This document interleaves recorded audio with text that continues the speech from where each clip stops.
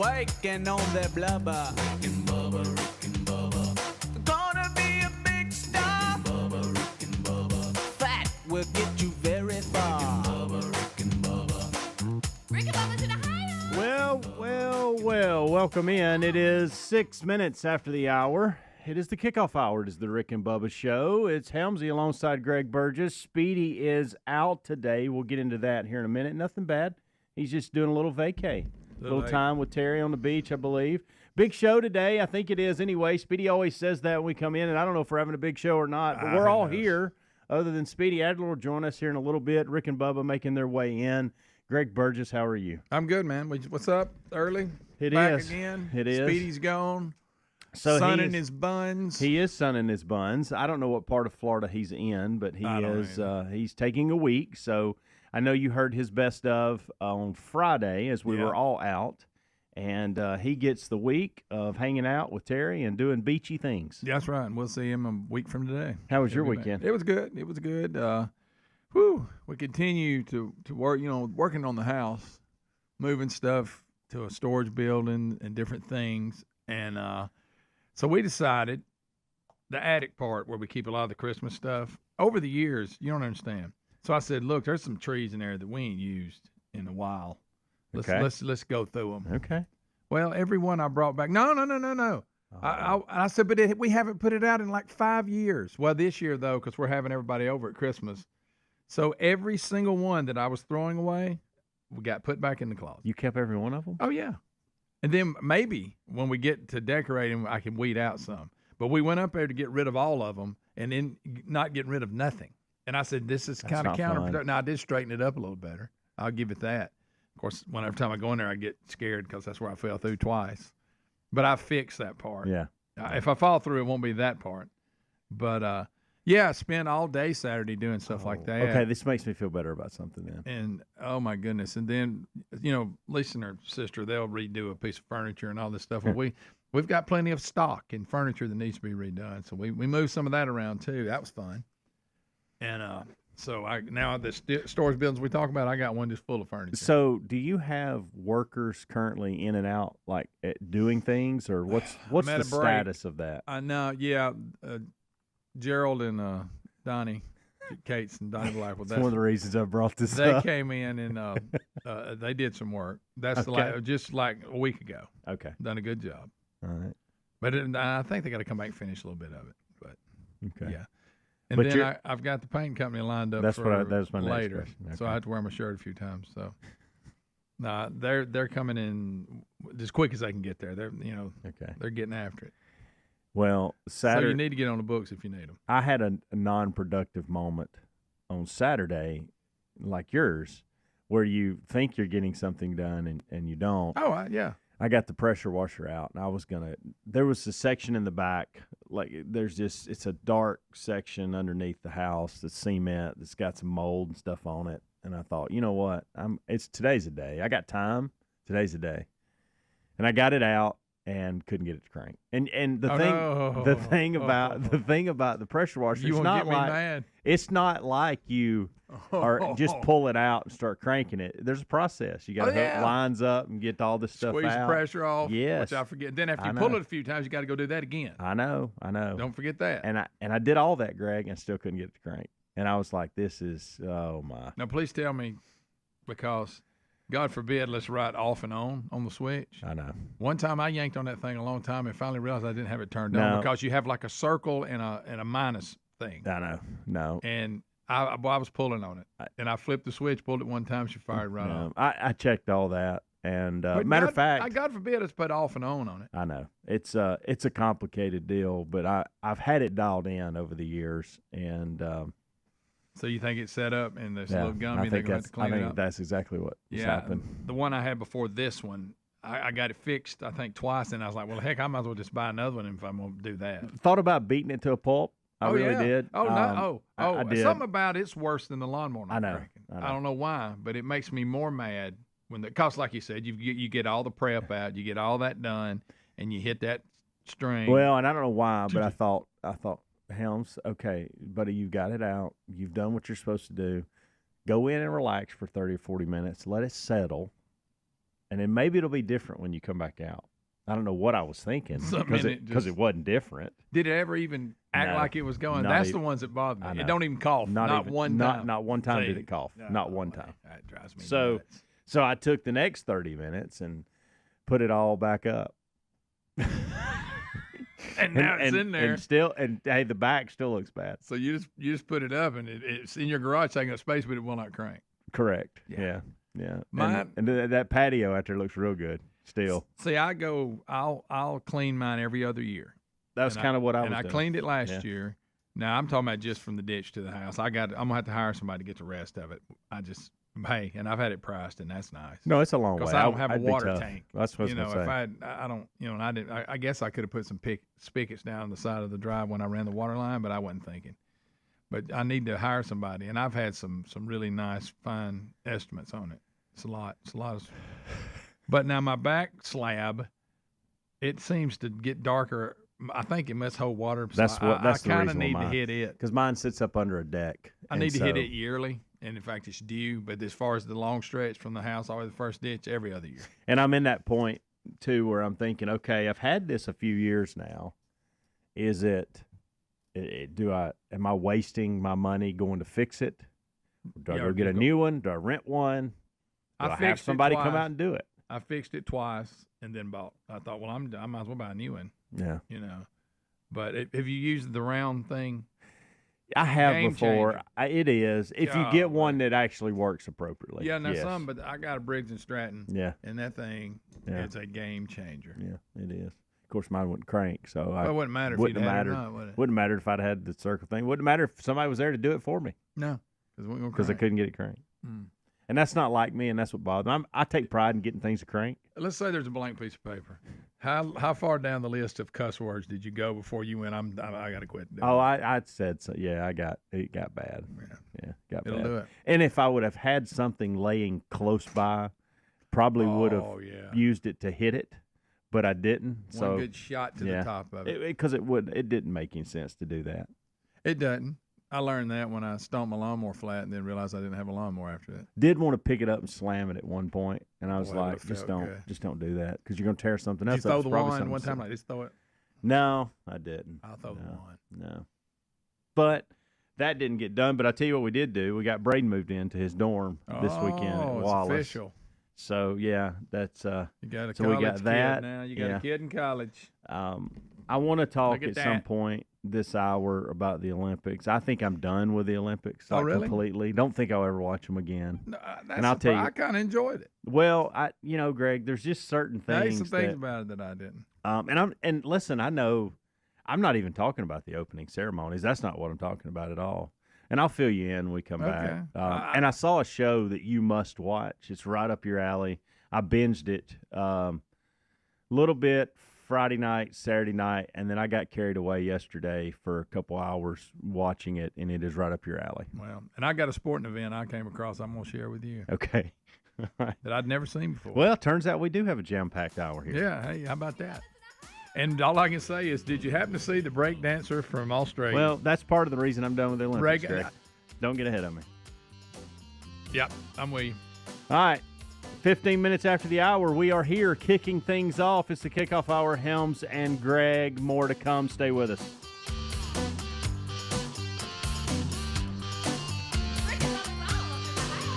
Rick and Bubba.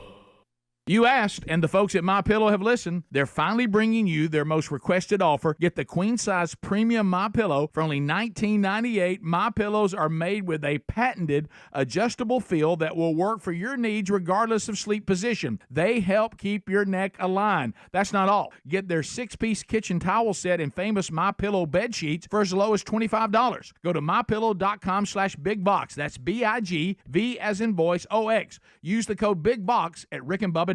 You've heard us talk about Raycon before, but there's no better time to check them out than right now. They just launched their upgraded model of the best-selling everyday earbuds. You get the features you know and love, like that optimized gel tip for a custom fit, 3 customizable sound styles, and active noise cancellation, ergonomic design, and multi-point connectivity that lets you pair with 2 devices at once.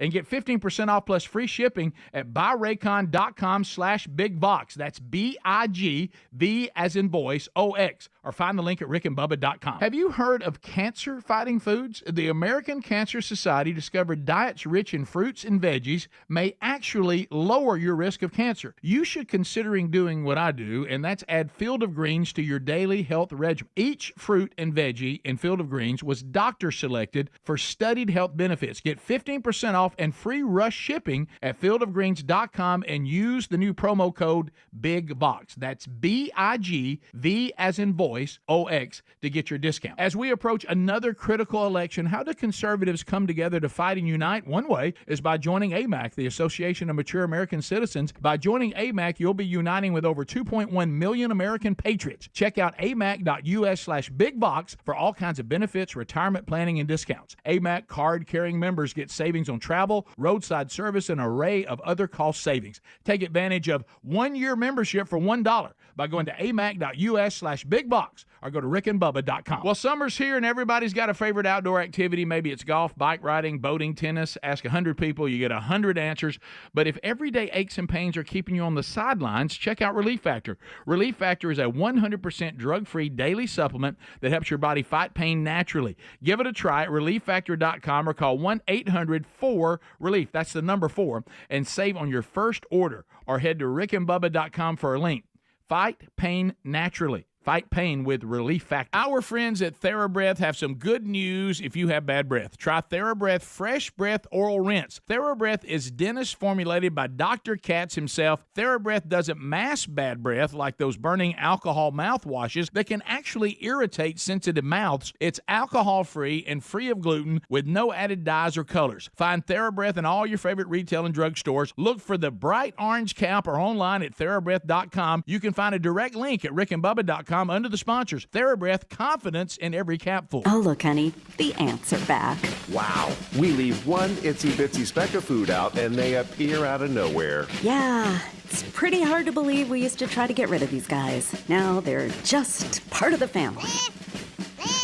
To be honest, I liked our family the way it was before they came. I guess it's time to call Cooks. You don't have to live with pests. Get proven protection from Cook's Pest Control. Call or go online for a free quote. Cook's Pest Control. Helix Sleep mattresses are terrific, and the Helix lineup has 20 unique mattresses. How will you know which one is right for you? Take the Helix Sleep Quiz and find out in less than 2 minutes. Once you pick your mattress, Helix knows there's no better way to test it than by sleeping on it, so they offer a 100-day free trial. Don't want to take my word for it? Well, they've got over 12,000 five-star reviews. Head to helixsleep.com/bigvox to save 20% on your mattress order plus a free gift, or go to rickandbubba.com under the sponsors. Can't pay the IRS, receiving threatening letters, it's about to get worse. The IRS is hiring an army of agents targeting hardworking Americans like you. You need Tax Network USA. Tax Network USA has brilliant strategies to solve your IRS problems quickly and in your favor. They've resolved over $1 billion in tax debts and offer a best-in-class guarantee. Schedule your free consultation and call 1-800-245-6000. That's 1-800-245-6000, or go to tnusa.com/bigvox. All right, picture this. A stranger with a crowbar pries open a window, a fire breaks out in the kitchen. At moments like these, every second counts. That's why you need Simply Safe Home Security. With Simply Safe 24/7 monitoring agents act within 5 seconds of receiving your alarm, assessing the situation, and sending emergency responders. Visit simplysafe.com/bigbox to save 20% on a new system today. That's simplysafe.com/bigbox and save 20% on your new system. There's also a link at rickandbubba.com. There's no safe like Simply Safe. Rick and Bubba's in Ohio. Rick and Bubba. Pass the gravy, please. Rick and Bubba. Ooh, it brings me to my knees. Welcome in, 21 minutes after the hour. It's the Rick and Bubba Show. Greg Burgess, how What's are you? up? I'm good. Speedy's out today, by the way. He'll be back next He's week. laying out for a week. Taking off the week. Greg, they're asking on the text, why don't you build your wife a shop so she can put all this stuff in? We've talked about that. Is that something that you... I'll be honest with you. I never read these. 'Cause I'm in I a don't good wanna say spot this, to read them and now. I don't but mean it but well, Say some it, of Greg. those they don't look good. The know, shops. Yeah. So you- I mean, if I want one to The look she nice, sheds? I'm going to spend a lot of Is that money. what they on call it. them? You know, She them sheds? others are very expensive that you go pick up, but I don't know. I don't want to. I mean, there's people that love it, but I don't know. We've talked about that. You got a good little place for it. To be honest, I mean, I would save money probably by doing that. But or here's an idea: let's get all that done, get it on out, and get it sold. How about that? And somebody also on the text line. No, probably that's what I need to do is get a shop. You got enough room out there. You could do a really nice she shed. I know. Have a little place to go. That's probably what's going to end up happening at some point. Yeah. Well, also asked the question: have y'all considered a battery-powered pressure washer? And I have not. Have not. Do they make those? Yeah, they do. Yeah, they do. Now, my parents had one that you plugged in. It was electric. Yeah. I have not tried it. I wouldn't be against it. You know, I've got a battery. I want to save the environment. That's why I'm doing it. Well, I got a, my mower. The blower I have, that commercial grade blower backpack, it's awesome. I can't do a battery pack blower because of the leaves. But I do have a battery powered mower now that I use, push mower. Yeah. Mainly because I don't have just a couple of sections of grass, and it's very light. That's perfect for that. Yeah. But remember when you were trying to do the mechanical one? That was stupid. I don't know why I thought that was those a good went idea. out in like 1960s. I know. But I remember when I was a kid, my grandparents had one of those, and I wanted to get out there and try to cut it, and I wasn't even strong enough to push it. I mean, I was like, the thing's worky to death. It's horrible. Why did you even do that? I'll tell you, Rob Ingram, I hope you're listening, Well, Rob. Rob. I'm going to tell you, Rob thought it was a good idea to give it to me. He was like, hey, I'll help you out. I'll give you this. And I bet. And I did it for probably a couple of mows, and I was like, the heck with this. Anyway, but it has worked actually really good. And it's very light, and it cuts so much better than I thought it would. Well, and I got one of the cheap ones. Like, I think I in bought that it on situation, Amazon. It'd be perfect. Yeah, I get it.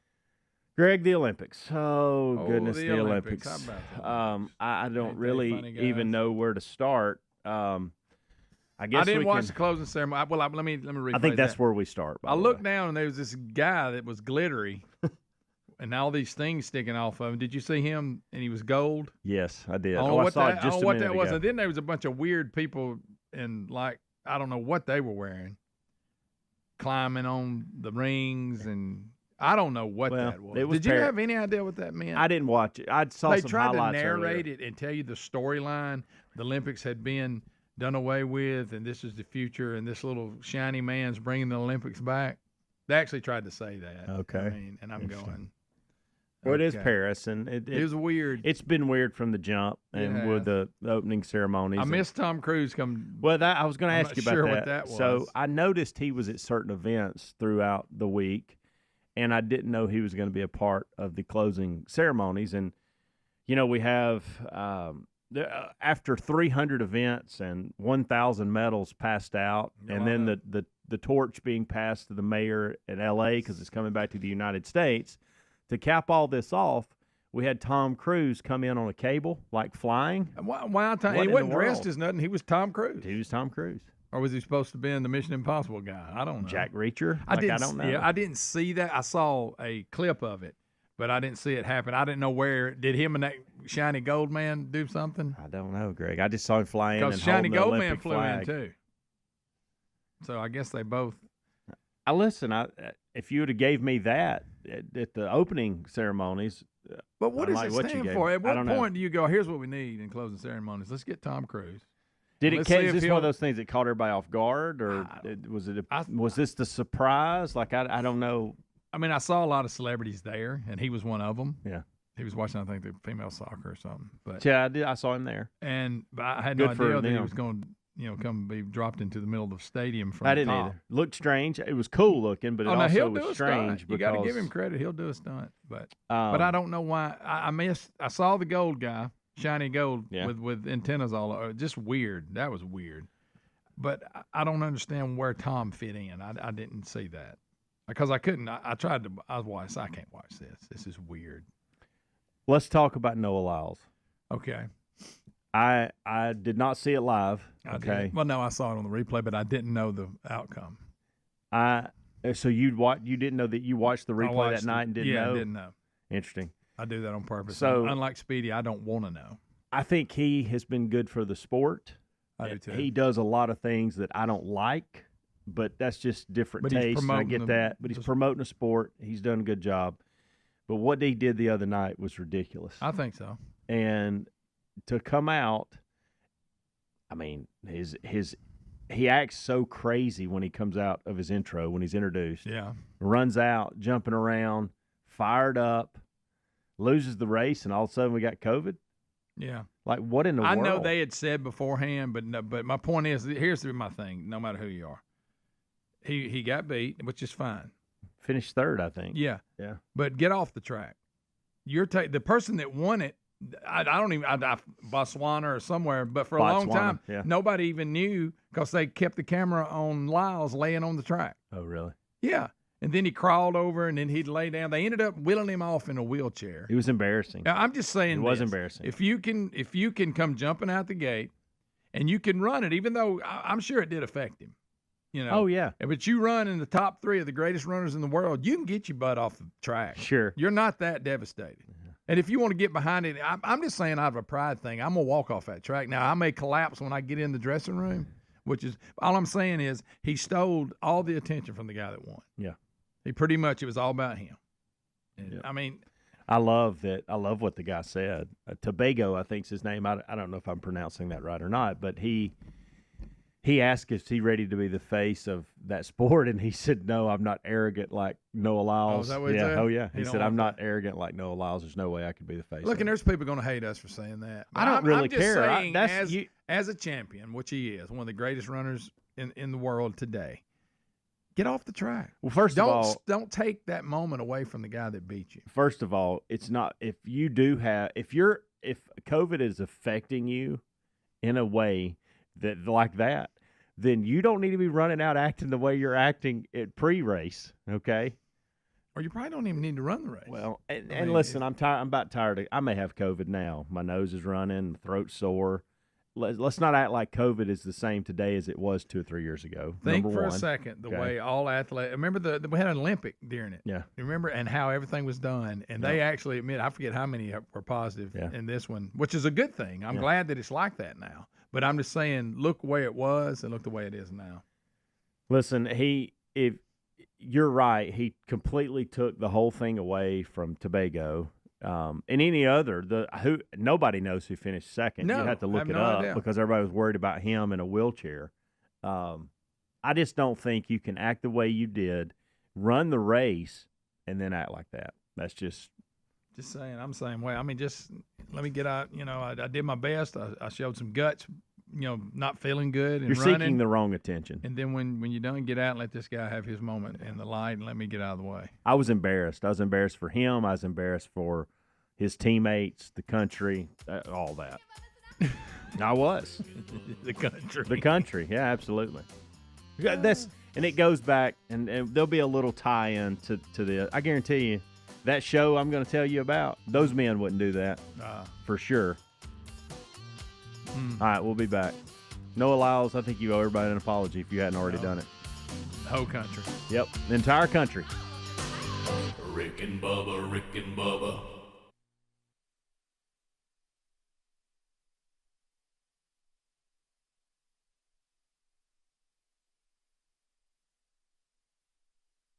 As we approach another critical election, how do conservatives come together to fight and unite? One way is by joining AMAC, the Association of Mature American Citizens. By joining AMAC, you'll be uniting with over 2.1 million American patriots. Check out amac.us/bigbox for all kinds of benefits, retirement planning, and discounts. AMAC card-carrying members get savings on travel, roadside service, and an array of other cost savings. Take advantage of 1-year membership for $1 by going to amac.us/bigbox or go to rickandbubba.com. Our friends at TheraBreath have some good news if you have bad breath. Try TheraBreath Fresh Breath Oral Rinse. TheraBreath is dentist formulated by Dr. Katz himself. TheraBreath doesn't mask bad breath like those burning alcohol mouthwashes that can actually irritate sensitive mouths. It's alcohol-free and free of gluten with no added dyes or colors. Find TheraBreath in all your favorite retail and drug stores. Look for the bright orange cap or online at TheraBreath.com. You can find a direct link at rickandbubba.com under the sponsors. TheraBreath, confidence in every capful. Oh, look, honey, the ants are back. Wow. We leave one itsy bitsy speck of food out and they appear out of nowhere. Yeah, it's pretty hard to believe we used to try to get rid of these guys. Now they're just part of the family. To be honest, I liked our family the way it was before they came. I guess it's time to call cooks. You don't have to live with pests. Get proven protection from Cook's Pest Control. Call or go online for a free quote. Cook's Pest Control. You asked, and the folks at MyPillow have listened. They're finally bringing you their most requested offer. Get the queen-size premium MyPillow for only $19.98. MyPillows are made with a patented adjustable feel that will work for your needs regardless of sleep position. They help keep your neck aligned. That's not all. Get their 6-piece kitchen towel set and famous MyPillow bed sheets for as low as $25. Go to mypillow.com/bigbox. That's BIGV as in voice OX. Use the code BIGBOX at rickandbubba.com. Can't pay the IRS? Haven't filed in a while? Receiving threatening letters? Yeah, it's about to get worse. The IRS is hiring an army of agents targeting hardworking Americans just like you. You need warriors on your side. You need Tax Network USA. And at tnusa.com/bigbox, Tax Network USA has brilliant strategies to solve your IRS problems quickly and in your favor. For instance, they discovered a limited time special offer that the IRS is willing to waive $1 billion in penalties. Find out if you qualify before it's too late. And never call the IRS alone. Let Tax Network USA and their attorneys handle it. They have preferred direct lines to the IRS. They know which agents to use, which ones to stay away from.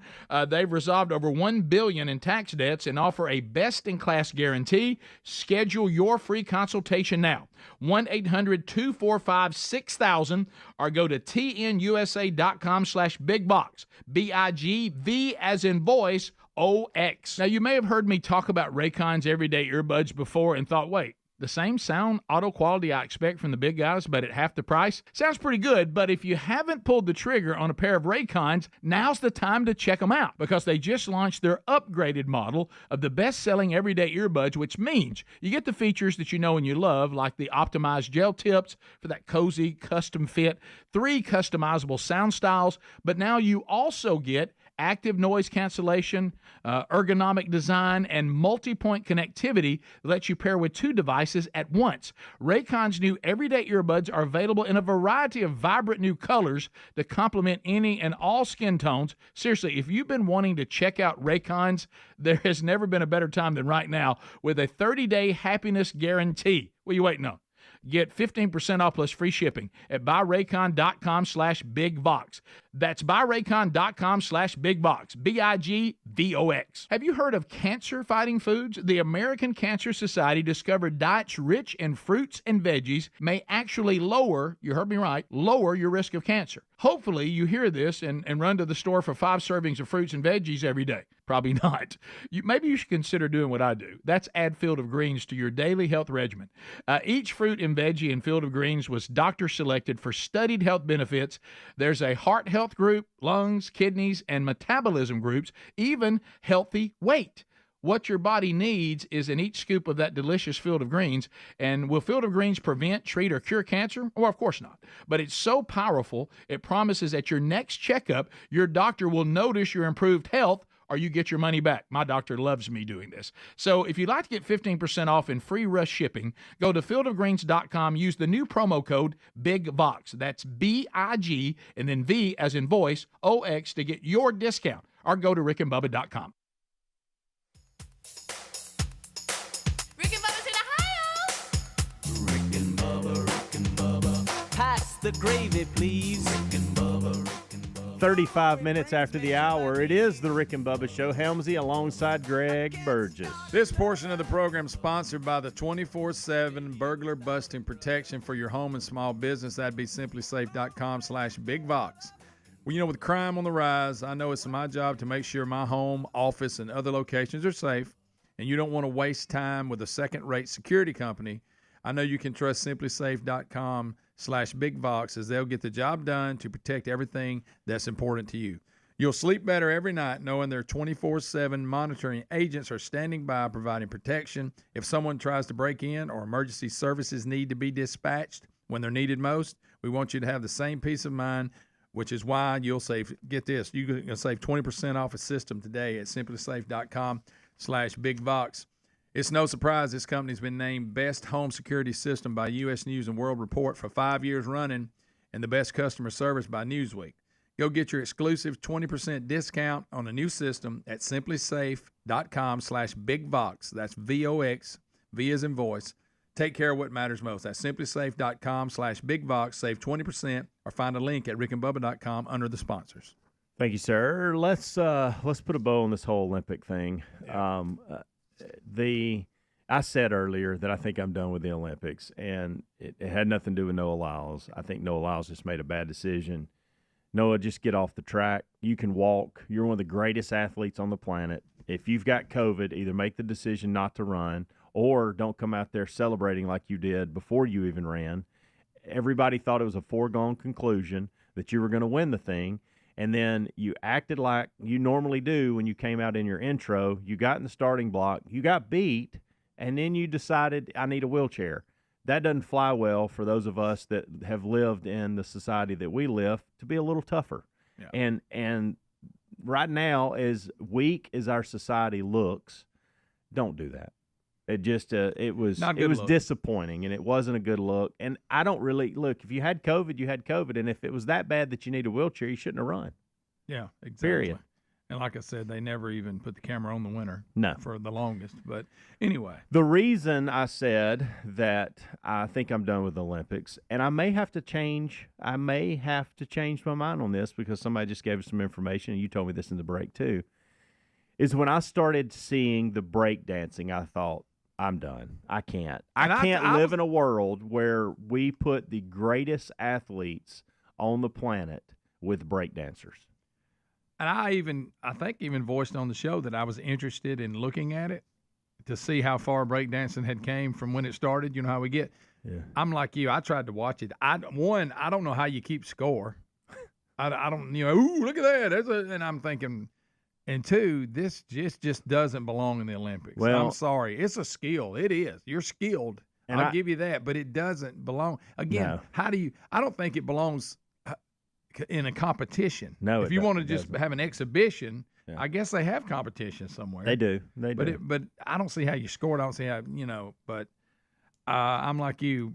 I'm glad to hear it's probably not coming back. So I have heard that, and so I've seen it up here on the big screen, and I've seen it in reports on the news that in 2028 it will not come back. If it doesn't come back, I may be back in on the Olympics. But it was to me it was embarrassing. So we're gonna put and listen, you Aussies out there, I don't know what this was with the Australian breakdancer. I thought it was a joke. I thought that you put somebody in there like this on purpose, like I really did. And then I started hearing reports from their committees that, no, this was real. She's a professor of dance, and she's done so much for breakdancing in our country. And, hey, if this is what you're bringing to the table, then let's just not do that category. Isn't there a floor with any other sport that you have? You can be so bad, even if you're the only one, we still won't let you compete? Because she didn't score 1 point. No, well, Greg, did you see her? I thought it looked like a dog wallowing around in the floor. I was the same way. I thought scratching its back. I don't know why this person has gone this far to carry a joke all the way to the Olympics. But, again, if you can't score 1 point, you shouldn't be allowed to have a team. Not 1 point. But now, good news, I think I found something to replace it. Have you ever seen dog surfing? Now, I'm flipping the channel Saturday, and it was in the I believe it must be the Ocho's back up. They bring it back up. Yeah. But and the guy was serious, the commentator. And, of course, his voice sounds just like you think it would. Okay. And he's talking about, but I watched it. I couldn't help but watch it. The dogs just sit on the board, and they come flying in. They don't do anything. So how do you decide who won? I didn't watch. I had to go somewhere. I wanted to know, how do you decide who won? You don't fall off? So do they start with is a human always on there with them? No, they have a category that's human, the tandem. You got dog tandem and dog single, but the human goes out and pushes the board with the dog on it, and the dog rides the wave. Now, listen, when I say rides the wave, it ain't much of one. You get a wave bigger than that in your bathtub. But I'm just saying, it's pretty cool my dog can surf. But, no, I wish you'd have heard the commentators. They were as serious as they could be. And I know they're probably playing up because of the Ocho, how it does. But, I mean, I've Googled it. This is straight up. This is recognized as a competition, and they have like tandem, human to dog to dog tandem. But again, they don't do anything. They're just sitting on the board. It's a cool thing that he don't jump off the board. That's about it. You know how people, when you surf, you're cutting, and like I say, they're in like a puddle. I mean, they're at the end, you're almost on the beach. But I tell you what, I liked it better than I did breakdancing at the Olympics. I will say. Well, that. I don't know when we got And I'll to this watch it point. again. And it's all inclusive deal that we got to make everybody happy, and we got to get everybody involved, and we got to give everybody trophies. We've seen this for 20 or 30 years now. And what I don't understand is, why can't we just say no? Like when if somebody comes to the Olympic Committee and says, "I tell you what we're going to do. What do y'all think about adding breakdancing?" No, we're not adding breakdancing. No, don't ask again. And whoever's asking that, tell them not to. Like, when did we get to a point where we just say yes to everything when it comes to these Olympic sports? And like you're talking about the girl being so bad, I thought, but she's serious. She is. If I'm a breakdancing person, I'm mad that they let her in. I'm going, you're making us look stupid. Yeah. You know, we should have, you got to at least be able to do this before you're even considered. I don't care if you're the best in your country, because your country obviously don't breakdance a lot. Yeah. Made them look bad. Well, but to hear them speak about it, they defended her. Now that's what got me. And it was very odd too. Yeah, she's some professor of dance or something weird. Yeah, she's done so much for dance in their community. Well, that's great. There's professors around here you that do have done for- so much what can for you that do for particular. dance? I don't know, Greg, but I just wish we would, like, I want to see, and I know we got Peacock Channel and NBC, and there were 3 or 4 different channels that you could watch the Olympics on. How about we just get back to the old? We're gonna run, we're gonna swim, we're gonna throw the javelin, we're going to pole vault, we're going to do all the track and field stuff and swimming, and let's just stay in that simple category, and let's celebrate these athletes that have worked so hard for that. I don't even think shooting and archery I don't either. should be. Well, listen, I mean, I've said this. I don't think tennis should be in the Olympics. I don't think golf should be in the Olympics. And they're bringing baseball back. It don't belong there either. Basketball does not belong there. Not really. Not when you have 3-on-3. No. That's another thing. So basketball is there. It's been there. So now we bring 3-on-3 basketball. Now So that one doesn't make any basketball sense. wasn't enough. That We had to makes bring in no- 3-on-3. Makes So no you're sense. telling me that these 3-on-3 basketball players are better than some of the guys in the NBA? Come on. Yeah, where are they What a even getting joke. them? Just say no. Learn to say no, Yeah. Olympic Committee. Quit bowing down to everybody that has – you don't have to learn – Rick told me something a couple years ago. He said that the word no is very powerful. Just learn – and I took a year where I told no. I said I was doing too much. I had too much on my schedule, too much on my plate, and I just learned to say no. And that's what this Olympic Committee needs to do as well. And it looks like they're doing it with breakdancing. I don't know if that's true or not. I wonder who convinced them. Let's give it a shot. Let's just see what it does. I did. I went in with an open mind. I did too. I'm gonna I see did this. too, because I thought, I don't know why I went in with an open mind actually, but look, pickleball will be next. It'll be in there. What's the game we play where we throw the bean bags? Oh yeah, cornhole. Cornhole will be in there. I will say this. I think cornhole should be there way before breakdancing. Yeah, probably. Absolutely. Probably. I mean, Where are you at on ping pong? it's Olympic sport. I give ping pong a pass because it's always been there. That's true. I don't have any problem with that. And I ain't golly, gonna watch it, but I did watch a couple points played It's out. amazing. It is amazing. man, it's amazing. But yeah, I can live with that. So So that means pickleball. We don't need you. We got ping pong. That's what I was thinking. So 2028, it comes back to the United States. Does that fire you up as an American? You know what? I think because they'll put on a show out there. Yeah. I think so because I can remember the last time it was in L.A. Was that '84? And they said that's the whole reason Cruz was involved, because Yeah, Hollywood pass the time, torch. passing the torch, and him being a big part of Hollywood. So he dropped in makes representing sense. Los Angeles, and Yeah. they give him the torch. Yeah. I guess. And I don't know if he gave it to the mayor or the mayor gave it to him, but whatever. I guess he gave it to the mayor. I don't know. At Tom, you ain't never know what he's gonna do. I like Tom Cruise. He's got some good movies. I'll give him that. He's a weirdo, but yeah. Why do you think he's a weirdo? Because he's a Scientologist. Well, I know. That's weird. Okay, I give you that. But I thought you meant just overall. Like, if Tom Cruise was here today, you don't hang out with him? Yeah, I probably. Yeah. You forget about the Scientology Yeah, thing. as long as he don't bring it up. Yeah, I don't think he would. I don't know. He might want me. What is that? Where they put them? You hold them electric things and they read your vibe or something weird. I don't feel like I feel like if he was hanging out with us today, we're just having a cup. Like, for instance, you and I in the next 20 minutes are going to go in there and give us a cup of coffee. Yeah, I feel like if he was in there, he wouldn't bring that up.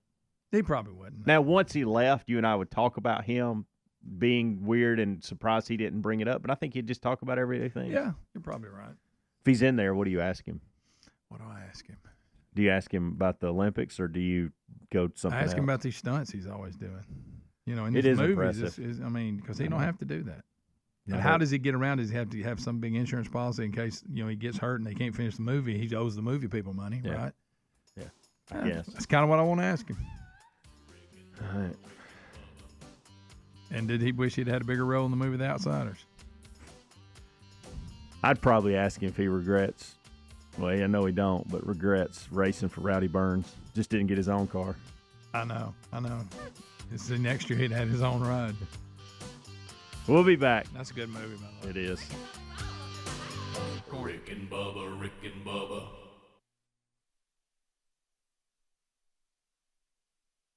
Paid for by Christian Care Ministry. You know, a lot of times you have to choose between something high quality or something that saves you money. But if you could get both, why not? Especially when it comes to health care. And that is MediShare. You get both. Many families save $500 a month with MediShare, and that's huge. But it's also true that people wind up way more satisfied, too. The member satisfaction rate for MediShare is double that of the typical health insurance plan. Double. That's because MediShare works. It has for more than 30 years. It's a community of Christians who have shared more than $5 billion of each other's bills. People love having telehealth. They love the huge PPO network. So, yeah, really, you can save a ton and like it better. Imagine being happy with how you're taking care of your health care. So if you're self-employed or part of the gig economy, or you just want a plan you're happy with, you can call right now and get a price in 2 minutes. Here's the number. Just call 855-51-BIBLE. That's 855-51-BIBLE, 855-51-BIBLE. This year, Dell Technologies' Back to School event is delivering impressive tech with an inspiring purpose. Learn how Dell is helping Computer Aid, whose work is helping solar community hubs with tech and AI literacy skills to empower remote, displaced, or disconnected communities around the world. Help Dell make a difference and shop AI-ready PCs powered by Snapdragon X Series processors at Dell.com/deals. That's Dell.com/deals. Life hack number 7. Get an iPhone 12 on Straight Talk. Life hack. Here's how it works. You walk into Walmart, go to the electronics section, ask for iPhone 12 with 5G and a dual camera system, and select the new Silver Unlimited plan. They'll smile because it's a good plan. You get real unlimited data, all for just $20 a month for the whole first year. Get it at Walmart or StraightTalk.com. Straight Talk. Less dollars, more sense. Taxes and fees apply. Requires activation of iPhone 12 and a new Silver Unlimited plan or higher end auto pay enrollment. $25 a month service credit applied for up to 12 months if eligibility requirements are met. For network management practices, visit StraightTalk.com. My friends swim no matter the season, but my moderate to severe plaque psoriasis can sometimes take me out of the moment. Now, thanks to Skyrizi and clear skin, count me in. With Skyrizi, Risankizumab Riza, a prescription-only 150 milligram injection for adults who are candidates for systemic or phototherapy. 3 out of 4 people achieve 90% clear skin at 4 months. Don't use if allergic to Skyrizi. Serious allergic reactions and an increased risk of infections or a lower ability to fight them may occur. Before treatment, your doctor should check for infection and tuberculosis. Tell your doctor if you have an infection or symptoms such as fever, sweats, chills, muscle aches, or cough, or if you plan to or recently received a vaccine. Thanks to Skyrizi, there's nothing on my skin, and that means everything. Ask your doctor today about Skyrizi, the #1 dermatologist-prescribed biologic in psoriasis, and visit skyrizi.com or call 1-866-SKYRIZI to learn more. Well, summer's here, and everybody's got a favorite outdoor activity. It might be golf, bike riding, boating, bird watching, tennis. Ask 100 people, you get 100 answers. If everyday aches and pains are keeping you on the sidelines, I have one answer: Relief Factor. Relief Factor is a 100% drug-free daily supplement that helps your body fight pain naturally. Developed by doctors, Relief Factor uses a unique formula of natural ingredients. It doesn't just mask pain. It helps reduce or even eliminate it.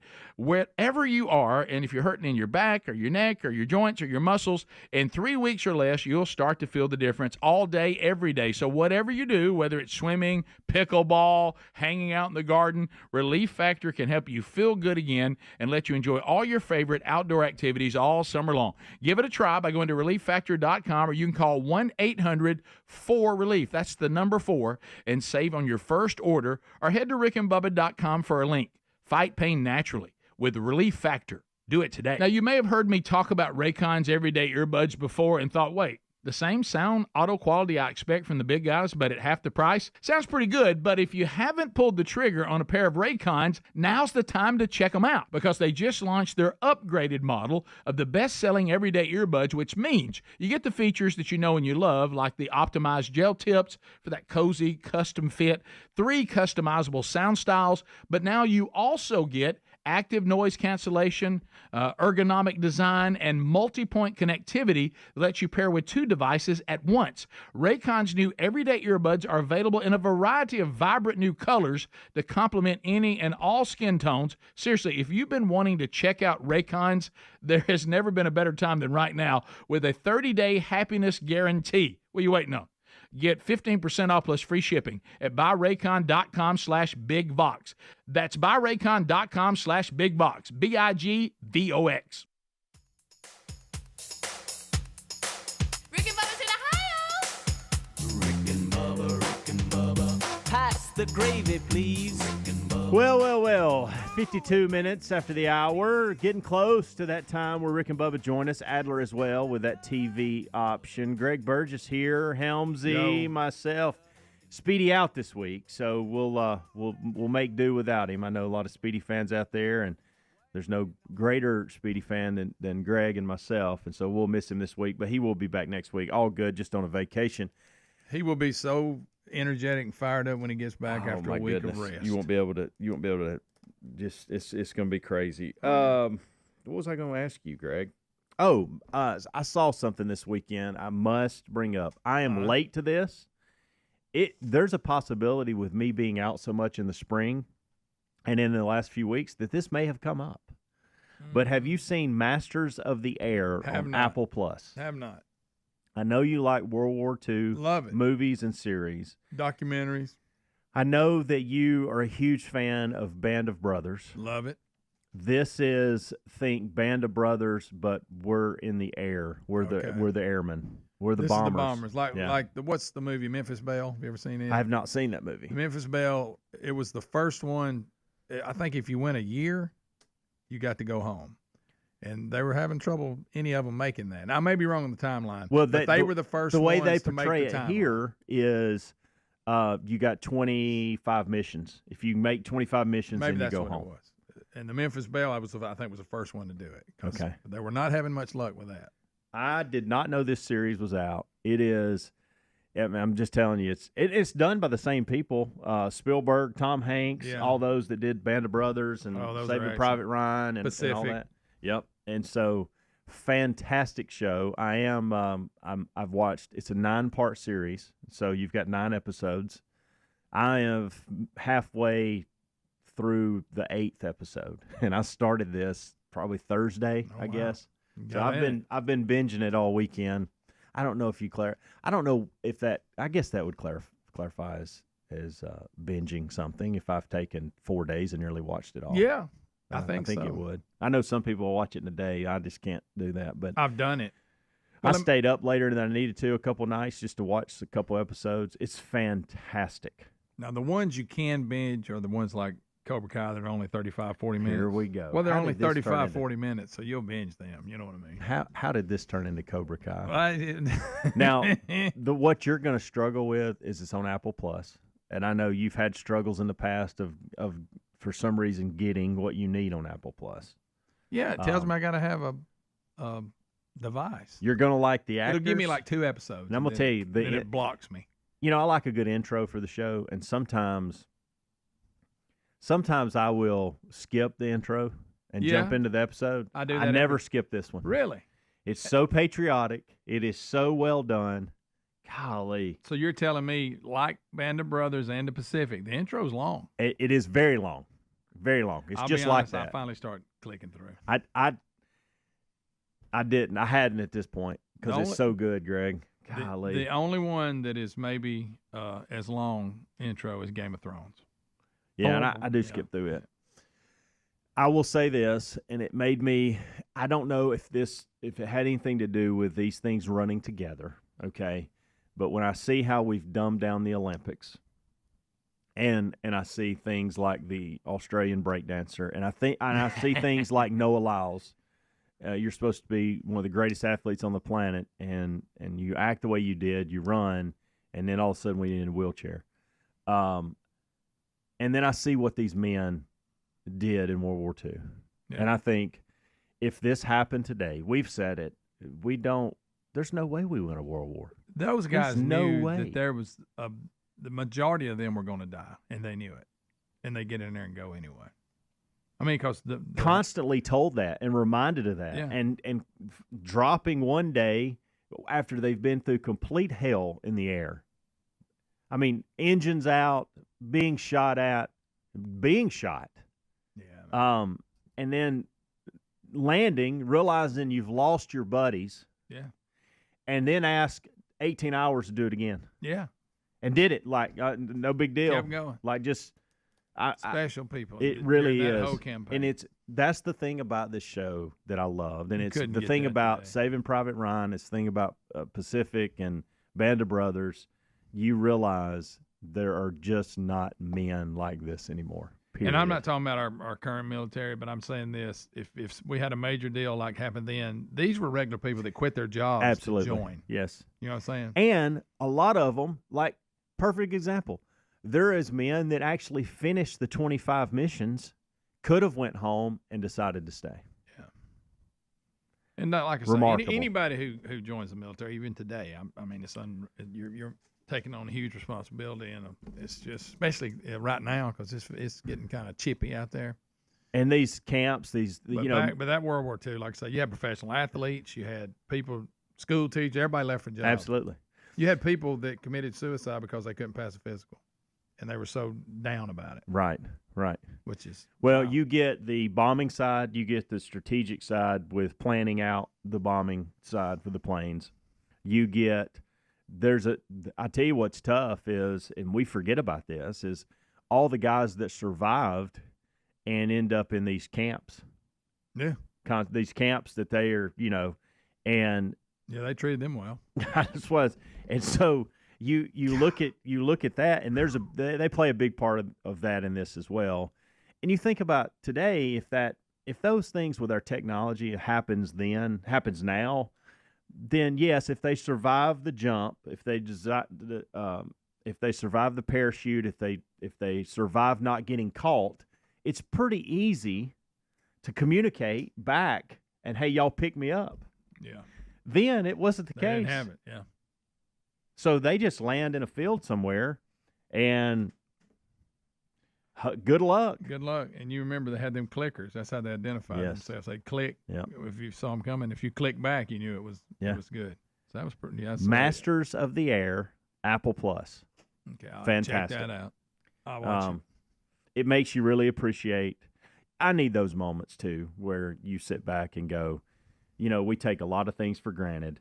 And how we get to live our life today. Yeah. And it is a wonderful reminder of that we don't have to go through that. Yeah. And I'm convinced there's no men like that left. And I know we say that a lot, but it's an emotional. Hey, it's intense. It's emotional. It's very well done. It's a good watch. Yeah, I'll have to check it out. All right, we'll be back. 3 more. Join us. Rick and Bubba, Rick and Bubba.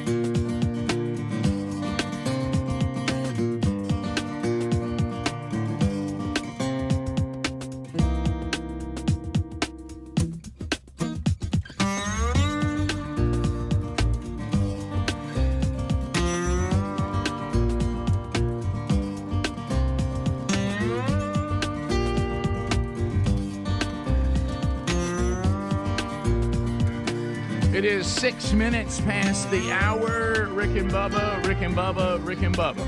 Glad you're here. A brand new hour has begun. This hour, as you know, starts with our national anthem.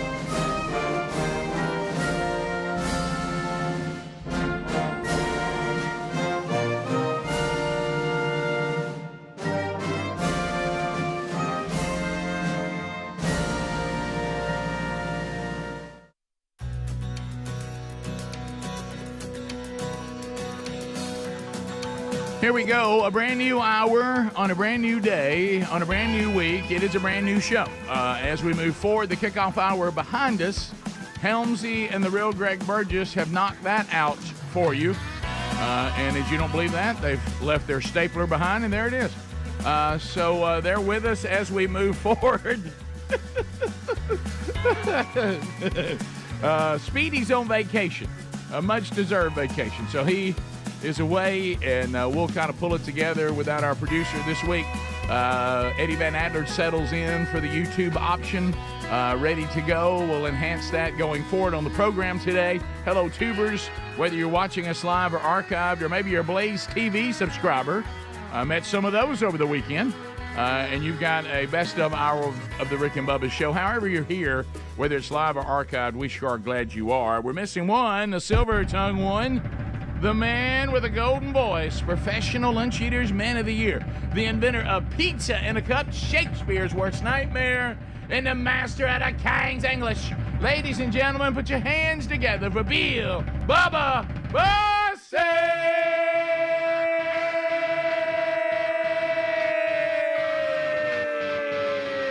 Howdy, Bubba. How about it, Rick Burgess? Friends, neighbors, associates everywhere, come on in.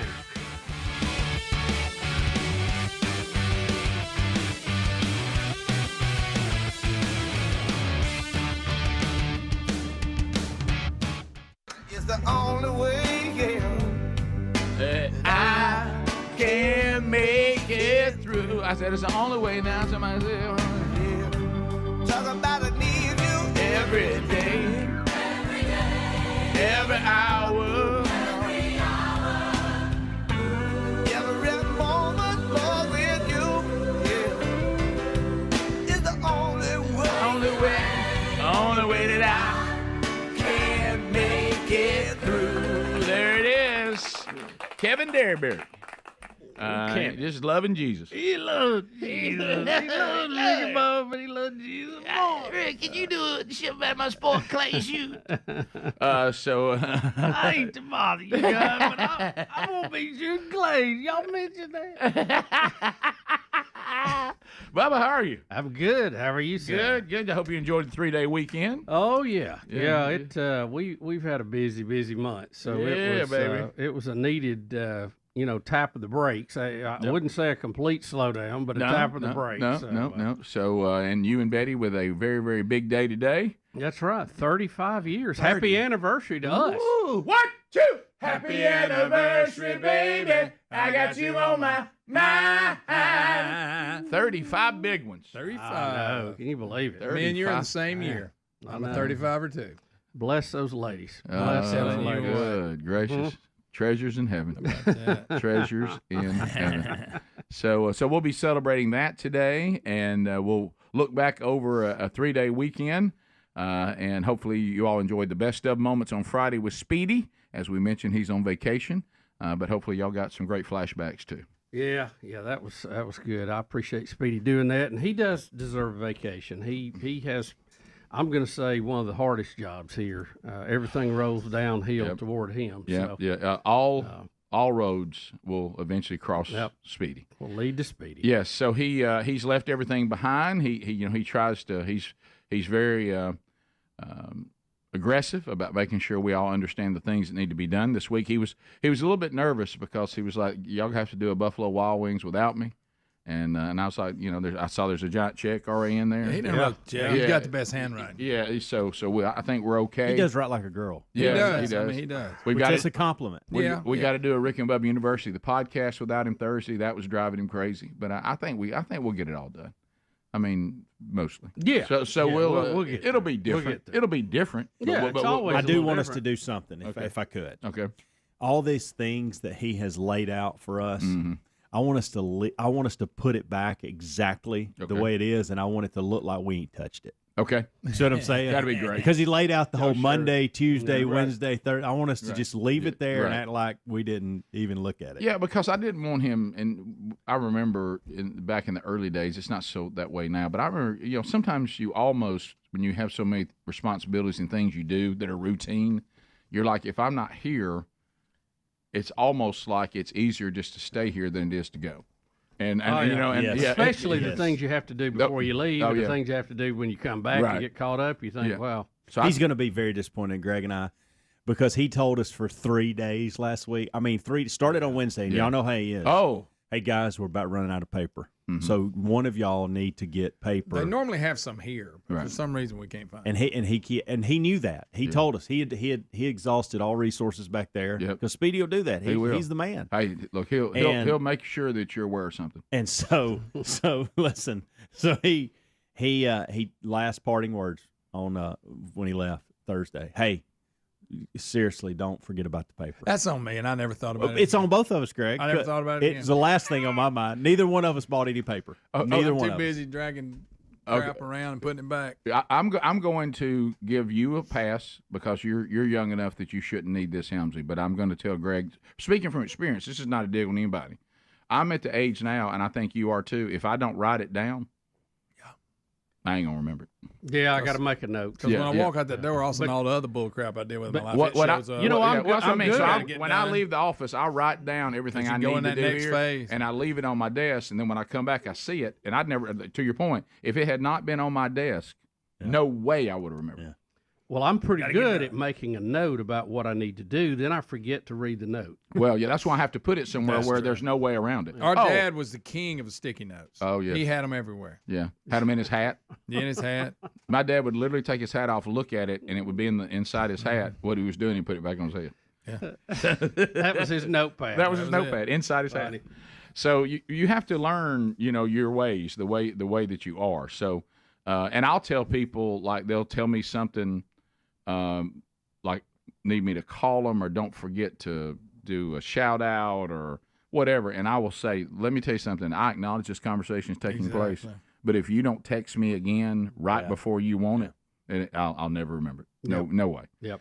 And so I understand, but so we don't have any paper, but will we get paper? We're thin. Will we get any paper? I'll get it today. Okay, well that's all right. Well, that's not so bad. We'll just have to limp through this. I hope he doesn't find out about it.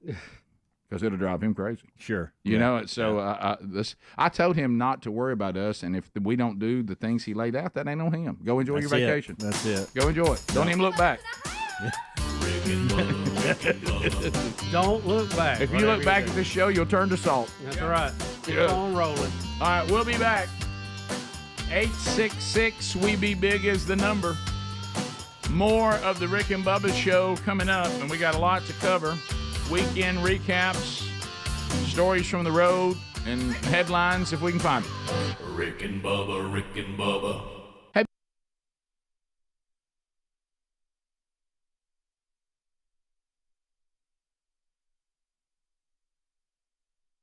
Bubba. 15 minutes past, we're back. The Rick and Bubba Show, 1-877-WE-BE-BIG. Glad you're here. To update you, if you're joining us, we'll be going to Nashville this weekend. Friday night, we'll be at Zany's. Mickey Dean headlines the show. and 2 other great comedians. If you'd like to be part of that, the 8 o'clock show is sold out. Still got some room, I think. Last we checked, I think we got some room in the second show. Yeah, we do, and also his That's the donut crowd. There. Also tonight's and tomorrow night's show, they have the big $5 get in and all this kind of stuff. So at the door, and so Mickey is starting tonight, and they're saying please, you know, if you wanted to come to a show that's sold out or you can't make it when we're there, which we wish you would, but still come support Mickey. He's there starting tonight all the way through the weekend. Yeah, so find out by calling Zany's, and then on Saturday we'll be at Kids Fair there in Nashville. Speedy will be in Birmingham Friday night with the Steel Dogs, their big home opener, as he will be doing the stadium just like he does for the Titans. He'll be doing that for the Steel Dogs. So, and if you've never been to one of the Steel Dog games or any of the arena teams wherever you live, you need to. It's a lot of fun. I'm going to say this arena football's fun. I'm going to get to work with Hurricane Shane, too, who's a guy, a local talent here in Birmingham, and I think a lot of him, and so it's going to be fun. Our website, upcoming events, you can check that out. Also, we want to let you know, those of you that have kids like us who love Thomas, Thomas is coming to Calera, Alabama at the Heart of Dixie Railroad Museum of Doubt with Thomas this weekend and next weekend.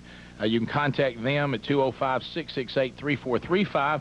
And then also coming up in a couple of weeks, we'll have another version in Birmingham, the MacPac, the Magic City Performing Arts for children.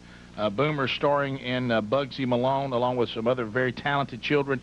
Those of you that have been to those things at the Alabama Theater have said you've loved them and didn't even know anything about them until we started updating you on what that organization does. So those tickets are available. All that information is on the website at upcoming events. And then this weekend, Bubba, Talladega Super Speedway, the Winston Cup Series, the Busch Series, IROC Series, all coming to Talladega Super Speedway. A lot of folks are going thanks to the promotion that was done here on the show. And if you go to our website today, you can still win a chance to go to the Richard Petty driving experience when it comes to Alabama on July 17th. You know, Rick, and one of the things about the race that has always been bad for me was the heat. You know, I'm not a big heat guy. No.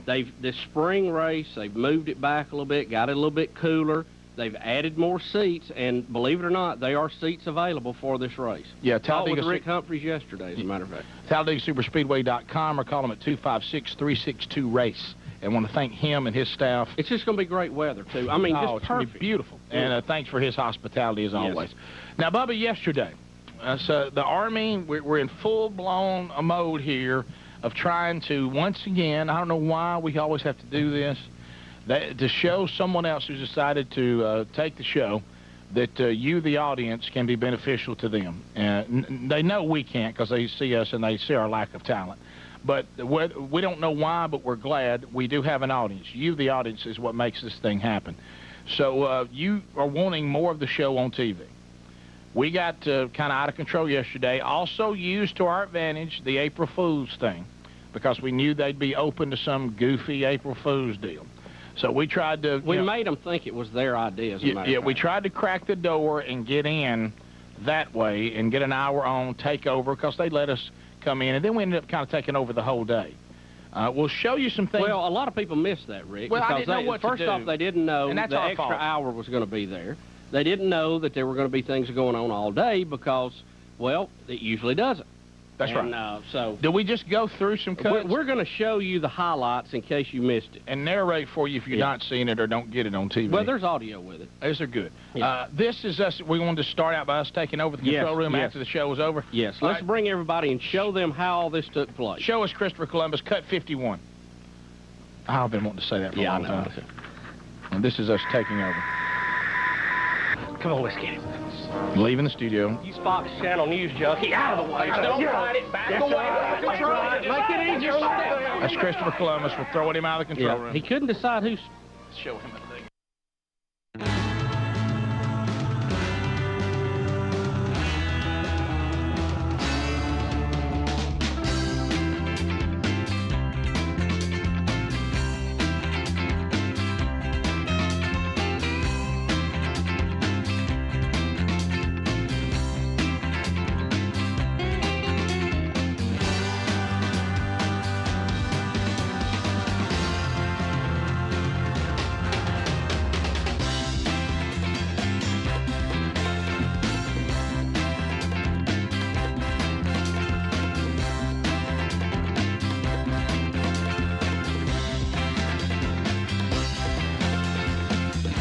Here we go. 21 minutes past the hour. We can see those throughout the show. Okay, so Bubba, not only are you having your 35th wedding anniversary today, you also have a special birthday. Is it today too? Yeah, it is today too. Boy. Celebrated a little bit yesterday. Betty's mom, my mother-in-law, Mrs. Bernice Walker, 93. 93. Still out there and energetic and full of energy. Oh my goodness! I Bubba, I don't. Hey, it's the Lord willing, but I don't know that any of my kids have to worry about that birthday. Yeah, I'm running the numbers. She's look good for me, but happy birthday. Yeah, and I've That's always fantastic. kidded her because she got me as a son-in-law on her birthday. That I'm the gift that keeps on giving. And buddy, let me tell you something. What a gift to so many, including her. So that's great. Happy birthday. We have. Thank you, Ms. Walker. Are the Olympics over? Yes. Yes, they closed it out. They passed the torch, so to speak, to L.A. That's going to be the next host. I know that'll be. We're all looking forward to the to the U.S. On parade in 4 years. God knows what it's going to look like here. All right, so I didn't see any of it. I got an email that said they came in blaspheming God and they ended with Tom Cruise doing a stunt. Correct. At 60 years old. Yep.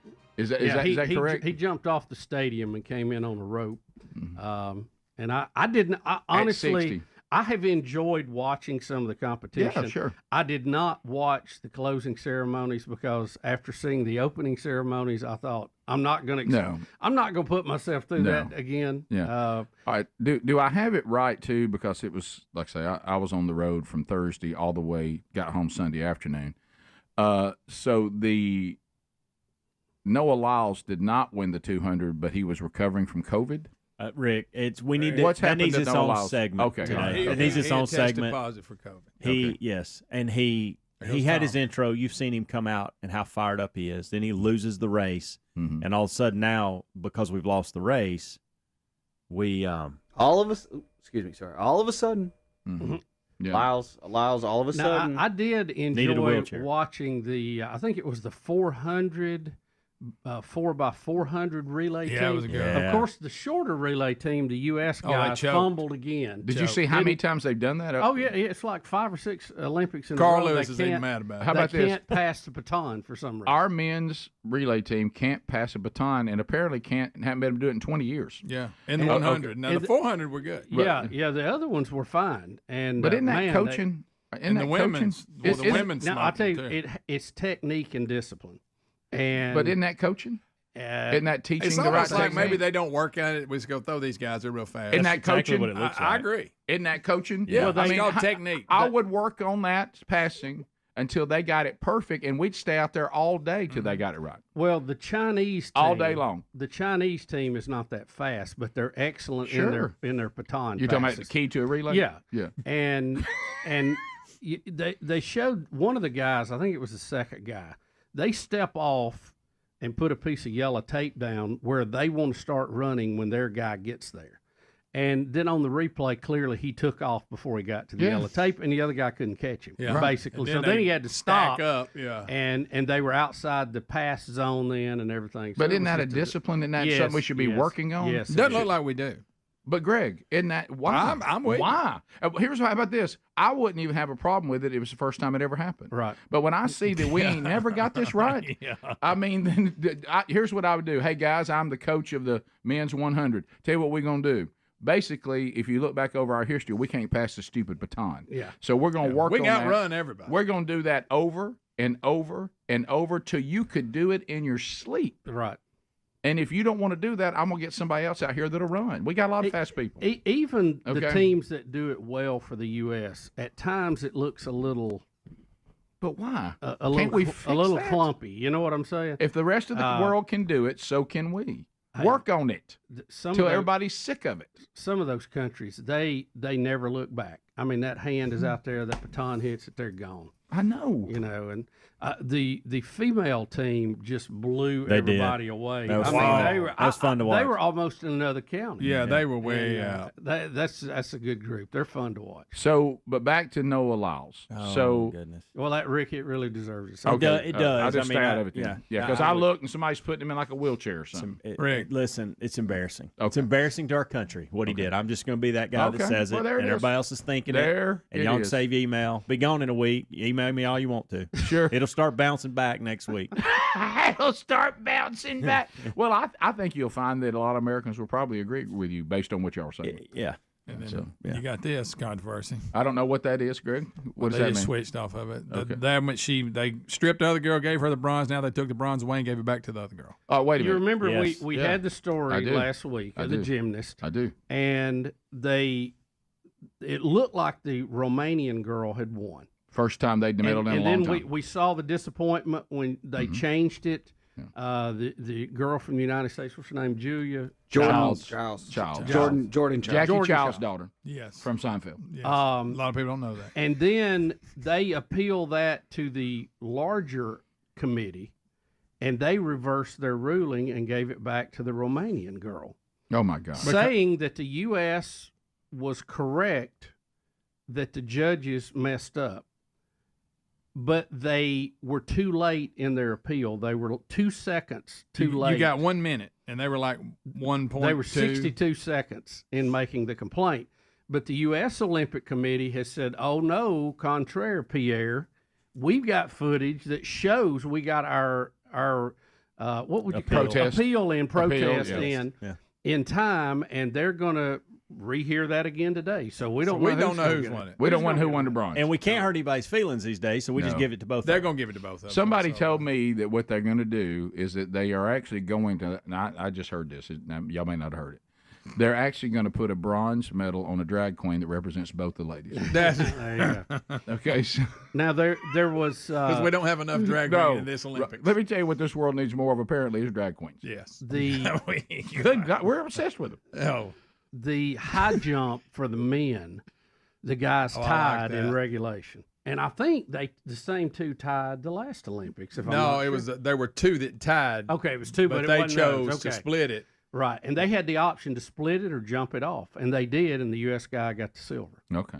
Which I respect. I'm going to that. say this, Bubba, and I'm going to apologize because today's your anniversary and your mother-in-law's birthday, so I hate to do this to you. What have I done? But I found the breakdancing thing to be the most ridiculous thing I've ever seen. Yes. Oh, yeah, we discussed it. was. Yeah. Yeah. Especially It needs its own segment as well. Yeah, that's about as dumb a thing as I've ever seen. Especially in Australia. did you say the Australian? No. Rick. I just Own segment. Okay. We do Noah Lyles, then we do that. Okay. Yeah, you All right, just so there's you two talked about- segments you for the talked day. to one that didn't get a point at Not all. 1 point. Like a dog wallering in the floor. I mean, Why shouldn't is there it- be a ground level that you must get above before you're even allowed to come to the show? Why is this in the Olympics? Well, and Rick, why I'm is this in the hearing Olympics? I'm hearing it was a one and done after Yeah, they after say their it's not performance. I don't even have a There- problem with a breakdancing competition somewhere in L.A. if you want to go see. I don't have a problem with chess tournament either, but Yeah. it doesn't deserve it But being Olympics. This has no place in the Olympics. Well, there's been some polling data that has come out since the close about the things in the Olympics we would like to see done away with. Okay.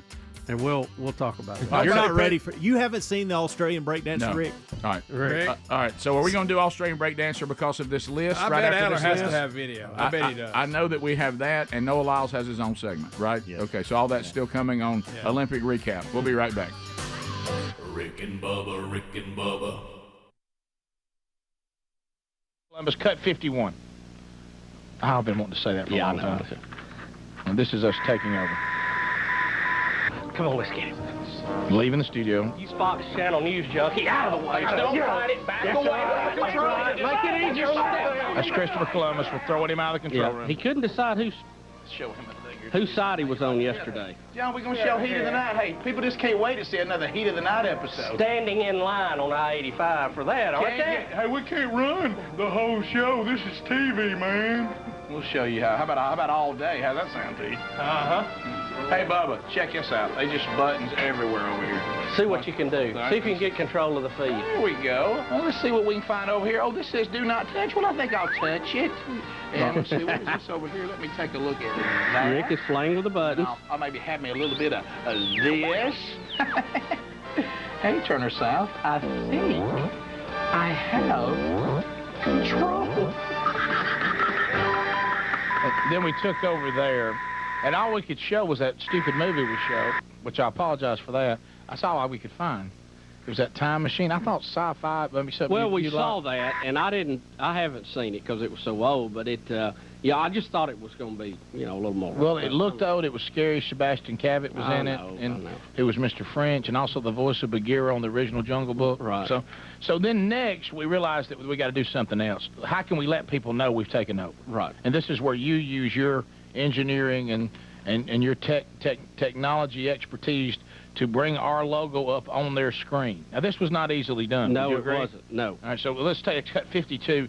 Let's take a look at this, Christopher Columbus. This is us. We're now getting in the computer and building our own logo here. Hey, Rick, check out what I got going over here. I'm going to give Mr. Perry a little bug of his own. Bubba on the keyboard. Bill Gates would be proud of this. Of course, I had a raging fever when we did this, but anyway. That ought to do it. Hey, Rick, come here. I think I got something. I think I can get this bug into John Perry's computer, which feeds into the main network feed, but I've got to use a flux capacitor to get through a wormhole to get back through the node to switch in Douglasville. When I hit enter, the bug will be in their whole system, and we will stamp the network. Are you ready? Yeah. There's the logo. And now our logo's up. Yeah, that's good. Okay, and that. Speedy hasn't seen these, by the way. You hadn't seen them? Is this the first time you've seen this? Yeah, a lot of it. I just loved your posture. Yeah. That's good. Well, when you do it again. Yeah, when you shoot that, you're looking at something that ain't really there. Right. It's, so it's kind of hard to do. You know what Stephen Blue's Clues felt like? Yeah, really. That's exactly what it felt like. And we kind of looked like him there for a minute. And how about the new guys doing nothing? I don't like him. He's got too many bangs. He's doing nothing for me. All right, let's now next is where we end up on a billboard in Atlanta, which I like. We've actually get our picture up on the billboard. Some of y'all saw this yesterday. Did you? On the interstate. Did some people see this on the interstate? Sure. Yeah. Sure they did. I got some email about that last night. Mm-hmm. And so we're on a billboard now, and we realize it. Come on, let's get it. Wait a minute, what is this? Use Fox Channel News. Hey, what are you doing? You're showing cut 51 again. 53. What, a re-show? Okay, here we go.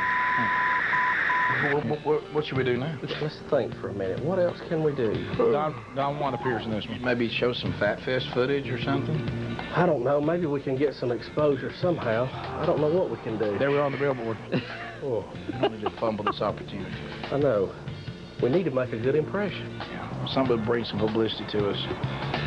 What a Hey guys, we've got like 5 calls in a row saying you guys on a billboard in downtown Atlanta. What's up? Wow. How did we get up here? Look, I'm King Kong.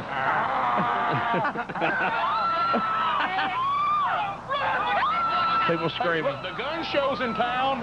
The gun show is in town. We're showing our muscle. People screaming on the highway. Oh, look, people are giving us the #1 sign. Thank y'all. Appreciate it. With a little bit of help, you're right. We could do it. Hey, is that Turner South over there? Rick, it is. And look, there's John Perry's parking spot.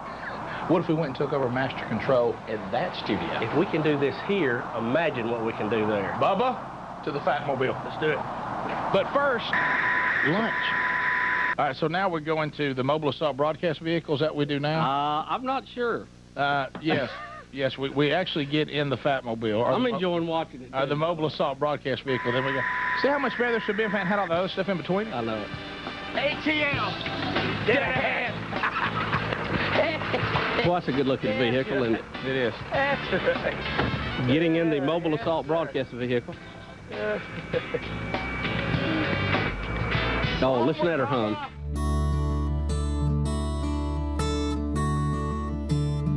Attacking.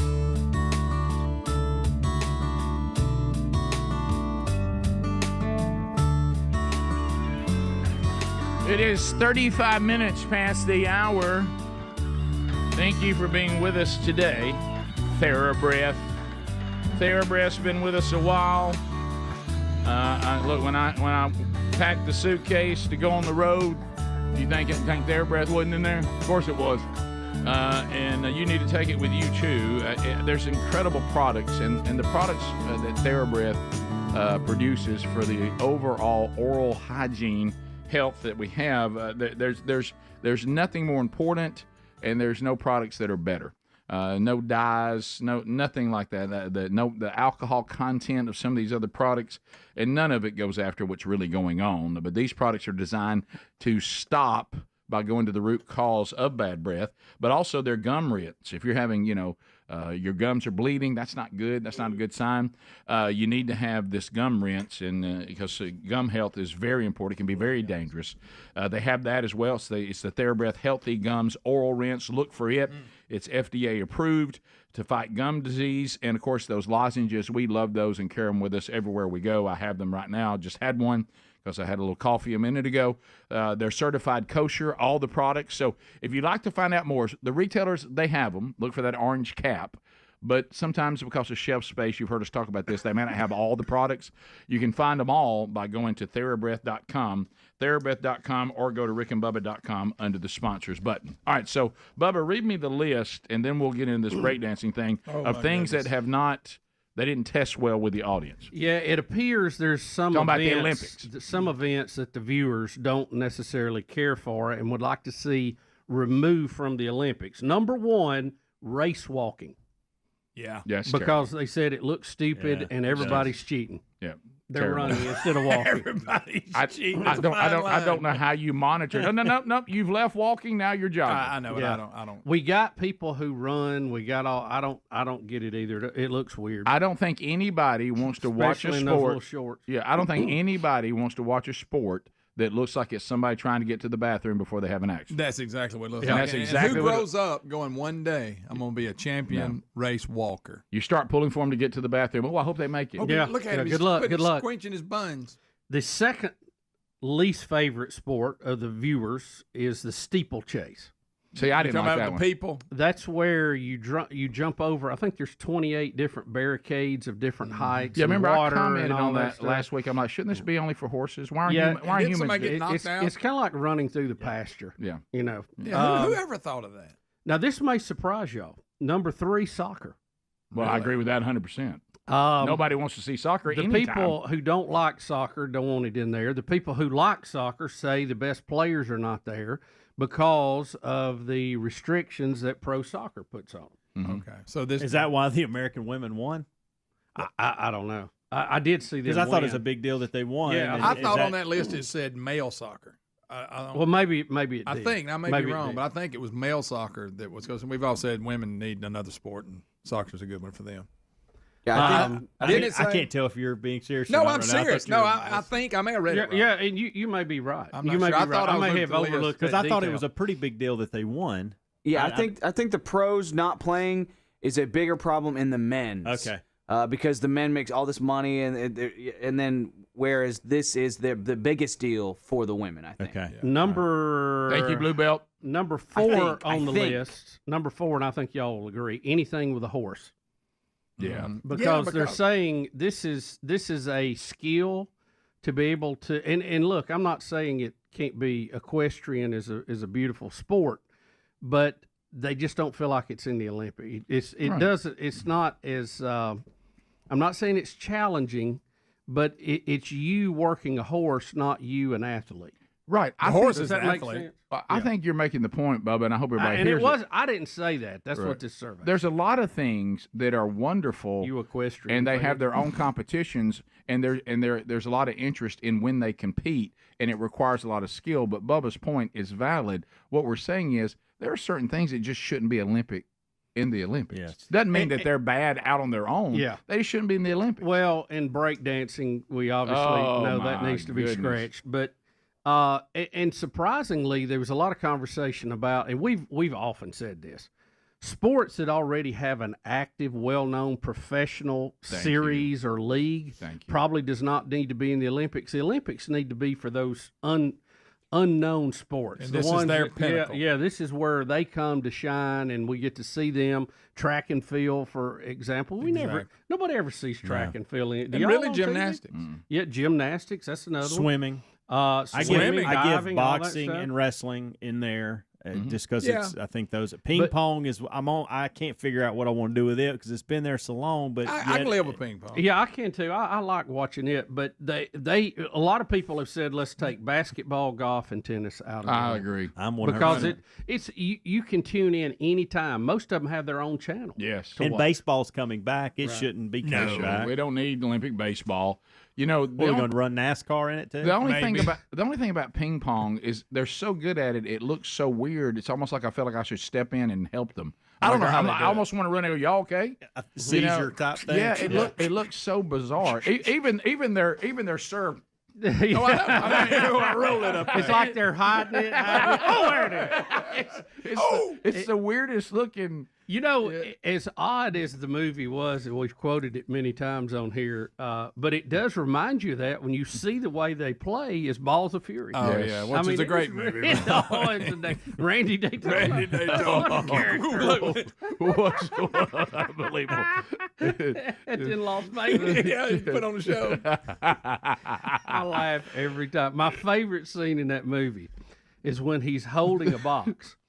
And he gives him that wooden spoon, and he goes in the freezer, and he says, "What is this for?" He says, "You'll see." And he slaps the box out of his hand and shuts the door. And he's in there with all them. It's a hornet's nest in boxes. He's trying to kill them all with that wooden spoon. It's a funny movie. And the wrench. I mean, the way he hits him in the head with that wrench. Wait, that's dodgeball, isn't it? Oh, I'm sorry. You're right. I'm sorry. I'm on the wrong one. Wait, That's Patches. Rick, that's Patches O'Houlihan. That's Patches. I'm so Don't sorry. get our extreme sports confused Sorry. here. You're right.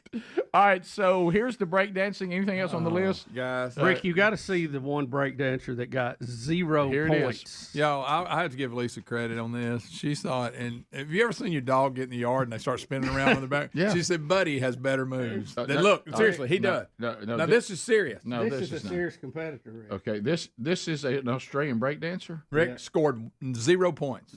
What is that? What is she doing? Y'all. It ain't break. Rick, she like just rolled around. Look. What is that? Look. What is that? She's hopping like a bunny. What is this? Y'all. That was what Helms just did a minute ago. Trying to tell you. What Guys, is she doing? See, that's It what looks I'm like saying. yoga moves. But and she's serious about it. Don't forget that. Is she really? She's some kind of dance professor. She's not mocking this. No. I thought you I need to liked see it the when I footage thought of she her was trying to spin.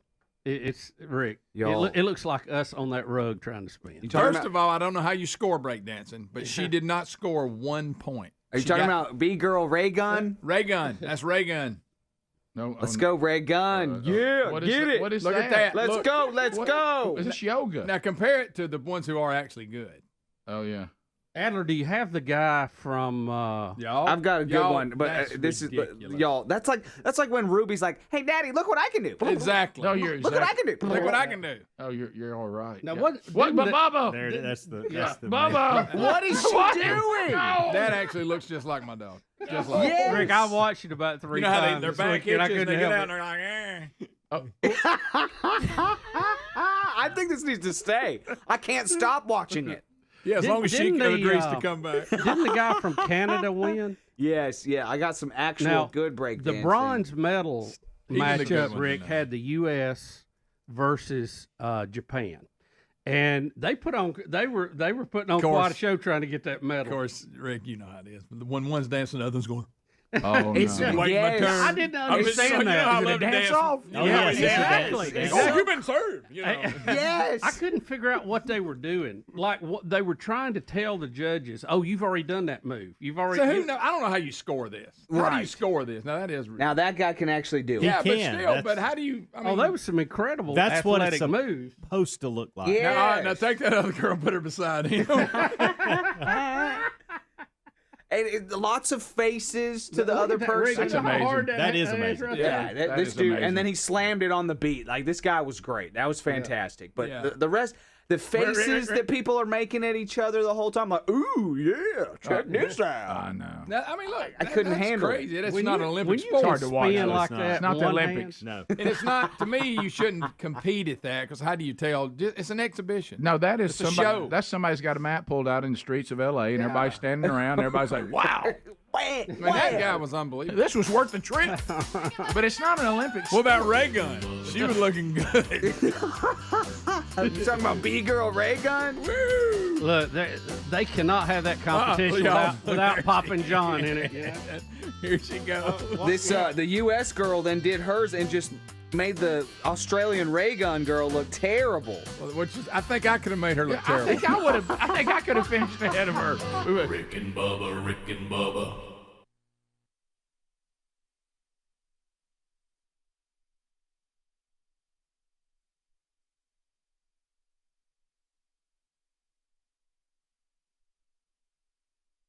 Other stuff in between? I know it. ATL. Get ahead. Well, that's a good-looking vehicle, isn't it? It is. That's right. Getting in the mobile assault broadcast vehicle. Oh, listen at her hum. Take the brake off. Get that brake off. Here we go. Onward.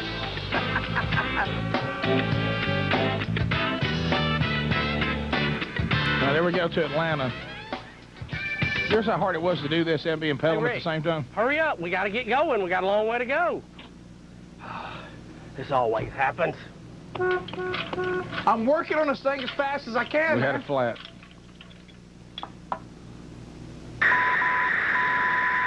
Yeah, that was a slow up for us there. We didn't need that in the way. You ever change the tire on that thing? Everybody recognizes that as the rest stop on the Alabama-Georgia line. All right, we'll come back. We've got others to show. We're gonna show us trying to get actually into Turner South, actually get inside.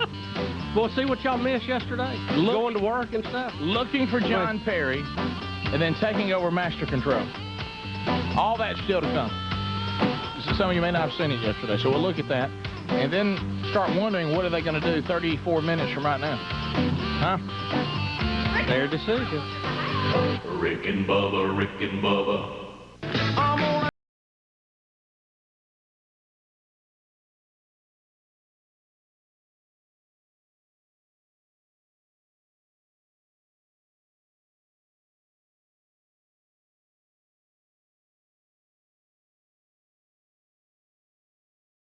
It was a long day. It was a tough day. Did we have any impact? We'll find out by watching the rest of these clips, and then what's going to happen at about 28 minutes. Here, will the show continue, or will it go away again today, as it had up to prior to yesterday? Phone number is on the webpage if you lose transmission. Yes, if we're taken from you, you have the numbers to call. Here we are trying to get into Turner South. This is cut 55 in there, Chris. Trying to get into Turner South once we got there, which was not as easy as we'd like for it to be. There's the mobile assault broadcast vehicle pulling in. Boy, she looks good. She does.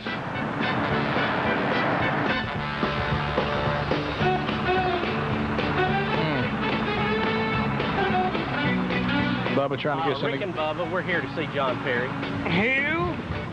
John Perry? No. He's like an Emmy-winning producer of Turner South's Rick and Bubba show and other various. I'm sure you've heard of him. Boys? No. What a geek too. Is that John Perry playing the role of the guard? You got to back up. Couldn't get in.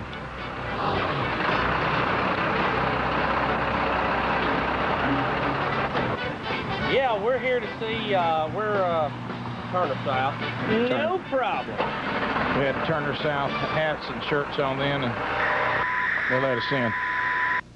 So crack security right there. That crack security. I like the shirt. Looked good on him. Yeah. Didn't he? Yes. I mean, how about this? I have eaten meals bigger than that guy. I mean, I expected Sally Struthers to be standing next to him, didn't you? Saying for the price of a cup of coffee, you can feed this kid for 1 month. Okay, all right, let's then move on. This is us actually inside looking for John Perry now, the producer of the show.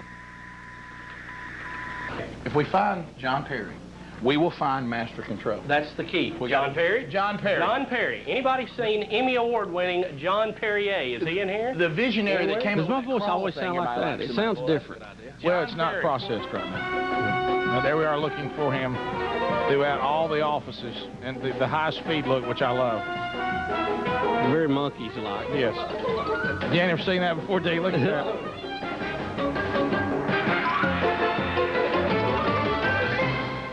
Hey, Rick, here it is, John Perry's office. Ah, yes. Let's get him. We'll find out where master control is. Oh, Johnny. Hey, Johnny. Look who's coming to dinner. What's for dinner? Hey, what the? Oh. We're tackling John. Wasn't much to that. Follow me to master control. There's John Perry with the ring.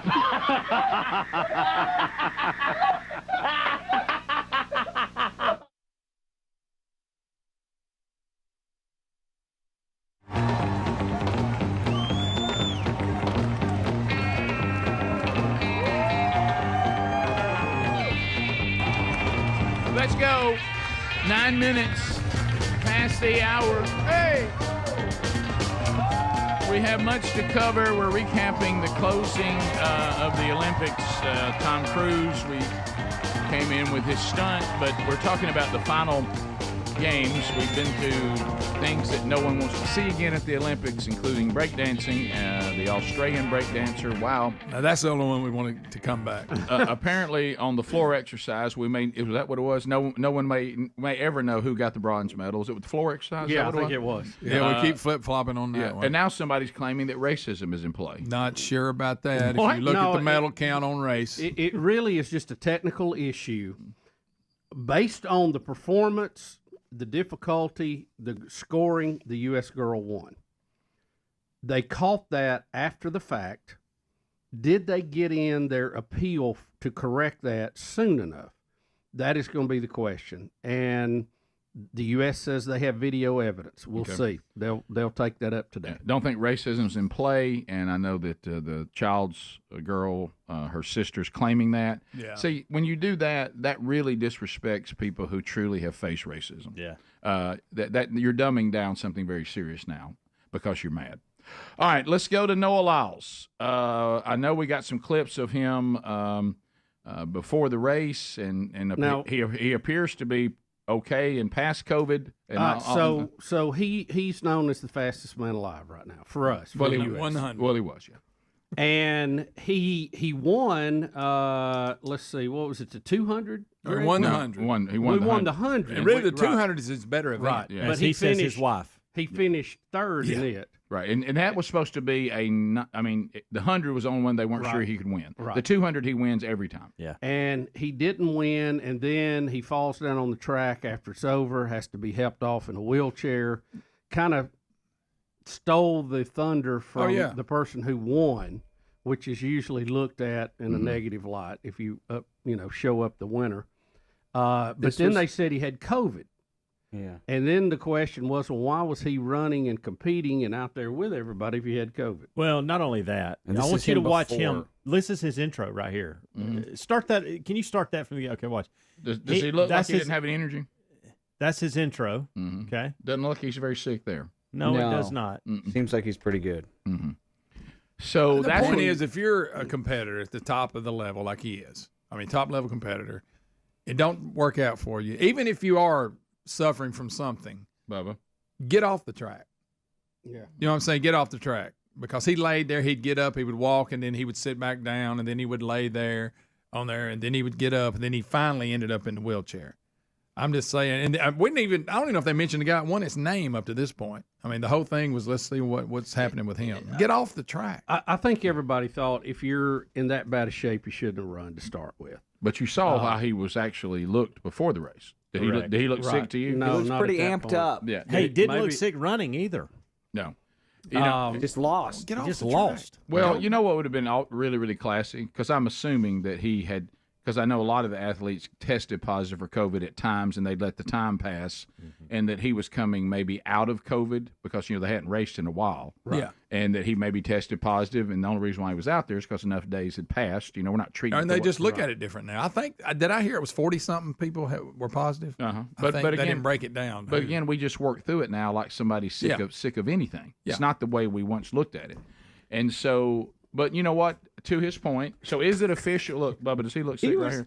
No, that- maybe he's I've trying seen to- sick people. Is that the race, though? Are we sure that's the right race? Yes. I think so. Yes, Greg. maybe. I remember maybe, him coming out, but boy, he's really, really jumping. Maybe he's trying to, hype himself up. But I was looking at these times in the 200. Monday, August the 5th, he ran a race in the, as they were working down to the quarter championship. semi. His time was 20.19 seconds. Wednesday, the second semifinal, he ran 20.08 seconds, slightly faster. Then in the finals, he ran 19.70, faster even yet. So he ran his best race in the finals and finished That's third. an important point right there. He did the same thing in the 100, by the way.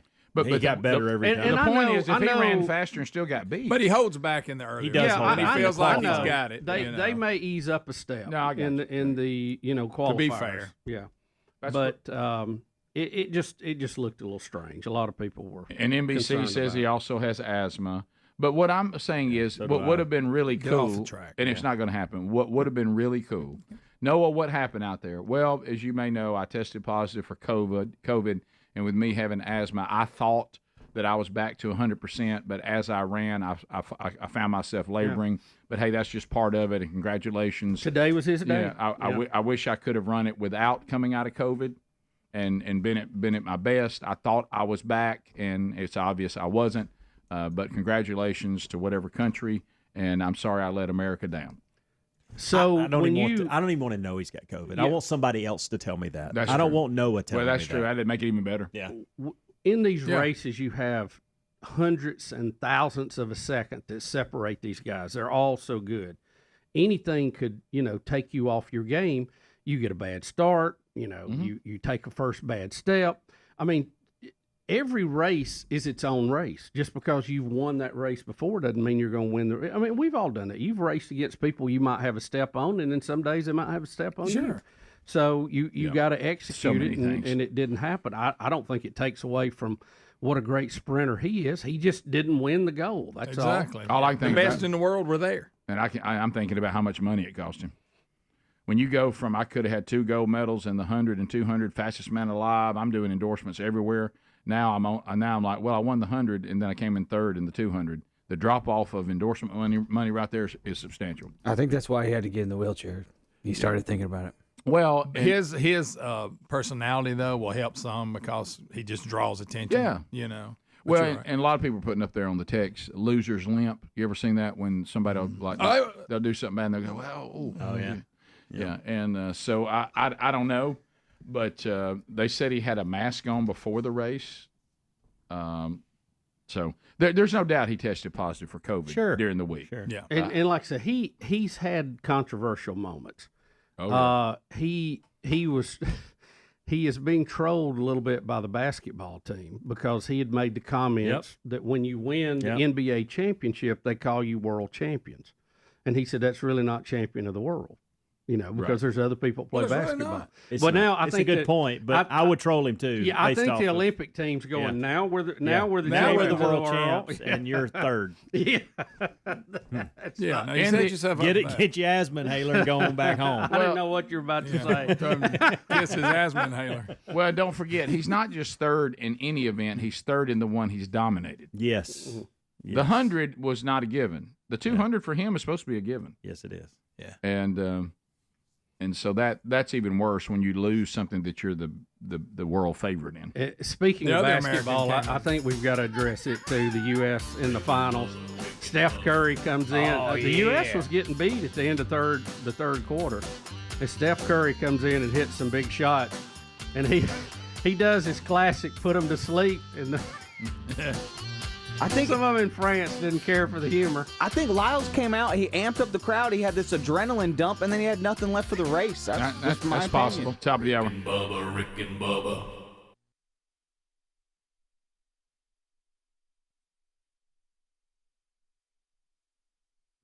Yeah, this is where we finally. I bought them off of eBay, $200.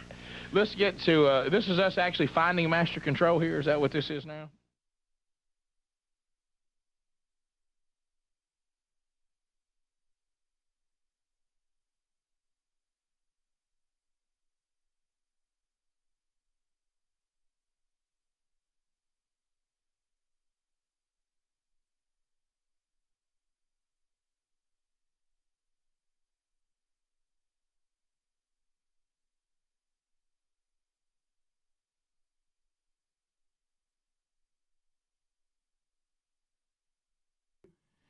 Hey, Rick here. I want to talk to you about Lumen. Now, Lumen is the world's first handheld metabolic coach. It is actually a device that measures your metabolism through your breath and on the app, and it lets you know if you're burning fat or carbs and gives you tailored guidance to improve your nutrition, your workouts, your sleep, even stress management. Sherry and I both have one at home, and we're obsessed with this. I mean, Sherry will, hey, right now I'm in carb burning. I got to do something to come back. Hey, I'm in fat burning now. And let me tell you where it really helps. All the things they listed, is the nutrition plan I have, do I have any evidence that it's working? With the Lumen, you do. My workouts, am I getting the benefits I hoped? With Lumen, hey, I'm doing the one of these fasting deals where I'm fasting different times in the day. Am I right on the amount of hours I should be going without eating? You may not be, and Lumen would tell you that. Am I getting the sleep that I need? Lumen will tell you that. So this is an incredible product because what? Metabolism is the body's engine. It's how your body turns the food that we're eating into fuel and keeps us going. Lumen gives you recommendations to improve your metabolic health. It is an incredible tool, and Sherry and I love ours, and you'll love yours too. It's simple to lose. This is just about breathing. You follow the instructions, and then all of a sudden it comes and says, here's where you are right now. And it helps you get the most out of your nutrition, your workouts, your health. So if you'd like to get yours, just go to Lumen, that's Lumen, lumen.me/Rick Bubba, put our names together, to get 15% off your Lumen. That's lumen.me/Rick Bubba for 15% off. And we want to thank the folks at Lumen for teaming up with the Rick and Bubba Show. Find master control. Now, didn't John Perry tell us where this was? Did you listen to what he said? Yeah, he said it was down here while he could still talk. Was the gag in his mouth that make it hard to understand? Well, that was a pretty sight. Now, we get in there. Let's play whatever movies we like, whatever shows we like. MC, Master Control. There it is, Bubba. It's time. The Promised Land. Let's go.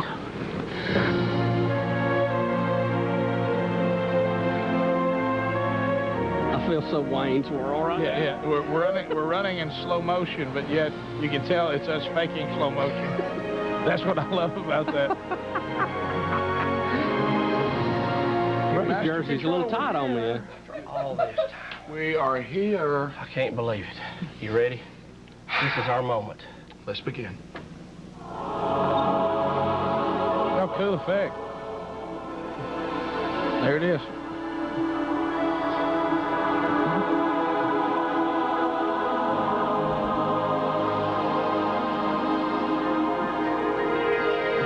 Can I help you?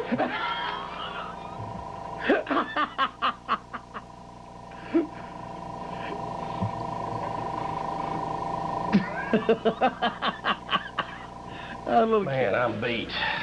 Look, we're coming on in a few minutes anyway. Forget it. Let's get out of here. Was that Larry King I saw?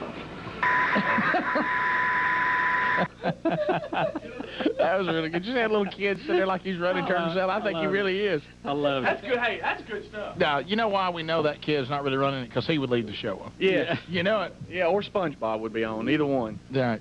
How funny Did you see that, Roxanne? That, I love it. wasn't that funny? That was good. I love the slow motion. Y'all running down the hall. Little Chariots of Fire lawyer. By the way, the boringest movie ever. They'll probably show it on Turner South. Chariots of Fire. And, well, there it was. For those of you that missed it. We tried to develop a friendship yesterday, and did we accomplish it or not? Did anybody actually stay up and see all that? Yeah. I thought it really. I felt like it probably, was funnier than I thought it was going to be, and it may have got wasted. You know what I mean? Well, that's why we showed it. I hope you saw it. I hope you enjoyed it. Bubba, let me assure you, more people just saw it than saw it yesterday. Would you agree? Or by the ratings, we'll see it tonight. Yeah, tonight it'll actually be on the replay again tonight. So there were the highlights of what we did, and I think it turned out pretty good. I didn't look like I had a 102 fever when we was doing that. No, you didn't. Hey, breaking down with walking pneumonia, did I? Hey, when we get back, please let Roxanne read you a story from PETA they're upset about us using dolphins during the war. Oh yeah, well that's been going on. Yeah, but I mean they're actually like really like on fire about it now. It's amazing. We'll be back. Rick and Bubba, Rick and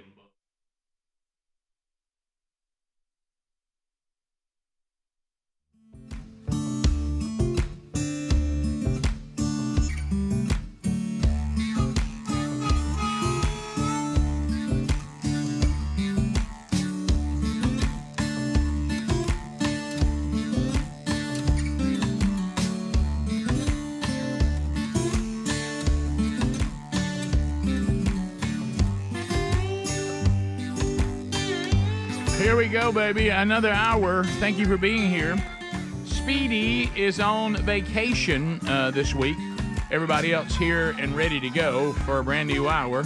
We got Greg, Helmsy, Adler, all here, and welcome back, Bill Bubba Bussy. Rick, glad to be here. Thank all of you for joining us for the little party we call Rick and Bubba 30 years in the making. Finishing our Olympic recap, or at least what we have here. We can have other things that will come up a little bit later on. So a couple of things we can discuss. Bubba, one you want to discuss is the men's basketball team.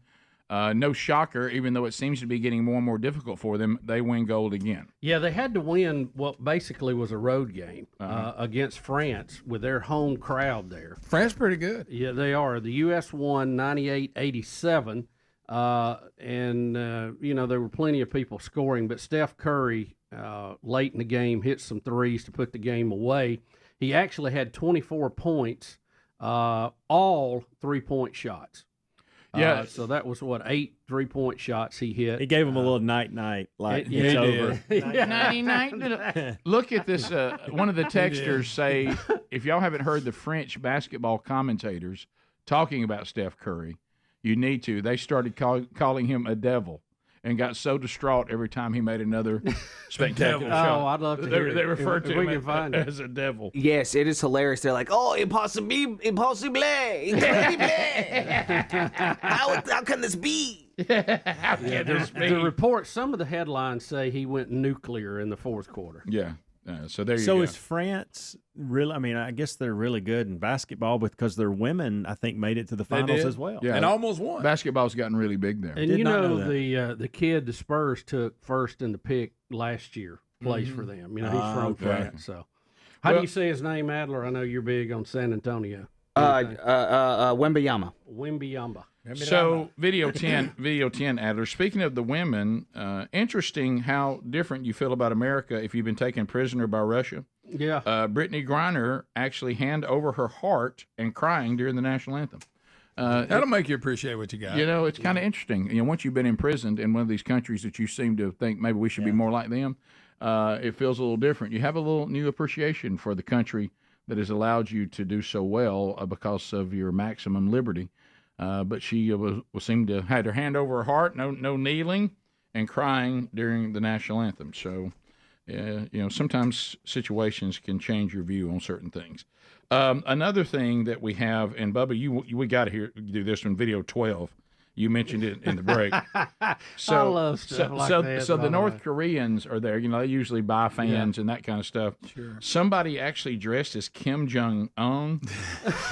I look at him. Look, But why has he got Winnie the Pooh?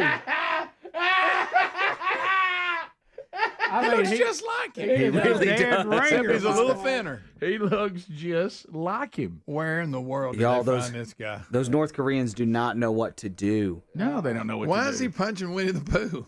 Because what's his name? China's president is supposedly Winnie the Pooh, or he looks like Winnie the Pooh. So I guess he's supposed to Really? be punching China's I did president. not know that. How about he is a dead ringer? Yeah. Especially the back of his head. He looks just like Kim Jong-un. Exact same haircut. That is so good. And they don't know what to do because you can't mock your I leader. wish we had him over here. Here, we do this kind of stuff all the time. Nobody even cares.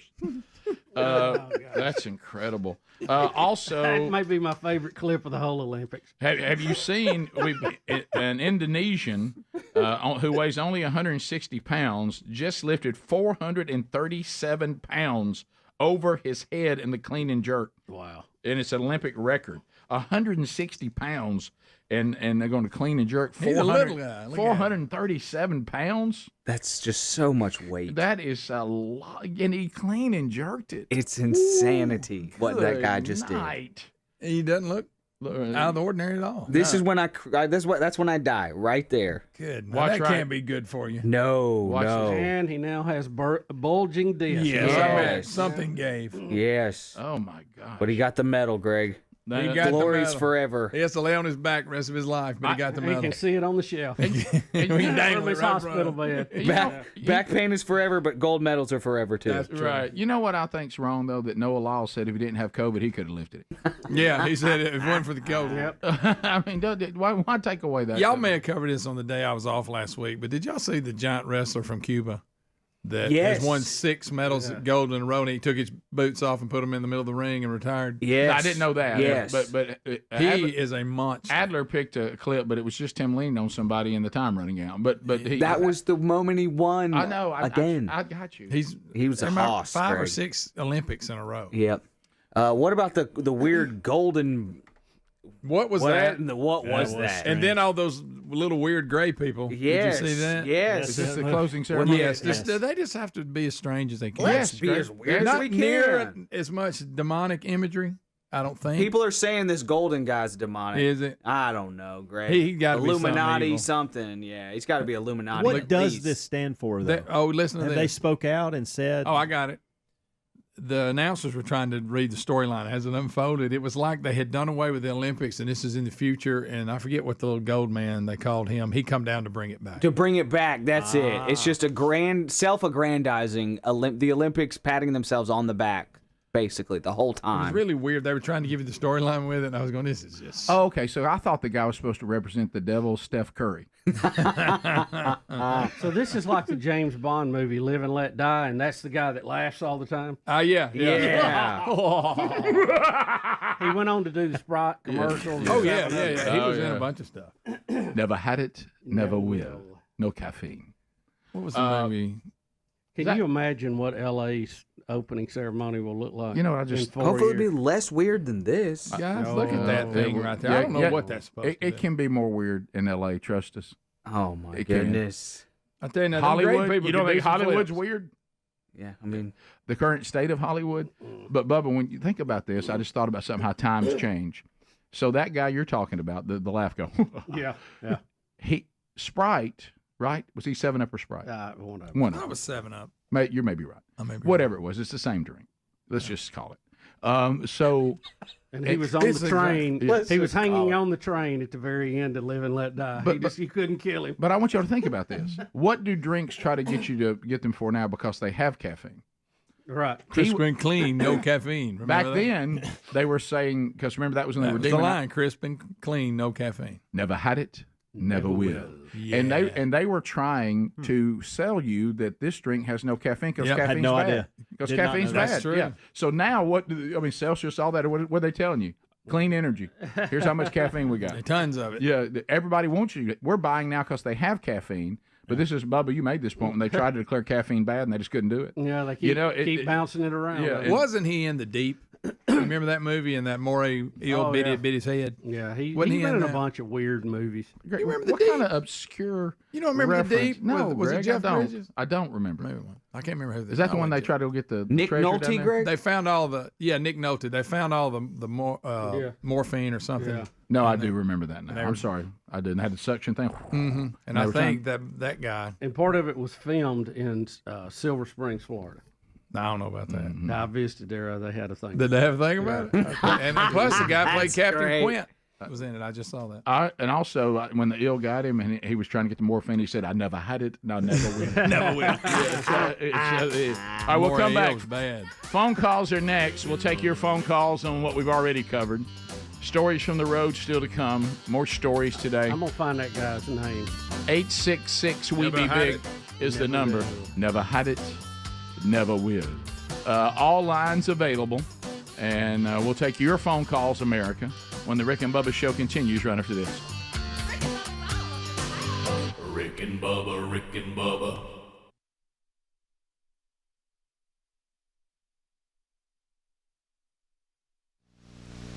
talk with Turner this morning. Jennifer in Montgomery, who's listening to Alice 96.1, watching on Turner. Jennifer, what are they telling you? Hey, guys. Hey. Good morning. I called yesterday afternoon about 2 o'clock and got through to a lady, and I said, who do I need to speak to about a show Turner South does in the morning? Mm-hmm. She said, you talking about Rick and Bubba? And I said, yes, ma'am, I sure am. She said, what do you want to say? And I said, well, I want to just say how wonderful I thought it was that you carried it for the next hour. I wish you would carry it for the full 4 hours. And she said, you wouldn't believe the response we've had today. It's amazing. She said, but it's mainly in the Birmingham area that we've had the callers call in. I said, really? She said, yeah, where are you calling from? I said, Montgomery. She said, yeah, the Alabama is huge. She said, but we have 6 other states that we carry. And I said, well... Here's the spin. She said, I really felt like she was saying to me, you know, these 6 other states also count. Alabama is great and it's huge, but we have these 6 other states that we also carry. And I said, well, I'm shocked. I felt like those 6 other states would be calling in, too. I'm really surprised you're just hearing from Alabama because I felt like it was just everywhere. Well, they're not. That's the spin. But I said to her, and this is funny what y'all said earlier, I said, okay, this is what I want to know. When they go off at 9 o'clock, I switch the channel immediately. So at 9 o'clock, doesn't your station just have such a downpour of people who are watching? Can't you tell that at 9 o'clock everybody changes the channel? Yeah. And when y'all said yesterday, don't go to Regis, y'all, that was so funny because that's exactly what I do. I go from 9 o'clock. Not I go anymore. to Regis and Kelly. All I got to do to make a joke is just read the email. I mean, it's not that hard to do, you know. But y'all, at 9 o'clock, I'm serious. Everybody has got to change the channel. Do they not care about the Carolinas? To me, the Carolinas is some of the most watched Turner area we have. The other states need to call in. I know they're watching. Well, they can't get through because Alabama's got the lines busy. But okay, Jennifer, thanks. God bless you. Thank you, guys. Well, we've had radio stations that took us off the air, and now they have to look at us being number 1 on another station. So that's all right. I tell you what, hey, whatever you feel like, buddy. That's all right. What I love is when somebody will do something like not carry the whole show, right, or start carrying the show, then take half of it off, or take the whole show off, and then they call us and complain about people calling them, bothering them about it. Yeah, I know it. That's always been strange to me. Get that off your website. How about this? If there's that much of a problem, and you're getting that much outpouring, maybe you made a bad decision. Look, isn't that what it's about? Look, it's a free country. I know. They won't admit it. Like we've had to teach everybody with the war situation. It's the same thing in media. Look, if you're gonna be the man and you're gonna pull the show off, or you're gonna be the man and not carry the whole thing, then you got to be the man and answer the phone and answer the email. That's right. Don't complain about it. Be the man. How about we've been pretty nice about it too, and I feel that changing. Because I don't like it. You know, it's not as much fun to me personally. I'll be honest with you. Janice in Florence. Hey, Janice. Hi there. Yeah. And I just wanted to let your viewers know that it's so easy to call Turner South. It took me 2 minutes tops. I got my point across, and I hung up. I wanted them to know that we enjoy Rick and Bubba's show, and that everybody needs to call in. And if you don't call in and then they take y'all off, don't call and complain about it. Thank you very much, Janice. Thank you. So we'll see, and this is all stemming, if you just joined us, about yesterday they did carry a third hour because, Which is still not the whole thing. I mean, we're acting like that's some big victory. I know. Yeah, but you'll take that over 2. It's a start.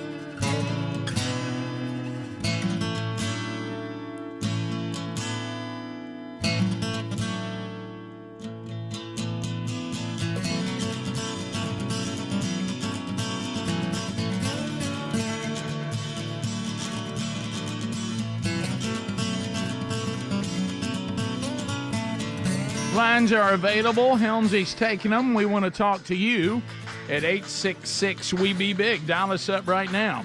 Another busy week for themanchurch.com.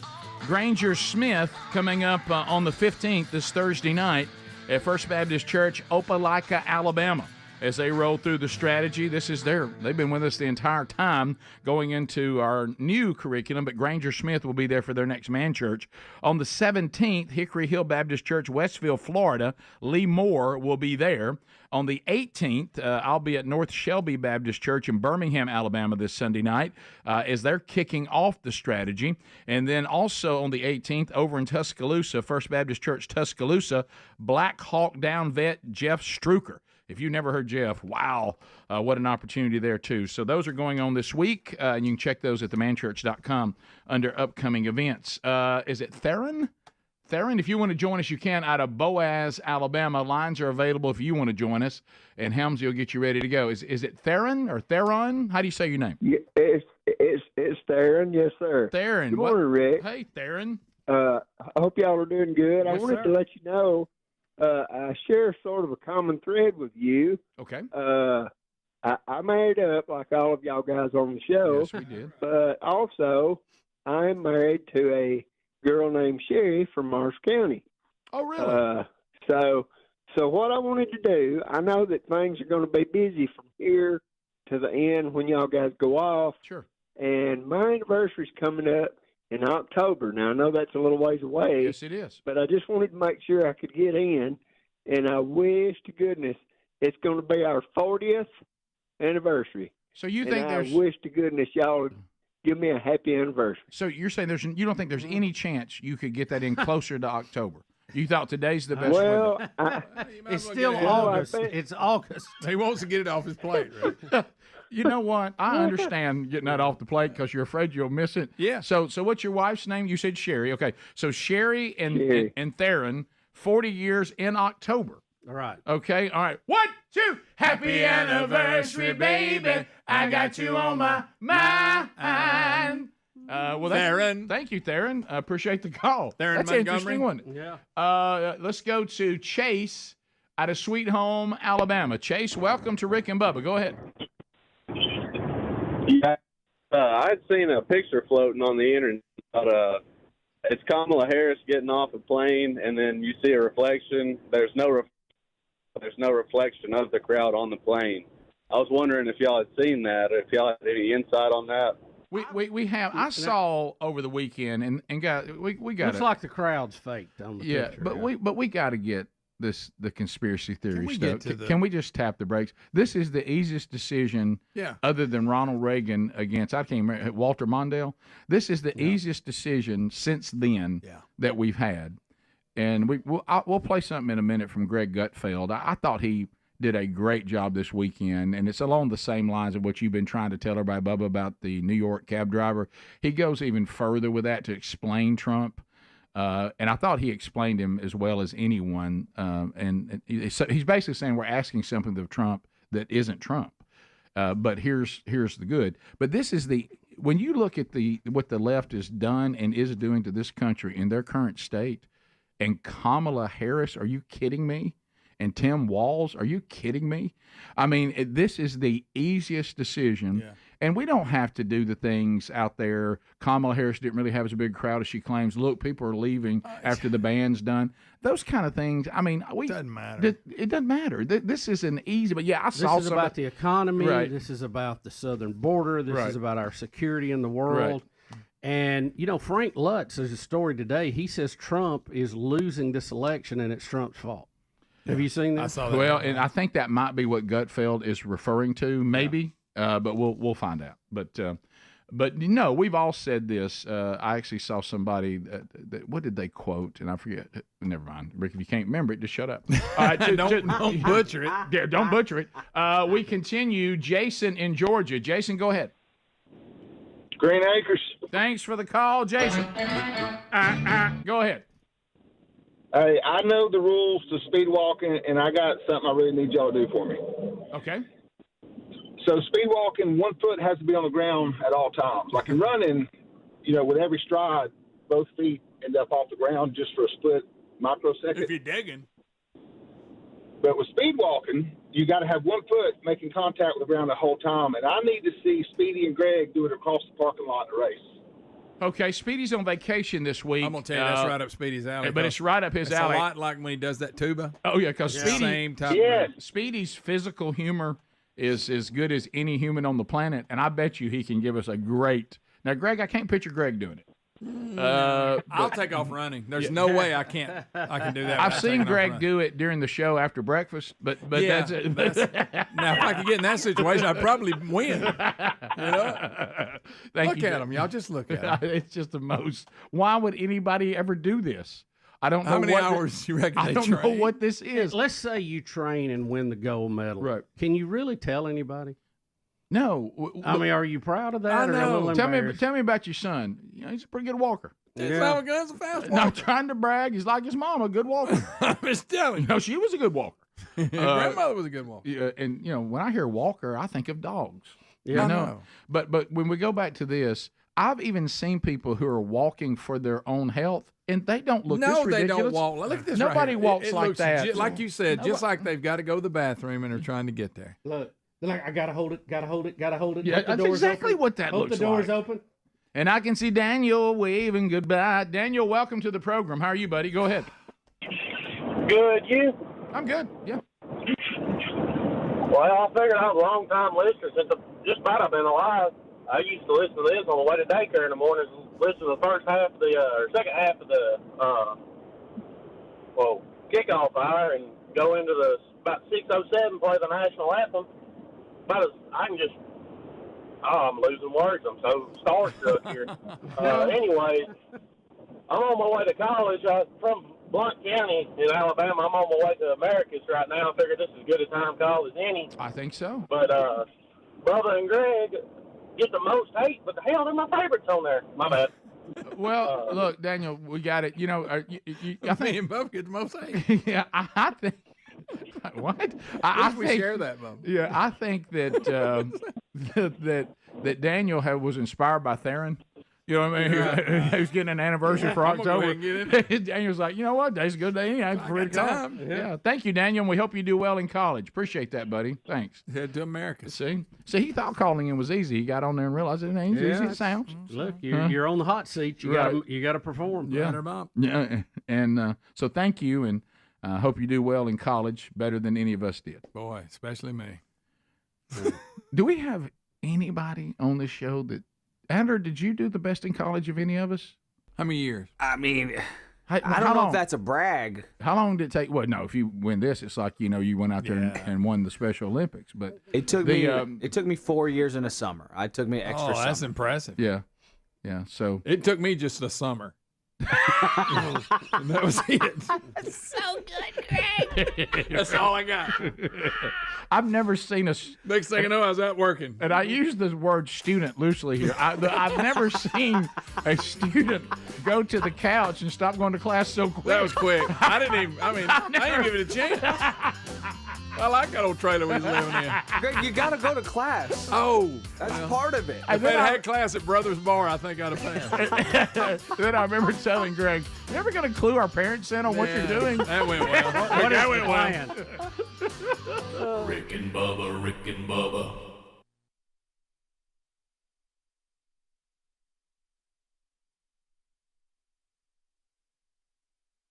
This hour, a lot to cover. We're going to show you, too, on Turner South this hour, some of the things that happened after the show yesterday that you may or may not have.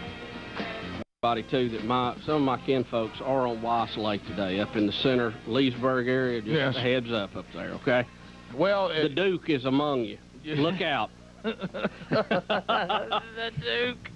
And what I love is everybody has just picked it up and calls him that, and nobody will ever go, hey, why do they call you the Duke? You know? Have you asked? Well, yeah, and I can't get an answer. Now, did he on his own saying, beginning now, I'd like for all of you to refer to me as the Duke? Apparently that word got around. Yeah. Okay. Well, it stuck. It worked. Yeah, apparently so. Is this a John Wayne tribute? I don't know. I don't know. Okay. The Duke.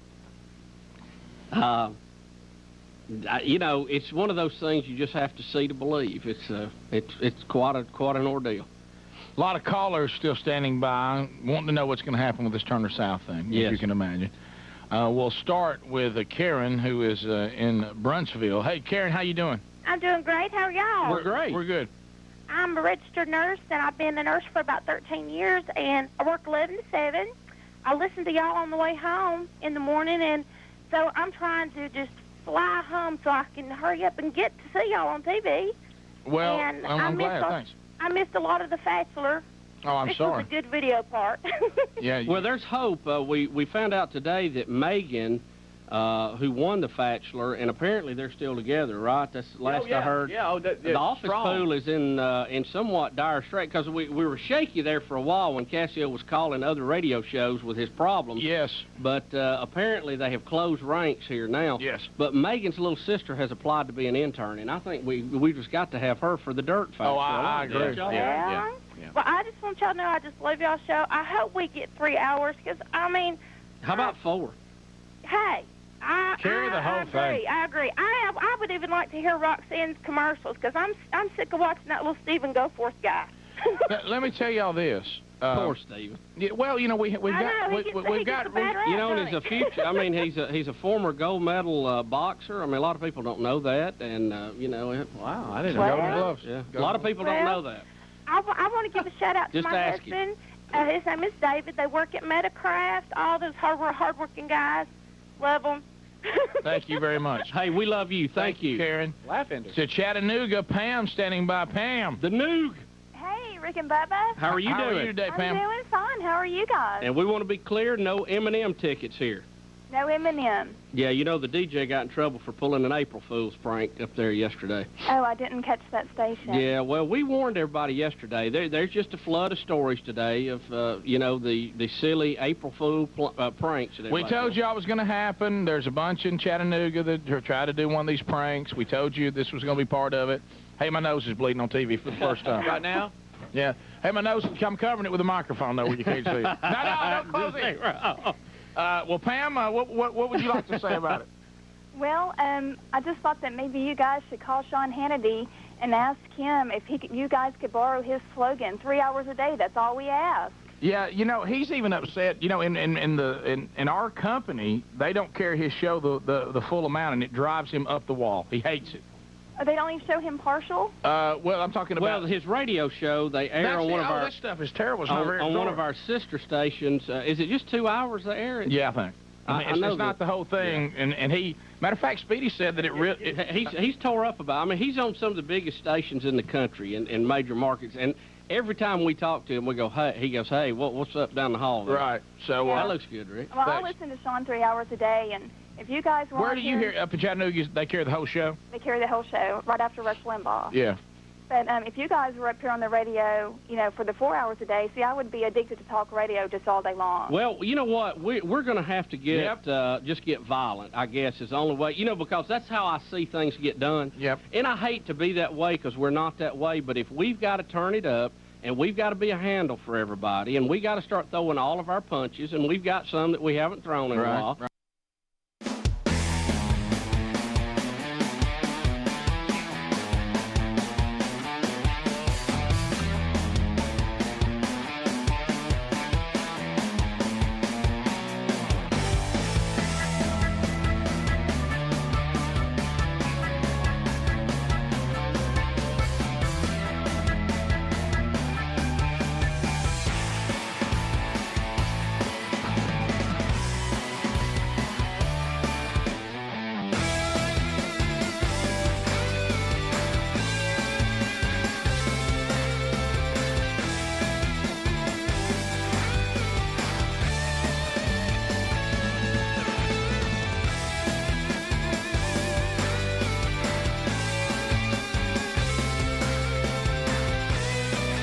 We're back 35 minutes past the hour.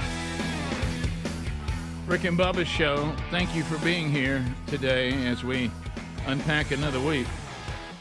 And hopefully you enjoyed the best of bits on Friday. A lot of you are saying you did. So, Bubba, we had the long weekend. And so after the show on Thursday, I went out to the old Ram 1500 with the suitcase in the back and hit the road. And went to speak in Pensacola and Defuniak Springs, Florida.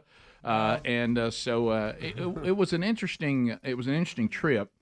First of all, Thursday night we were at the Bay Center, the big civic center there in Pensacola. They had a little over 5,000 people at Sportsman's Night Out. The church that does that every year is called Marcus Point. And Gordon Godfrey, the pastor, was kind enough to ask me to come and speak there, and got to speak with Hank Parker. Oh, Hank! Is anything better than hanging out with Hank Parker? I mean, honestly, I mean, Hank. Been Parker, a while since I've seen Hank. Yeah, and I was Hank. telling him that Good fellow. we've done some things with Hank over the years. He's 71 now. He looks fantastic. And so he and I got to hang out and talk, and of course, get pictures made with all. They gave away about look at him. You take that at 71? Oh, yeah. So, He's 71? Yeah, 71. And so they gave away over $150,000 worth of prizes. I mean, there was like a company that gave away a camper. Somebody left with a camper, and all kind of side by sides and four wheelers and dirt bikes and rifles, Greg. Hey. And so we had it was a great event and a wonderful night, and so okay, and of course it's one of those things that where everybody, and I know it won't surprise y'all at all, everybody under the sun told me exactly where I was supposed to go and what I was supposed to do. And of course I end up, reaching out to the contact when I arrived and was told, you're on the wrong side of the building, and I had to come back around. But anyway, it went really, really well, really, really smooth. Bubba, can you please answer one thing? Because I came back with this. Since you made the big announcement on Thursday that you have taken the job at Jacksonville State, everybody thinks you're not going to the end of the year. I had to answer that question. Well, I guess Bubba's out. And I said, no, he's going to December. I saw he just announced he's taking the job at Jacksonville. No, he has, but he's going to stay to the end of the year. So please clarify that. Yeah, I'm staying. That was my number December one. the 13th, Lord willing. Lord willing. One more clarification, because I get this. You're not calling the games, right? I'm getting that from people. But Bubba's going to be the vice. Well, I don't think so. That's not the plan right now. He is going to call tennis matches. Okay. Yeah, I'm sorry. I told him that Bubba was going to be. You told me it was. Well, I didn't know if I was telling him right or not. But no, we've got some real professionals doing that. My favorite is when somebody would question me on it. Right. Hey, but you saw that announcement. I said, I was there when he made it. Actually, we talked about this. So, no, Bubba's staying to the end. That's just part of what he'll be doing next. So there you go. Yeah, we had to plan the next stage, right. And sometimes that doesn't always just... Some overlap. And he's doing play-by-play just for homecoming. Right. Yeah. Right. And Helmsy's not the new offensive coordinator for the football team. He's taken the men's tennis team, too. Yeah, there is a rumor that Speedy is out today because he's applying for the Hoover coaching job. That's true. Yeah. As far as I know. Wow. Right. So there you go. So thank Probably you. do a good job. Thanks to all of Probably do you. a great job. Yeah, that came out. That was a great event. So how this was designed, which gets into more stuff that we enjoy on the show. So how this was designed is that Rich Wingo and I spoke together in Defuniak Springs. Rick, Defuniak. You're almost done. Defuniak. You've been talking about this Defuniak. for weeks. It's Defuniak. Defuniak. I keep saying that. Defuniak. And so anyway, Rich was speaking in Georgia while I was speaking in Pensacola. So Wingo flew into Pensacola, and then we were both had rooms in Pensacola to stay there, for that evening. And then we had a free day on Friday, which leads to something that I want to ask you about. And then we went on to Defuniak Springs to do the event on Saturday night, and then I spoke on Sunday morning. So anyway, it was very nice. The Marcus Point Church, they put us up in the Hilton right there on the beach, and I started picturing what that was going to be like, because honestly, I can't really think of how many times I've ever been at the beach and I wasn't there with my wife or my family. Yeah, that doesn't happen a lot. Yeah. And usually if I'm speaking anywhere down there, I'm in and out. I don't stay. I don't go to the beach or anything like that. And so it was kind of an interesting thing just based on travel and money and all that. It didn't make any sense to come back and then go back again. But Wingo and I ended up in this weird place where we had a free day at Pensacola Beach, and like I had a room that was looking at the beach, but I didn't know what to do. And then we were immersed in the middle of all these families. Please tell me y'all were laying in the sun. And people, people having romantic weekends and all that, and we were kind of in the middle of it, and we didn't really know what to do. I need a table for two. And it started getting kind of awkward. I got to tell you, and down in that area, it will. It started. Rick, it can get real awkward. It started getting kind of awkward. So what happened was, Sherry gets over on, here, guys. Sherry, we're talking. Of course, both of us. We also had things we needed to work on, like we need to get our messages ready. Yeah. We need. I teach Wednesday. Wingo teaches his own Sunday school class, and Bob. So we were kind of like, look, this is a good time for us to chill in these rooms, get to look at the Gulf of Mexico, get some rest, sleep late, work on things we need to work on, get ready for the conference we got. But hey, it is a free day. So first of all, Sherry says, well, have you been down to the beach? And I said, I don't think so. She goes, you're going to be at the beach and not go to the beach? And I said, I just don't feel, I feel kind of weird about it. She goes, you feel weird about it? I said, babe, you're not here. You and I walk the beach. The kids aren't here. It just feels strange. I don't think that I feel like I'm like somebody's, I don't think I can go to the beach. I'll just sit here and look at it from the balcony. It was plenty for me. I see the Gulf. It was beautiful. You smell the salt. Yeah. Some of y'all still swimming out there really out far out. I don't know what y'all are doing. Yeah, I mean, you've seen the report thing. They're not listening about trying the to be on the news. Yeah, y'all ruined, by the way, one of my mornings looking out because y'all made me so nervous I went back inside. You don't want to say it. Yeah. So Wingo and I and of course he starts this. Well, now we're gonna work out, right? I said, what? And he says, well, don't really. He put that hoodie and sweats on. He said, well, you usually work out on Thursday, don't you? Yeah. Well, you didn't work out, did you? No, I didn't because I went to Pensacola. Well, then they got a place here. Let's go get a little workout in. And I'm like, I don't know about that. And so he goes, well, we got to. So we were and then I get in there and I forget he was a strength and conditioning coach with the University of Alabama. Yeah, right. And that didn't go well. And he's talked to him about my form and all that. And so then he says, let's go out and let's go out and walk. Let's get a walk in. And I said, where? And he said, well, we're going to walk on the sidewalks out front. We can't go to the beach. And I said, really, you feel the same way I do? He goes, we can't walk on the beach. No. And I said, yeah, I don't think we can we? And then we both started asking, is it gay for us to walk on the beach?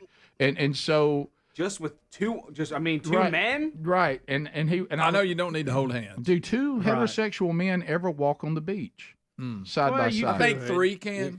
But not two. Like a crowd can, but not two, right? I don't know. Is it sunset? Well, why don't y'all just... We made sure of that. We knew sunset was off the table. Are y'all sipping wine? Right. No. Rick, I think Greg brings up just a good spread point. out. Have distance. Three is okay. So we're walking. 2 is okay with distance. We're walking the sidewalks. Yeah. Okay, we're walking the sidewalks. Played it safe. I get it. And then we're turning around. He goes, why don't we at least take one little track halfway down the beach, see how it feels? Yeah. And I'm like, see how it feels. And I was like, he said, if it's too uncomfortable, we won't do it. Now, where did y'all walk to? The ice cream shop? Well, hey, let me tell you. After the old workout. So we hit the beach for a minute. Rainbow flavor, I believe. And then, here's a picture that we took. Rainbow sherbet. Just to look at it. Oh, wow, dressed the same. Yep. Oh, now you messed up there, Rick. Two different shirts. I'm his and I'm his. Two different shirts. And look, Greg. So then came 2 lines that I shared. I said, it just hit me. And he said, what? I said, I've never been in this position before. He said, what? I said, if people think we're gay, they think I'm the female. and he looked at me. He goes, "You think?" I said, "I do think so." I said, "You played middle linebacker for the Green Bay Packers. I'm the woman, and I've never been." He goes, "Even with the beard?" I said, "Of course. Now that doesn't matter. It helps, but so no. So then we make the decision. We can't do it. Did you tell him he's all county? You tell him you see him later. I did. So we start walking off the beach. We can't do it. Sunglasses. We can't do. We declare we can't do this. Okay, it breaks some sort of rule. Yeah. So we walk off the beach, and as we're walking, I look at him. I said, "Can I tell you something?" He said, "Yeah." I said, "I think if I was gay, I could do better than you." and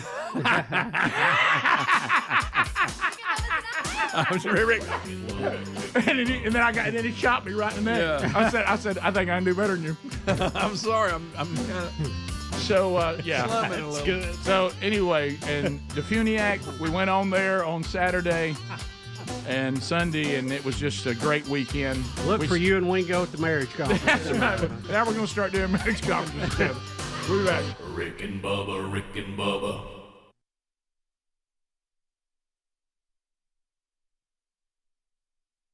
Right. To get it done, because Pam, I'm concerned about you. You are what makes this show successful or not. We appreciate our employers. We appreciate Turner South, the advertisers. You got to have them. Right. But if you folks don't care, the rest of them don't care. So you're where it begins and ends at, and that's who we're going to answer to. And some people don't like that we do that, but that's what we've always done, and I'm not going to stop it. And I'm going to tell you this, as painful as it is, I truly, honestly don't have a problem with somebody giving... Now my nose is itching. Somebody giving our show an opportunity, and when you can look at us and tell that we can win for you. Well... I mean just look at us. Yeah, you know we're a good decision. But what I'm saying is, I don't have a problem with somebody saying, guys, I left you on for 2 years. my ratings went down. My revenues went down. I feel like that's a good run. You guys just don't work for me. Do you know I can live with that? Well, here's the thing. Putting us on for a month. For 90 days. For 90 days, pulling us off. Not putting us on at all. Putting us on 8 different stations, changing the format 6 times. See, that's not a fair chance. Not carrying the whole show. Yeah, all that. So I got a problem with. Brad is in Lexington, South Carolina. Brad, how you doing? We're doing wonderful, gentlemen. How are you? We're great. We're good. My nose is bothering me a little bit, but I'm good. Yeah, that's all right. At least it's up the left side, and not both. Yeah, well, this is that Where's stuff the Red Cross when you need them? They could catch that and use it. Yeah, that's true. I ought to have a little catching cup here, shouldn't I? Well, how gross is that? Pretty. All right, go ahead, Brad. I was just so concerned about the show and what they're showing in the heat of the night. Hey, God love Carol Connor. God bless Archie Bunker. I'd feel better if it was Archie Bunker. If it was Edith, if it was all in the family, I might watch it. That'd be fine. But they show it 5 times a day.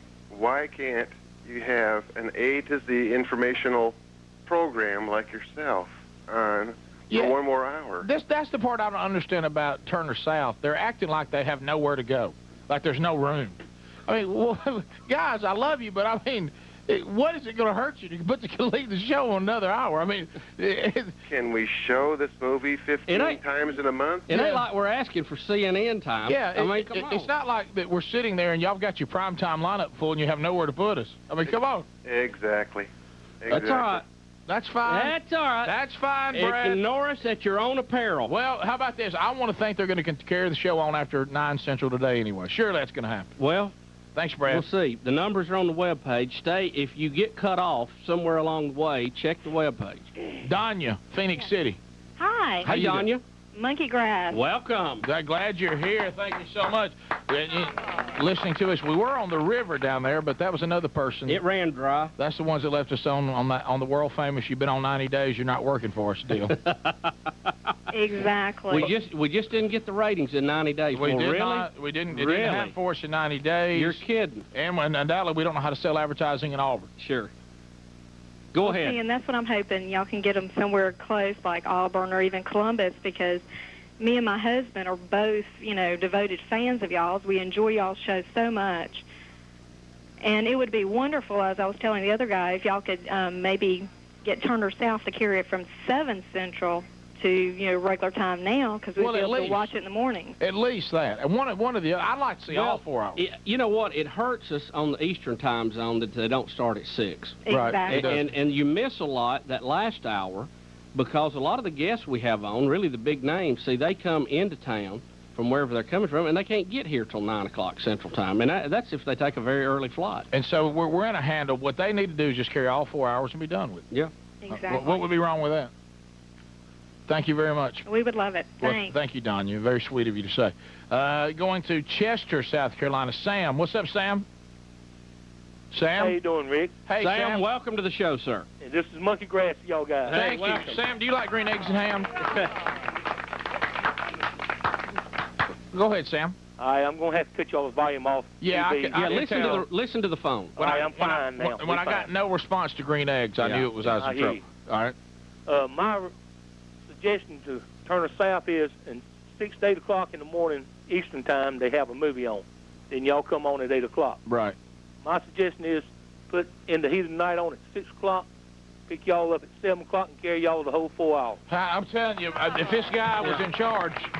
Look, Sam, listen, you're, I hate to break this to you, but you've got way too much common sense to be a programmer. Yep, I'm afraid. Sam, they'd boot you right out, sir. You're actually in touch with everyday life. Pass the gravy, please. Ooh, it brings me to my knees. I can't start another. We're back 9 minutes to the top of the hour. Rick and Bubba's show. Funny. Everybody now on the text they're showing Rocky Balboa and Apollo jogging on the beach and then hugging. That came across as masculine, and I guess if we were working out or something, I don't know. But it just it was a little more awkward than we thought of actually being at the beach without our wives. It was a little strange, but it was nice to have a nice place to sit and look at the beautiful Gulf of Mexico and watch everybody else enjoying the beach. So it was good. And also, always wonderful. Yep, and and Wingo he'll eat sweets.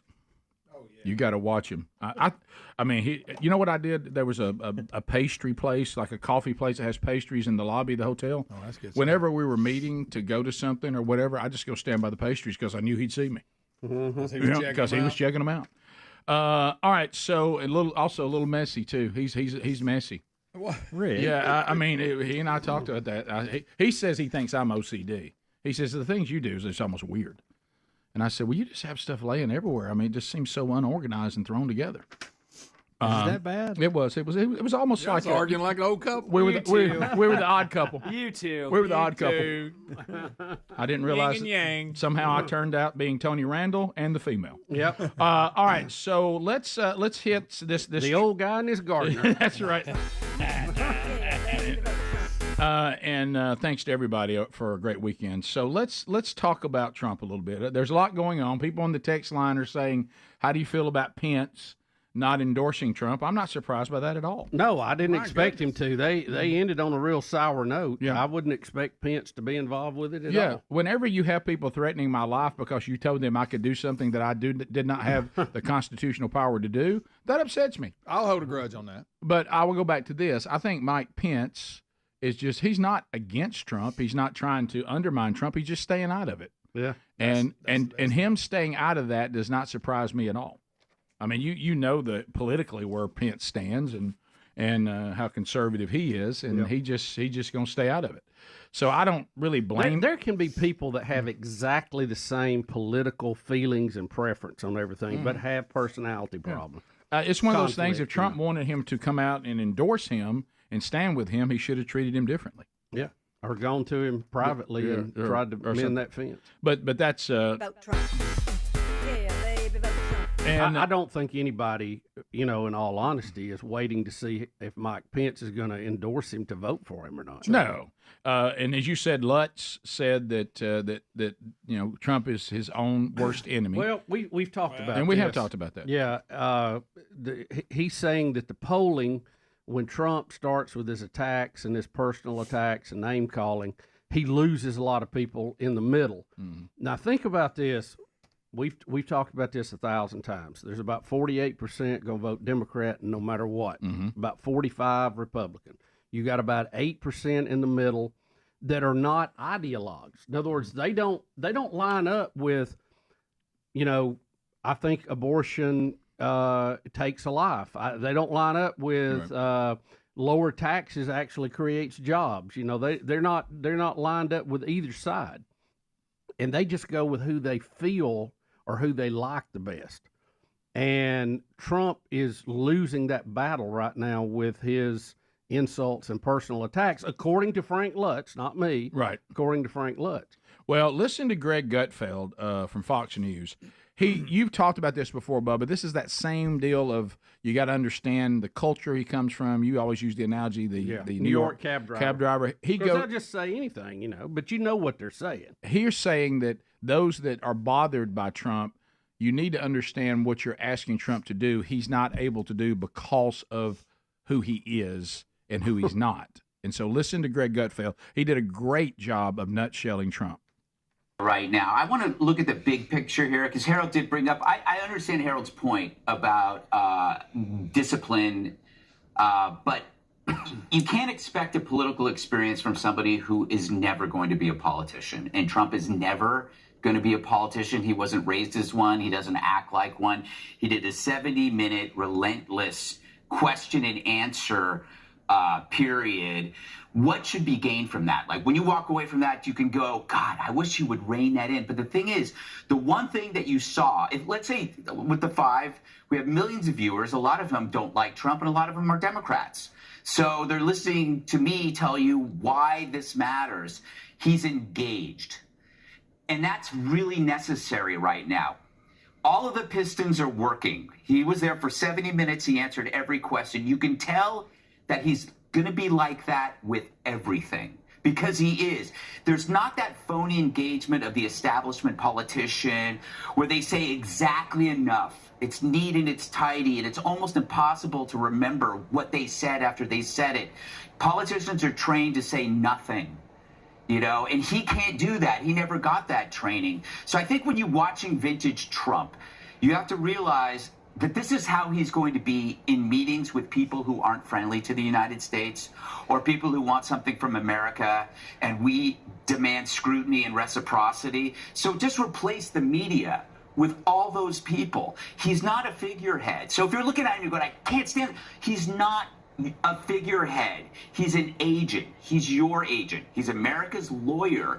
He's in the room there to represent his client, America. Your needs and your concerns, he's supposed to be an asshole. You know, he's not interested in impressing the other people in the room. I wanted an agent or a lawyer with that relentless energy that makes people upset. And the country needs that. We've had 4 years of perk-hungry elites who are there for the pomp and not for the people. So it's kind of, you have to look at this stuff as a necessity, that this guy is going to be that way in a room with people that have been screwing us over forever. Do you want him or do you want Kamala? Who do you want in that room? Yeah. You want the... It's really that simple. It's really good. So, and I didn't know that one word was in there. They beeped it out on the one I saw. The only time Greg perked up. Right. Yeah. But do you see what he's saying is he said, you're Dog not, whistle. He said, you're not going to have, he's not a figurehead.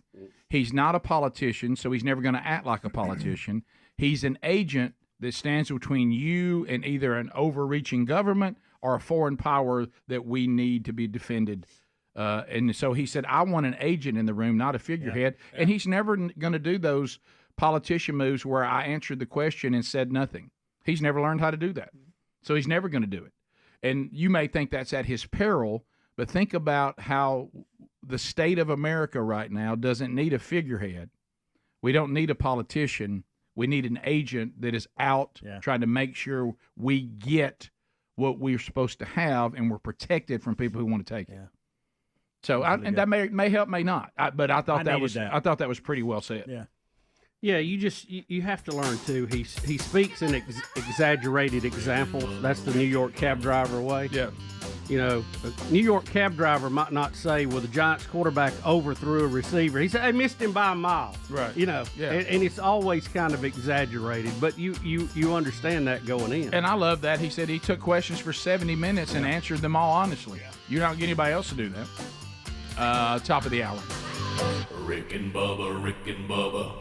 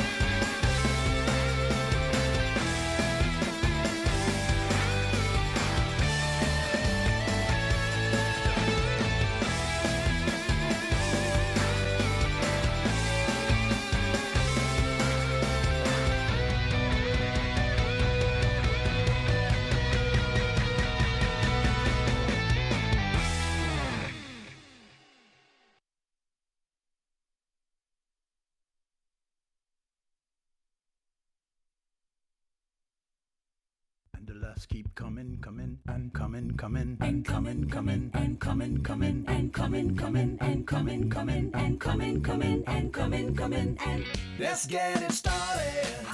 'Cause Rick and Bubba is here. Let's get it started.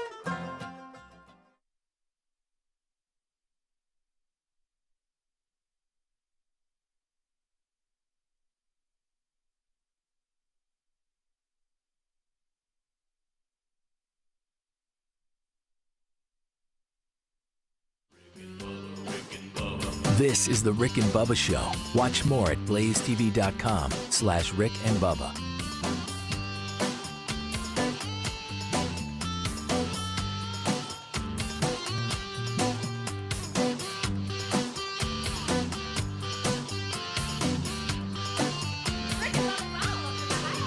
Rick and Bubba, Rick and Bubba.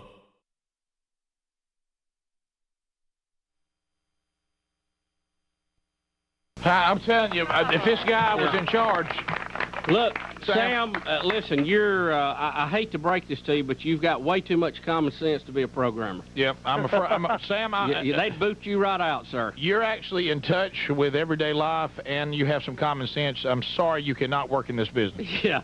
I hear you, Rick. God And bless you, I tell Sam. you what, I really enjoy y'all. Thank you. I picked y'all up when y'all was on the baseball game, and I started watching y'all that next morning, and I've watched y'all ever since. I love you. How about we had a great time doing that, fun. and I It really hope was. we get to do that again. I do too. Considering we're still on. All right, we'll come back and we'll look at some of the stuff we did after the show You think yesterday. Don Sutton would help us out, and carry the ball Throw in the some weight building around. for us. Throw You know some what I mean? weight around. Yeah, I mean, he owns that place. Throw a little, you know? hey, I'm Don Sutton, and I wish it was on more kind of thing. Yeah. I'm Don Sutton. Put it on or I quit. You know, that kind of thing. That kind of stuff. Just a little, Me and the whole team walk Yeah, out. That's right. We'll be back. We'll show you some highlights of what you may or may not have seen on TV yesterday. Rick and Bubba, Rick and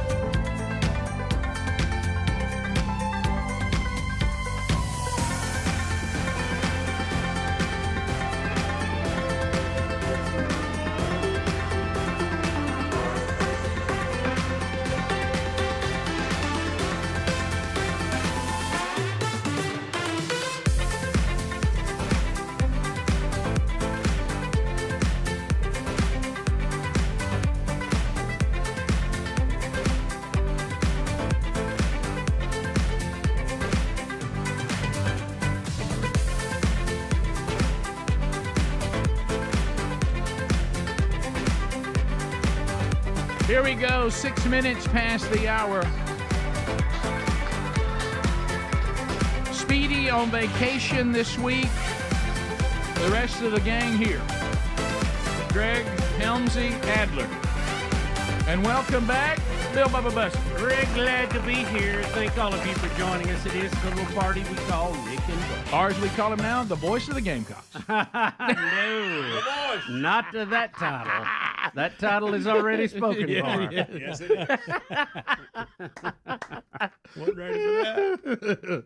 It is interesting, and I think it makes me realize on the show, we're here for every second of every show when and when the show's going.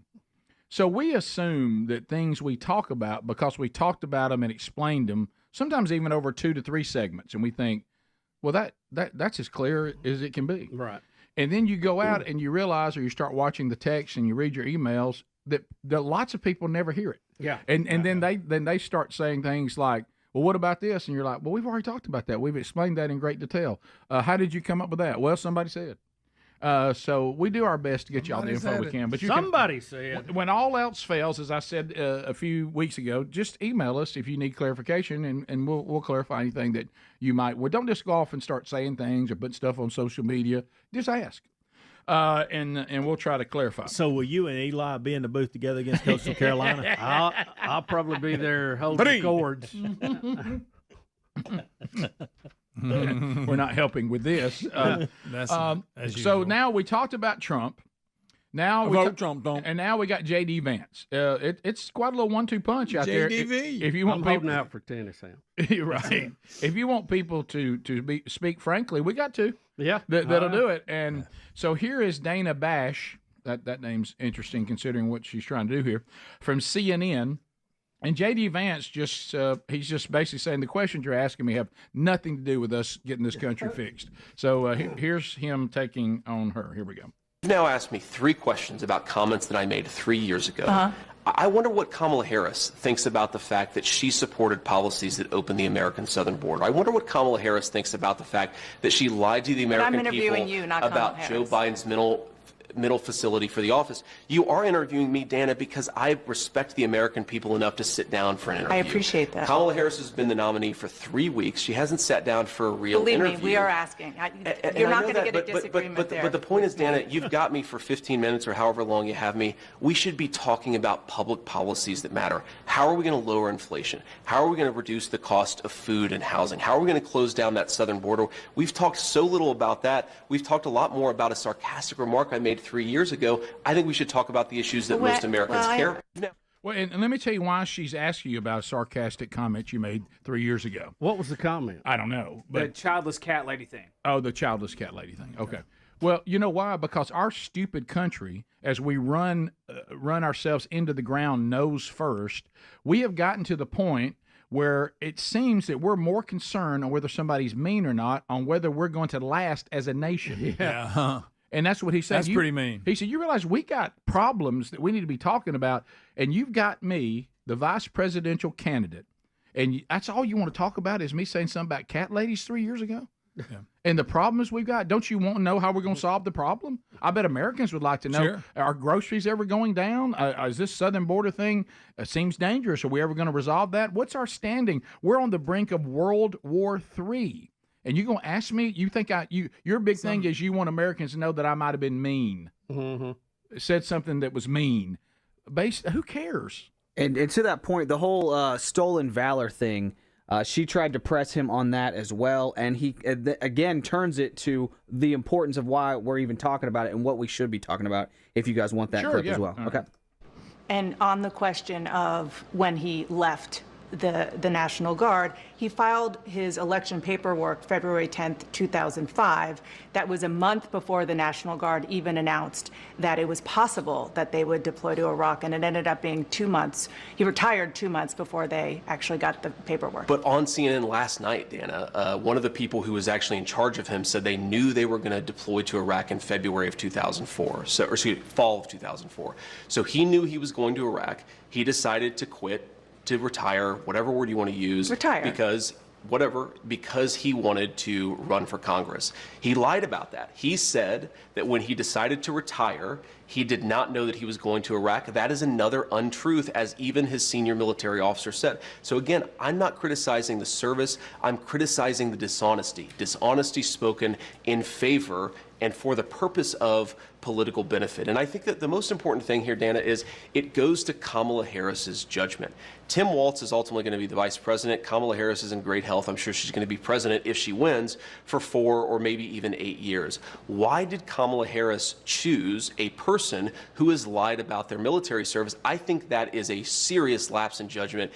Yeah, so that's the point that they're trying to make, but we just can't. We got real problems. Real problems. And I don't even have to I don't like anybody. Corrected. I don't like stolen valor. I really don't. But I promise you, that's the least thing I'm worried about with Tim Walz. Yes, I was done with him before we ever got to that. I'm worried about him being a Marxist. I'm worried about him thinking the government should be in your life and telling you what you can and can't do. I don't want a bunch of Marxist socialists to take over this country.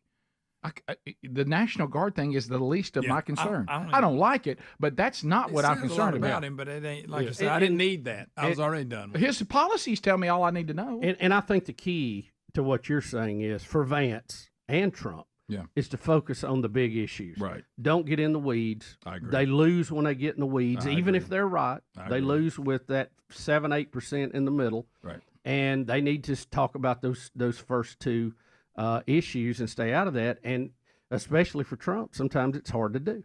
I tell you what's interesting is watching Kamala Harris now steal some of the platform of the Republicans. Now she's saying that she's not going to tax people on tips. Yeah, let's look at the clip. That was Me too. That was the one that comes right from Trump. It's a video too, Adler. So here we go. Here's Trump on June 9th, and then we're going to hear from Kamala on August 10th. All right. Because when I get to office, we are going to not charge taxes on tips, people making tips. Eliminate taxes on tips for service and hospitality workers. That's that commercial. Why'd you come up with that? That's that commercial again. But I did my arm commercial. like this. Yeah, but I did my arm like this. Or what is he doing? That's what I just said. Yeah, but I did my arm. Yeah, but I was doing the arm. So we all agree that there shouldn't be tax on tips. Okay, good. Let's do move on. that. That sounds bipartisan. We got an agreement on that. Next. Miracle. Kamala is giving the same speech word for word. Yeah, have you seen this? At all rallies. She's not used to being on the campaign trail, speaking different things. She's got her a little something worked up, and she just goes with it on every location. Yeah, so here's the montage of that. It is good to be back in Pennsylvania. It really is good to be back in Wisconsin. It is so good to be back in Michigan. I am clear. The path to the White House runs right through this state. And listen, I am clear. The path to the White House runs right through this state. I took on perpetrators of all kinds. I took on perpetrators of all kinds. I took on perpetrators of all kinds. I know Donald Trump's type. I know Donald Trump's type. In this campaign, I proudly put my record against his any day of the week. Careful In on this that campaign, I'll tell you, I will proudly put my record against his any day of the week. Really? Are you ready to make your voices heard? Ready to make your voices heard? Are you ready to make your voices heard? When we fight, we win! What a joke. They do know they're being videotaped everywhere they go, right? Oh, my goodness. And the last one, we'll go to break. Kamala Harris talking about that she's for the working man, the working woman, while wearing a $60,000 Tiffany necklace. Here we go. Unlike Donald Trump, I will always put the middle class and working families first. You always have, Democrats. Oh, you always have. Of course, we'd like to be able to buy groceries. Because you see, Coach Walz and I know the middle class built the United States of America. Coach. Yeah. Oh, you're talking about Coach? Yeah, Coach. Good. He's so folksy. $60,000 Tiffany's necklace while she was saying that. Wow. We'll be back. Your phone calls are next. You get you to weigh in on anything you want to weigh in on. All 10 lines are available. 866-WE-BE-BIG is our number. More of the Rick and Bubba Show coming your way with your phone calls right after this. Rick and Bubba, Rick and Bubba.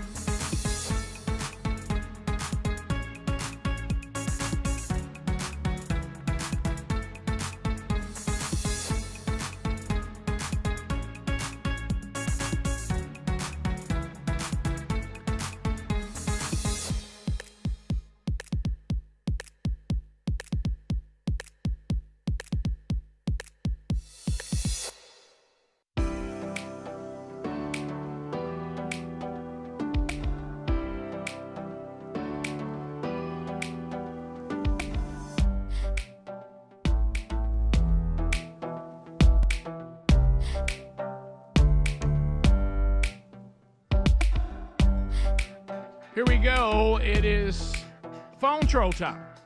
You can be part of the phone troll right now at 866-WE-BE-BIG.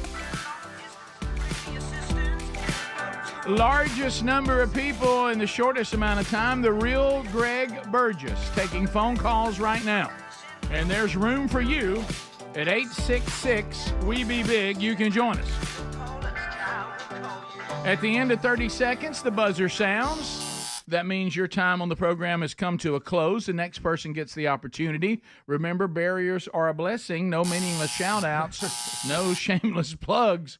Dial us up now at 866-WE-BE-BIG, and we'll get you started. Checking themanchurch.com. This week, active Granger Smith down in Opelika, Alabama at First Baptist Church there, the land of I-92, as they continue the men's discipleship strategy. This is their next gathering. And if you haven't heard Granger Smith, boy, he was part of our conference this year. He's fantastic. Lee Moore goes to Florida, be in Westville, Florida, Hickory Hill Baptist Church. That's on the 17th, so that's on Saturday. And then Sunday night, a couple of man churches. I'll be at North Shelby Baptist Church in Birmingham, Alabama, and Jeff Struker will be at the next man church at First Baptist Church, Tuscaloosa. All those are happening this week, and there's a bunch of them this month. Find them at themanchurch.com under events. Let's start with John in Sweet Home, Alabama. Trolling. Keep them phones a-trolling. Here we come, phone trolling, phone troll. John, welcome to Rick and Bubba. Go ahead. John? Yes, sir. Go right ahead. An Olympic sport that's less popular than ribbon twirling. Nobody wants to watch women play volleyball with their clothes on. Okay, John. All right. Okay. Ken in Sweet Home, Alabama. Ken, go ahead. 30 seconds. Yeah, as far as the Olympics, I think they ought to do away with all the crazy stuff. They ought to have 9 holes of golf. And when they put their little chip down, when they're only 2 feet away from the hole, that should be done away with. I hate that in golf anyway. I know it's a mind thing. The other thing, there's a comedian, I can't think of her name, but she does a Kamala Harris. Y'all got to hear her. She was on Saturday Night Live. They did an interview with her, and she did in Kamala's voice the whole time, and it was funny as. Is this the one that's all over I think so. Instagram and all that? And she's actually blonde, but she puts on a black wig sometimes when she does the impersonation. If it's the one that I've seen, she's great. Dead on, by the way. She's really good. Yeah. So, Saturday Night Live needs to cast her as a character if the VP wins by chance. Yeah, I mean, it might be that they have a cast member that's doing a Kamala Harris now, and it's not the same person. But, I bet it's the same one. But if it's not, they're missing an opportunity. Jake, welcome to Rick and Bubba. 30 seconds. Go ahead. Hey, there were a lot of, on Friday on the flashback, there was a lot of Stewart appearances, call-ins from Stewart, if you remember that character. Yes. I think he would have been walking loudly and proud. What just happened? I had nothing to do with that. Hey, good morning. We went to the next one. It went to the next caller without me doing anything. Let's go to Lisa in Georgia. Lisa? Good morning. Hey, Lisa. Yes, I have a thank you I'd like to give to Helms. I called back in January of 2021, and Helms did something very kind that I would like to thank him for. Okay. Yes, my husband was in the hospital, and he had COVID, and I called and asked for prayer. And Helms told me, he said, I don't know if you will be able to get on, but he told me, he said, if you are not able to get on, he told me, he said, I assure you, he said, I will pray for you. And he told me that, and that meant a lot to me, and I never forgot that. Well, thank you, And I Lisa. just wanted to let him know that I thank him for that very much. And my husband did eventually pass away a few days later. But I just wanted him to know that that meant a lot to me, and I have never forgotten that. Thank you. And I just wanted to let him know before he leaves that I appreciated that very much, and that meant a lot to me. You're so sweet. Thank you so much. Thank you, Lisa. Yeah, and you know, we do get a lot of requests to pray, and if we get them and we do see them, even when we come in here before we start the show, we include them and pray for you guys in our offices. And you know, I'm sure there's some that we've missed. We certainly don't mean to. There's a lot, but we do try to pray for y'all every time we can, because we thank you for how often you've prayed for us. Yeah, yep. for sure. Many times we felt it. Jeff in Alabama. Jeff, 30 seconds. Go ahead. Yeah, Rick, I was going to ask you, do you know about the Phil Waltrip's ministry building that's being built on Danville Road in Decatur? No, I know Phil, of course. I mean, we've been working with Phil Waldrop for years, and I've had the honor to do the Gridiron Conference many times. But no, is he building something new? Yeah, it's really nice. It's on Danville Road. They've been working on it for probably about 6 months now, and it has something to do, too, with the women. Yeah, I don't know. Now, they do Women of Joy, if you were about to say that. Sherry spoke at those before. So, yeah, they have a huge women's tour they do every year. And then they do one men's event, of course, because you can't do multiple men's events because you can't say nobody comes. Right. But anyway, so you can get the women to come out. But, yeah, they have a massive ministry, and they do an outstanding job. But I didn't know they had a new facility, but great. That's awesome. Robbie in Florida. Robbie, go ahead. Hey, Rick, good morning. How you doing? Y'all doing good today? We're good, Robbie. I hope you're well. Yes, sir. Just wanted to give you a shout-out for the Sportsman's Night Out there in Pensacola on Thursday night. We were there with Parker, and I appreciate you taking the time to meet with him. That was awesome. Thank you so much. No, that was a pleasure. And we had a great event. We talked about it earlier, and it was nice to meet you and Parker. That was very, very kind of you to get him there. And thanks for being there. JC in North Dakota. JC, go ahead.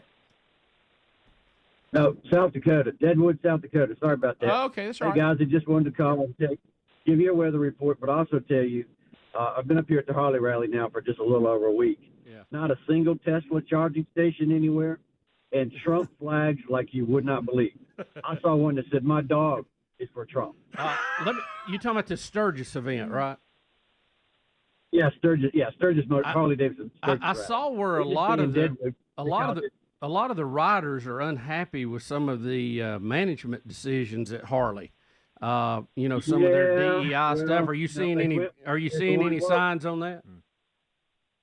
Oh, buddy, you have no idea. There was nobody at the Harley ride. They were all over at India. And I talked to one of the girls on their legal staff. You would not believe what they've been telling them they have to do. They're making all their dealerships go through DEI training.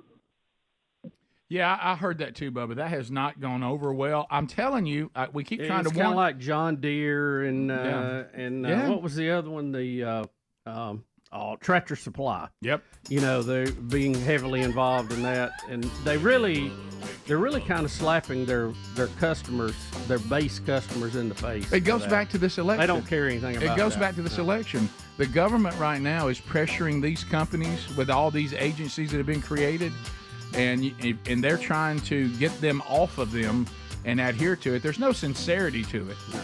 But that's why November's important too. Rick and Bubba, Rick and Bubba.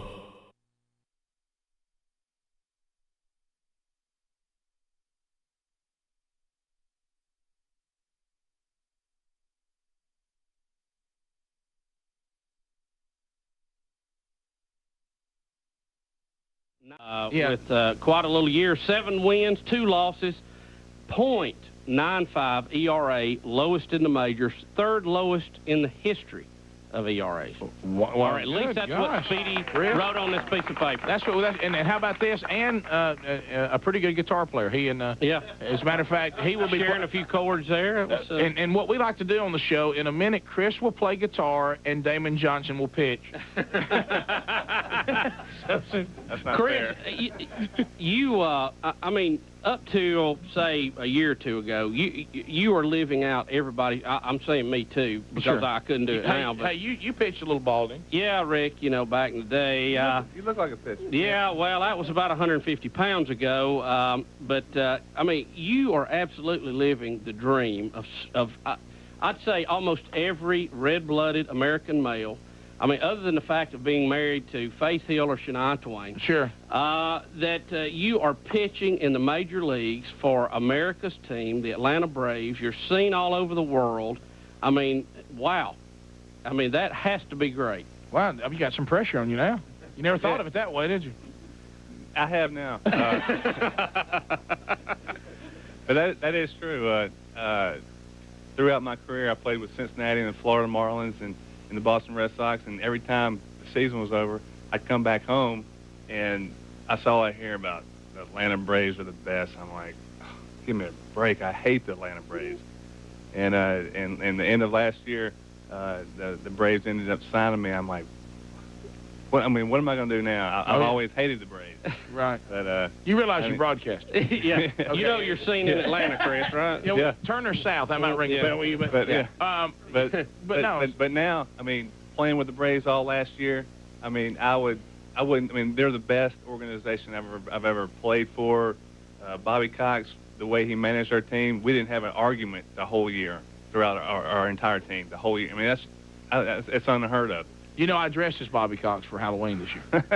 I really did. Did you really? I was a combination of that, or Todd Jones, yeah, who's also a relief pitcher, and he always wanted to be on the Braves, unlike you, who didn't like them. Growing up in Marietta, he thought he'd be pretty cool. Yeah, he grew up in Marietta. He's always wanted to be on the Braves, so I dressed up as Bobby Cox with a goatee, or what Todd Jones would have looked like if the Braves had picked him up.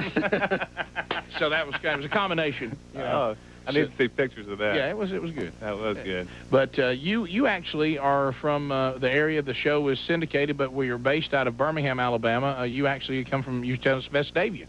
Yeah. The Rebels, which is where my children, my two oldest children, will be going to school. And actually, my son played on the 120-pound Vestavia Rebel football team this year. Well, he has a good future ahead of him. They got some good facilities. And oh, yeah.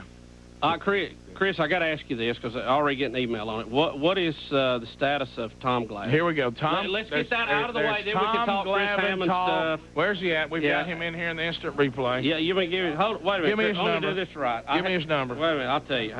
Hang on just a minute. We don't plan this quite like Tom Glavine. Is he under T? Doesn't Glavine start with a G? Okay, I got him. I will 204, Rick. Okay. I will tell you the status of him will be playing in the golf tournament that Chris is about to talk about. So he will be. He will be. Well, that's got to be a good sign.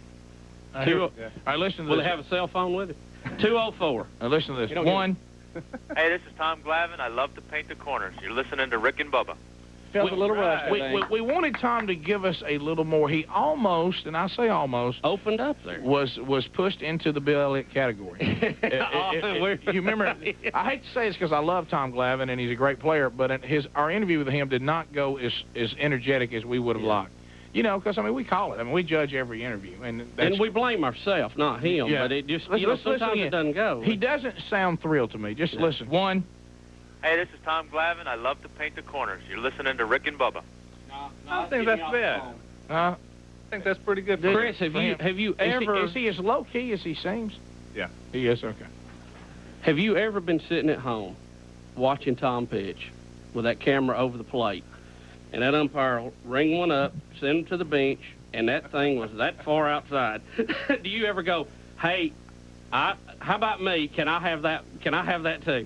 I mean, for the past 4 or 5 years of my career, watching Maddox and Glavine pitch for the Braves, and you're just like, oh my goodness. Two Hall of Famers, and you're right there in between them. Even this year, we were sitting in the bullpen in our little bullpen room.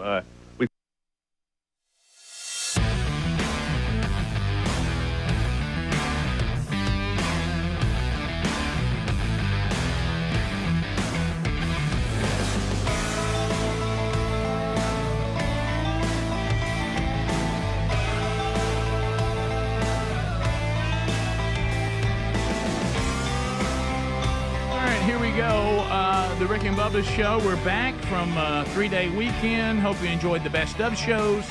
We're back on regular schedule this week. Speedy's on vacation. Speedy's out. So, Bubba, the Olympic Games, we talked about that way back earlier in the show, some of the highlights, but I don't know that we ever said, hey, here's the final count. It's a final countdown. So, is it?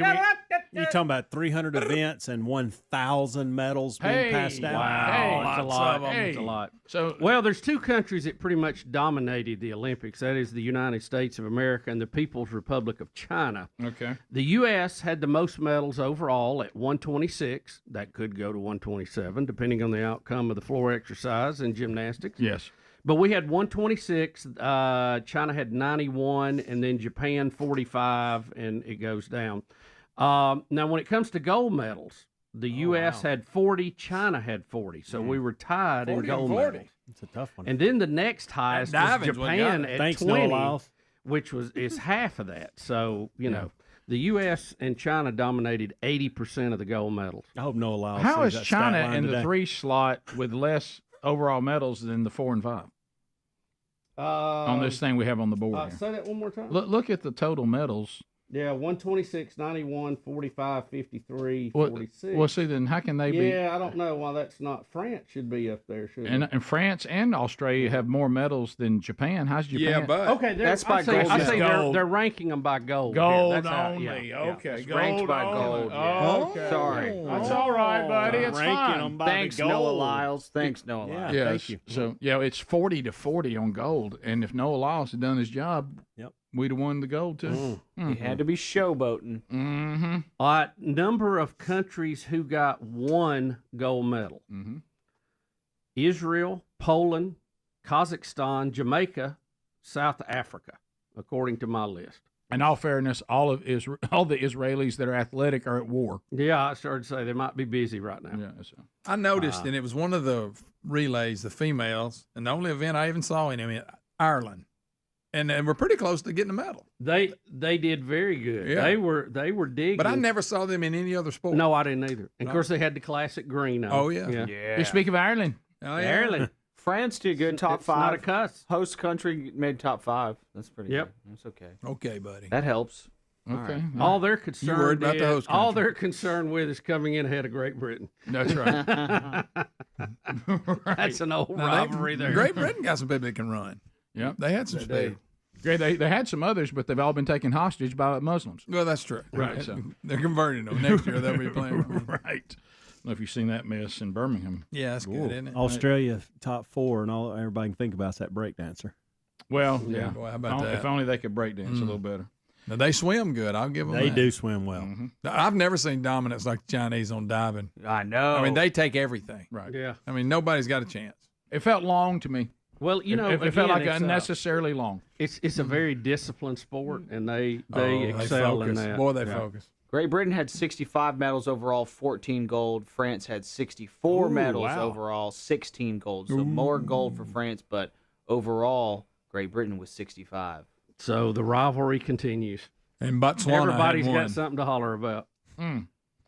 Also, Ireland total medal 7, Greg, 4 gold. How about that? lucky 7. Ireland. I just didn't see them. Lucky number It was 7. just the coverage. I Oh, followed. yeah, you knew it would be something like that. We had a hard time getting a pot of gold. Luck of the Irish. Where's our gold? All right, so I think I went Scottish there. You did. But anyway, You had a little bit of William Wallace. yes, I did. Greg, all men must die, but not all men truly live. That's right. Joe Biden. If you're wondering whether he was forced out, well, I don't know that he knows he told us, but he told us he was. Then we accidentally told. And then he went on vacation again after he. Well, he's disappeared, hasn't he? Well, yeah, Greg. I thought, isn't he still the president? Right? Well, not really. I think so. Greg, he hasn't been the president for a long time. Well, that's now. true. Now But I think- they're not even pretending anymore. Yeah, they said They're that. just not even pretending anymore. Good night. So look, here just he- look at the start right here. Just look at the frozen. Here he is explaining why he's not running for a second term. Here we go. Look, the polls we had showed that it was a neck-and-neck race. Would have been down to the wire. But what happened was a number of my Democratic colleagues in the House and Senate thought that I was going to hurt them in the races.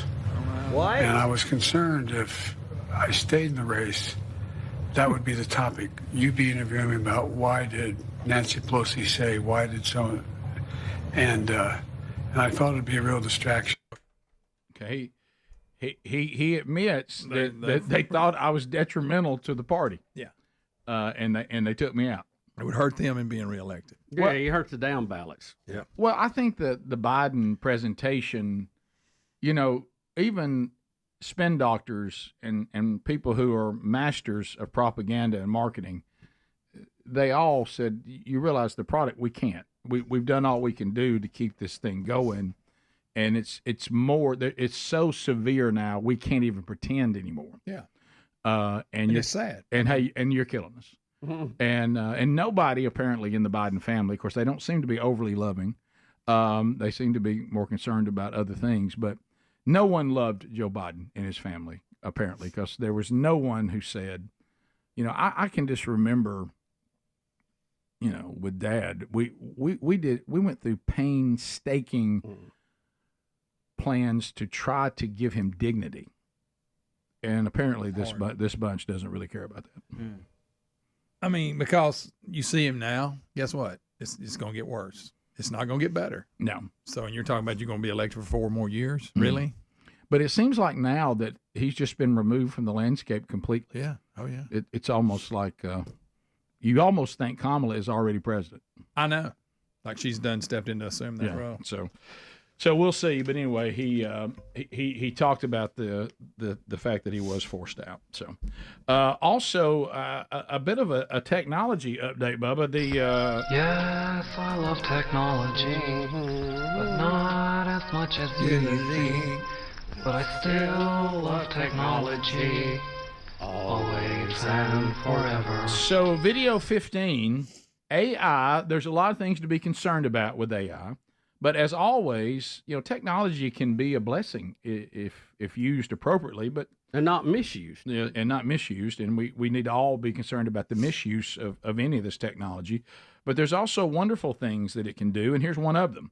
Adler, tell us what you have here. Yeah, so the woman you're seeing here is deaf. Mm-hmm. She's going to put on these AI glasses, and the glasses are going to live subtitle the conversation as it happens around her. Wow. So she's going to realize it. She's going to put these glasses on, and the woman sitting next to her is going to speak, and the words are going to show up in the bottom of her sunglasses, and she's going to be involved in a conversation for the first time. The live captioning glasses. Mm-hmm. So she puts these on. Can you see anything? Can you see anything? I can see you. Oh. Well, I'm talking to you. So this is a new way of being able to communicate and be included in this. No, she's naturally looking at me, but she's realising she doesn't have to lip read me. She can just look through the glasses.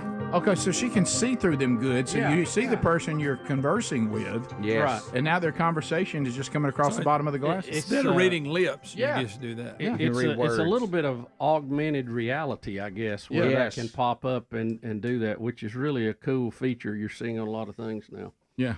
So that's incredible. I saw something that was kind of cool. It's not as directly able to help people as this did, but and Helms, I thought you'd think this is pretty cool. I was looking at one where it had a screen on it, and it came up with a QR code, and this was a piece of equipment in a rack that had a lot of wires to it.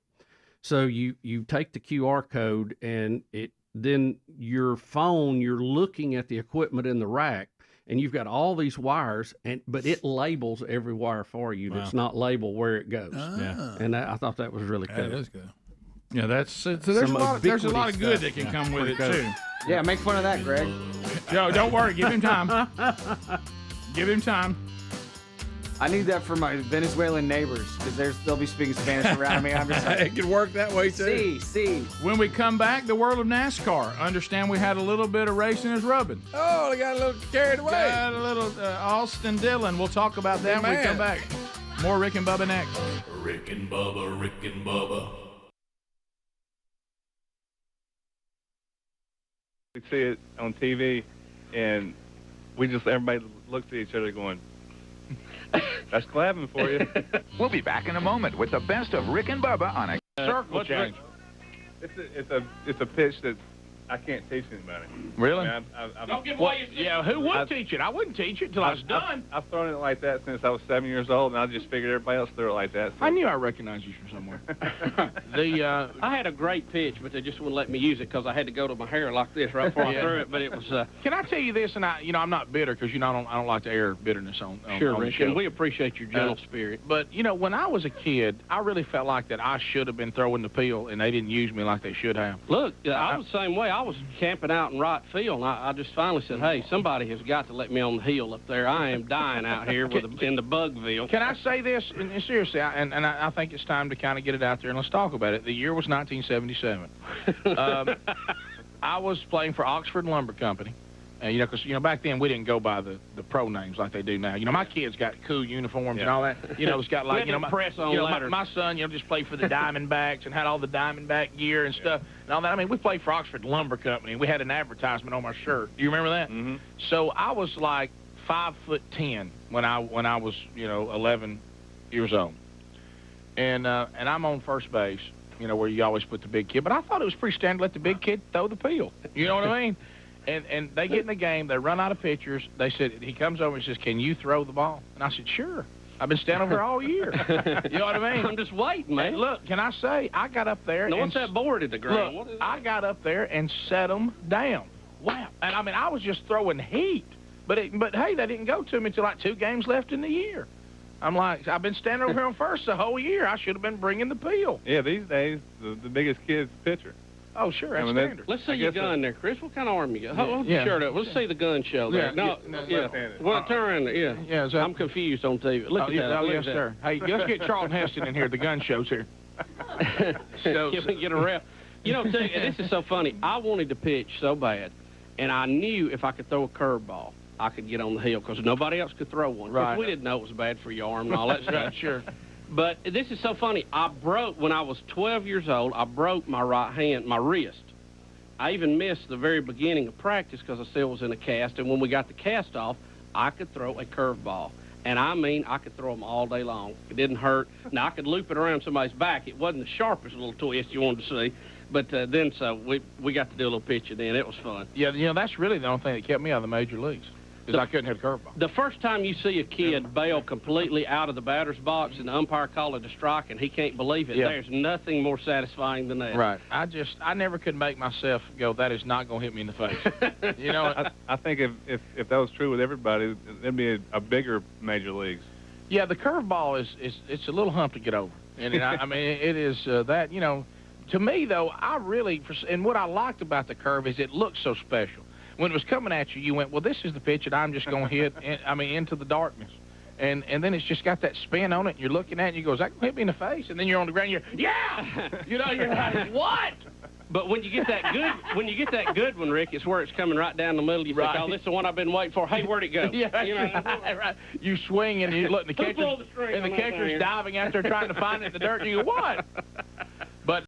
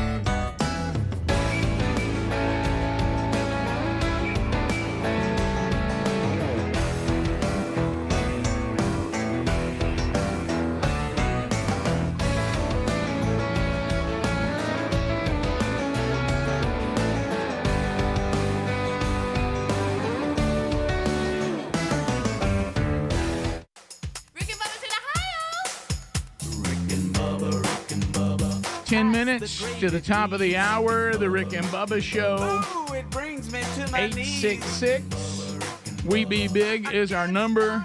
The text option 866-932-3244. All right, so Speedy on vacation this week. We are back, and he'll be back with us, Lord willing, on Monday. So out of the world of NASCAR, Greg, this is kind of your area. Are you following NASCAR at all? Didn't they take a couple of weeks off during the Olympics? Probably. Just now back. Yeah. 2 weeks for the Olympics. That's what I thought. I don't know why they've ever done that before, but I don't. I still listen to Dale Jr. download and stuff like that, but I need to catch up. I'm not sure what's happening. They, they may bring NASCAR. I don't know if you know this, into the Olympic Games. Well, they might as well. Yeah, why not? I'd rather watch that. Right, so, right. They said the only problem is they had a hard time getting Mexico to put only one driver in the car. Right. So anyway, send it right to Rick directly. That's it, Greg. That wasn't me. I sound like Greg. I bet you didn't realize this. For the second year in a row, they ran a road course through Chicago. NASCAR did. Really? Through the city. This is the kind of fact he throws out to make us think he's still into it. I know. When he's really Y'all not. didn't know that. Well, I told you this already, Greg, but you know how you find yourself in these odd situations throughout life, and you're like, well, this is a location check. Yeah. I found myself, as I already mentioned earlier, at Pensacola Beach, having a day off. I'm like in the bed in the hotel room. I've already finished everything. I've got the Gulf of Mexico out there, and I'm watching Days of Thunder. Okay. And I thought to myself, well, this is kind of an odd situation right here. I'm checking. Gotta enjoy myself. I'm really digging Days of Thunder. You thought this is all right. Hey, let me tell you, Harry Hogg. Harry Hogg. Did you see any of the jets go over? I didn't. I didn't. I went by, I saw all kinds of, I was over near their naval base and all that. Right. Because when you go from Pensacola to Defuniak Springs, Florida, it takes you that route, so you see the naval base and some of that stuff. So anyway, but fisticuff after. So Logano throw hands. What will be the official ruling on that? Is that just part of it? I don't know. Bubba's That's exactly what Speedy did to me in that go-kart. It is exactly what he did. And I think he should have been. And a strange move, they've actually given the win to Romania. Minute 4. So it's now up for debate. Right.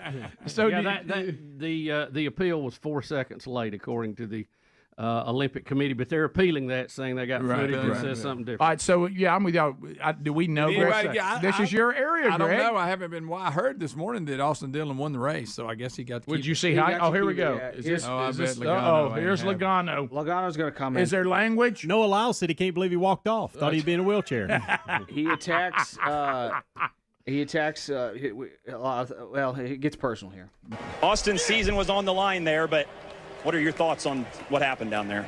It's chicken shit. I'm so sorry. Adler. I'm so sorry. Adler. No, that was actually way on accident. He. Oh my goodness. I'm so sorry. I mean, he didn't get one word. That was the broadcast. His first word was. Please look at Adler's I'm face. so sorry. It's so real. He thought there's no way this could be bad. Yes, it's the coverage. It gets personal. Yes, it does. Well, obviously, Rick, he didn't hear it because it was so far into it. Right. Adler probably didn't go that Well, far in. I heard him say. Listen, for the dozen people that the dump still works for, I got it. Yeah. Now that's But I agree only with about 40% of the Rick, audience. do you agree with Logano? I mean, I don't know. He know. was trying to win. He went on to say he's going to go up there and hold his baby and thank God, and I think it's BS. That's what I was worried about, but I did not hear his very first comment. yeah. So here's what we can say: Logano's mad. And he's Logano's right because upset. look, there he is holding his baby. Yeah. He said he's going to hold his baby and thank God. That's funny. And I think that's BS. That's what I was talking about when I said it got personal. Didn't hear the other part of it. It's all right. So if I'm the guy in the lead and you hit me in the rear and take me out, I'm probably not happy. If No. I'm the second guy, I think I did some really good racing. Of course, now what about Hamlin? Is he upset at all? 'Cause I know. At one point, he was in pretty good shape. And he took him out too. Yeah, he had it. If Yeah. he don't go, he knows the only way I'm going to win is wreck him. So let me ask you this: he had multiple car leads. How did he ever get close enough to him? He To made take a him? run on him. It looks like It when- looks like he no. almost- It looks like he slowed down, like Slow maybe down in the turn. In the turn, it to really block did. him, you think? Yeah, here it is. Yeah, watch him in the See, I turn. mean, See he's right gotta here, be- you think he's got it. Now he Right slows there, he down. slows down. He could spin out too. Yes, Well, absolutely. I think he thinks the only way I can win is do this. If I wreck, so what? Right. Yeah. I'm not going to win anyway. Mhm. Yeah. What did Logano say about it? Well, What do you we think heard it that was? loud and clear. Was it chicken? I'm so sorry. Right. Well, like I said, I dumped it for. It's some of the almost audience. like if he didn't slow down, he never catches it. I until- thought that too. Right. Right. Do you think that was a blocking move more than a? I think he should have just kept I on don't know going. enough Or did about he, it. I did know he on shift some of the gears or something and miss it? on Right some of the here. bigger tracks, they'll do that because if you get separate from them, they'll get a run on you. Mm-hmm. But There it I is. don't know if he was trying to keep the. I don't know. Well, I don't know enough Logano about it. is upset. Adler, we established that, Yeah. and he did take it personal. Yeah, he was going to attack his kid and his faith, but I didn't hear that. So I didn't see the hit on 11. Oh yeah, he comes down watch and this. catches him. So all the way to the line. it's not one hit; it's two. It's hits. two, right? Watch Yes. this. So he takes out Logano, and then Hamlin's got it, and he takes him out too. I thought 22 took 11. Watch right here. Didn't. He's So gonna there's pass one. him, Now see, right. 11's got him. That's Hamlin, Right. and he takes him out too. Boom. Boom. He was wrecking everybody around him. Wasn't he? Hey, baby. That's that 3 on the side. It's still in him. Yeah, I know. If you get in that car, does it make you do that? I guess it does. So let me ask you this: what does Dale Earnhardt say if he was driving the 3 car, or what would he say if he was in the 22 car? Two completely different speeches. Well, when He wouldn't look at it the same way. It depends on what side he's you on. remember the famous when he wrecked Labonte in Bristol? He said, "I didn't mean to wreck him. I was trying to rattle his cage." Remember that because the crowd was booing him because he pretty much wrecked him. All right, thank you. Yeah, he that. did. Yeah. Thank you for that. Bristol. Am I seeing where the Atlanta Braves are going to play there next year? I heard I y'all don't know how- talking I about get that. when they I put the don't know football now. field in it, but how are you going to put a baseball field? I've seen the diagram. We've of it. been there. Yes. Me and you have in that infield. How would you put a I baseball don't know, field? but they're going to. They're going to play a baseball game there next year. Because you remember Tennessee Vols played. Who'd they play? Maryland. Yeah, so- Virginia Tech. Yeah. Virginia Tech. But I want to back to racing real quick. But that's good. But I did hear that too, Helmsy. So is this illegal to do what Austin Dillon did? I don't think so. Evidently, So they is took it one of right. these things that baseball had? It's nothing illegal, but you're not supposed to do it. It's bad form. Is it one of those? What Austin Dillon's going to say is the guy slowed down. I didn't have a choice. Right. Now, when I hit the 11, it was a little different. Right. Here's his view of how he did it. Well, on the frankly, top. though, Greg, if I don't hit the 11, all this has been a waste of time. Yeah, now Logano's mad and I didn't even win. See, How slows did he down. close on him? That Yeah. Something up. And then here he bumps And on boom. 11, and that's all it took. Winner. Chicken dinner. Two down, That's I just win. racing. I think that's just racing. Is all that That's is. just Logano racing. would have done the same Yeah. thing. That's just racing. Top of the hour. Rick and Bubba. Let's talk about the golf Yeah, tournament. we got a hawk away here. Well, look. People want us to warm up to Chris and then talk about the tournament. They don't want us to jump right into it. If you're gonna sneak a hawk on the audience, you got to sneak it on them. Sure. If you come out hawking right out of the gate, they'll bail on you. He has a hawk page. You got to give them something and then hawk. Right. See, what we did, we gave them some questions, we gave some Little League stories, and then we slip in the hawk. The Chris Hammond Youth Foundation Golf Tournament at Old Overton Club in Vestavia Hills. I don't guess you and Speedy like playing at Old Overton, do you? Wow. Y'all love it, don't you? Now, here this is coming up, Speedy. Did you ever tell us what's happened to Tom Glavine? Is he going to sign or not? Well, I talked to him the other day. He's scheduled to be at your tournament. And he'll be there. He's telling the thing with the Phillies. They're going to be going after him. I guess he's their main man to sign. And I called him up, and he's like, I told him, I go, well, if you sign with the Phillies, you buy a bigger house than usual, and we'll both our families will stay there. And so he's like, I don't know. Won't you just sign with the Braves? Then I'll sign with them. So I think he wants to stay with the Braves, and I do too. So hopefully You want to stay too. I tell Tom's making a little jack, ain't he? I don't want to talk about that. He's got a couple of bins, doesn't he? How about this? He performs. Yeah, he deserves it. Yeah. He gets the job done. We'd like seeing a little better. God bless We'd like seeing a little better performance in the playoffs, but I won't get into that this year. Oh, I know. I mean, you could just say if you want to call me lowest ever, you can. Yeah, if you want to call me lowest ERA. Just call me .95. You know what I'd say? I'd go, this lowest ERA can be bought. Just get the checkbook out. Let's talk about it. We'll be back in a moment with the best of Rick and Bubba on a king-size Christmas on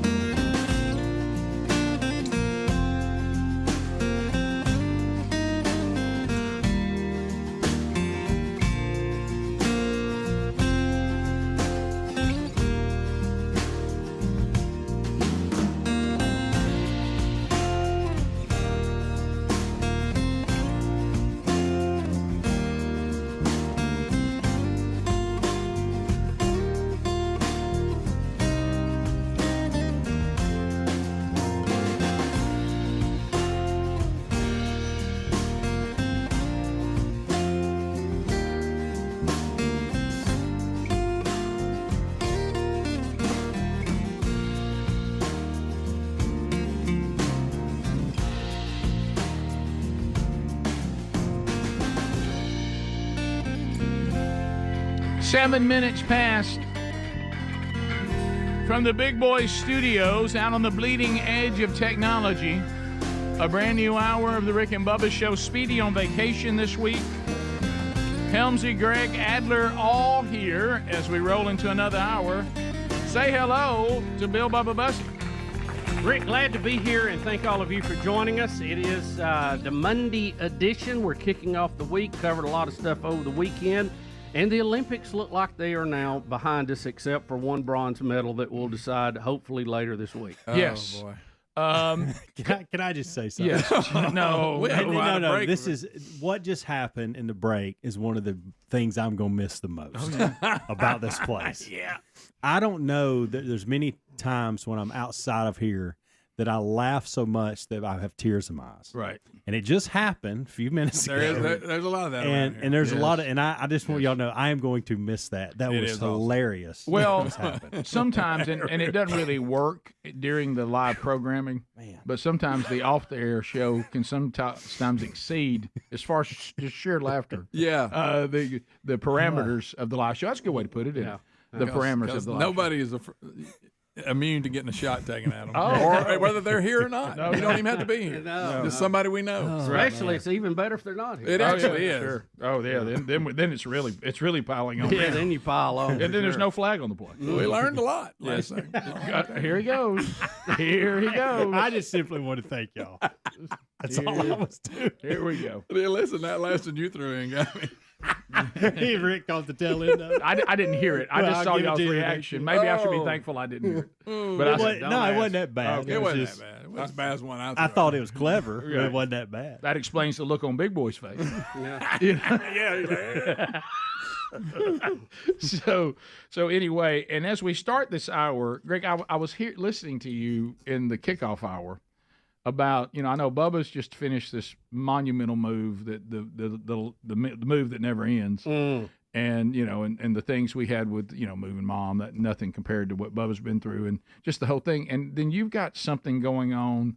Well, we've accumulated a lot of stuff. But didn't I hear, because since Mom, when she got to the point that she couldn't host Christmas Eve anymore. That was always a tradition. You could, all the other days were up for whatever you need to do. But Mom said, if I could just make a claim as long as I can to Christmas Eve, the family at our house Christmas Eve, and then of course, when Dad developed Alzheimer's, and then they had to move into a retirement community, she couldn't do it anymore. So now we rotate. Yeah. Either we'll host, and then Greg will host, and last time that Greg's family hosted, they did this at his daughter's house, which was a wonderful night, until the baby gave everybody a stomach virus. Well, who saw that? Right, and that was that. You're going to have that. You're going to have that. That may have been Taylor.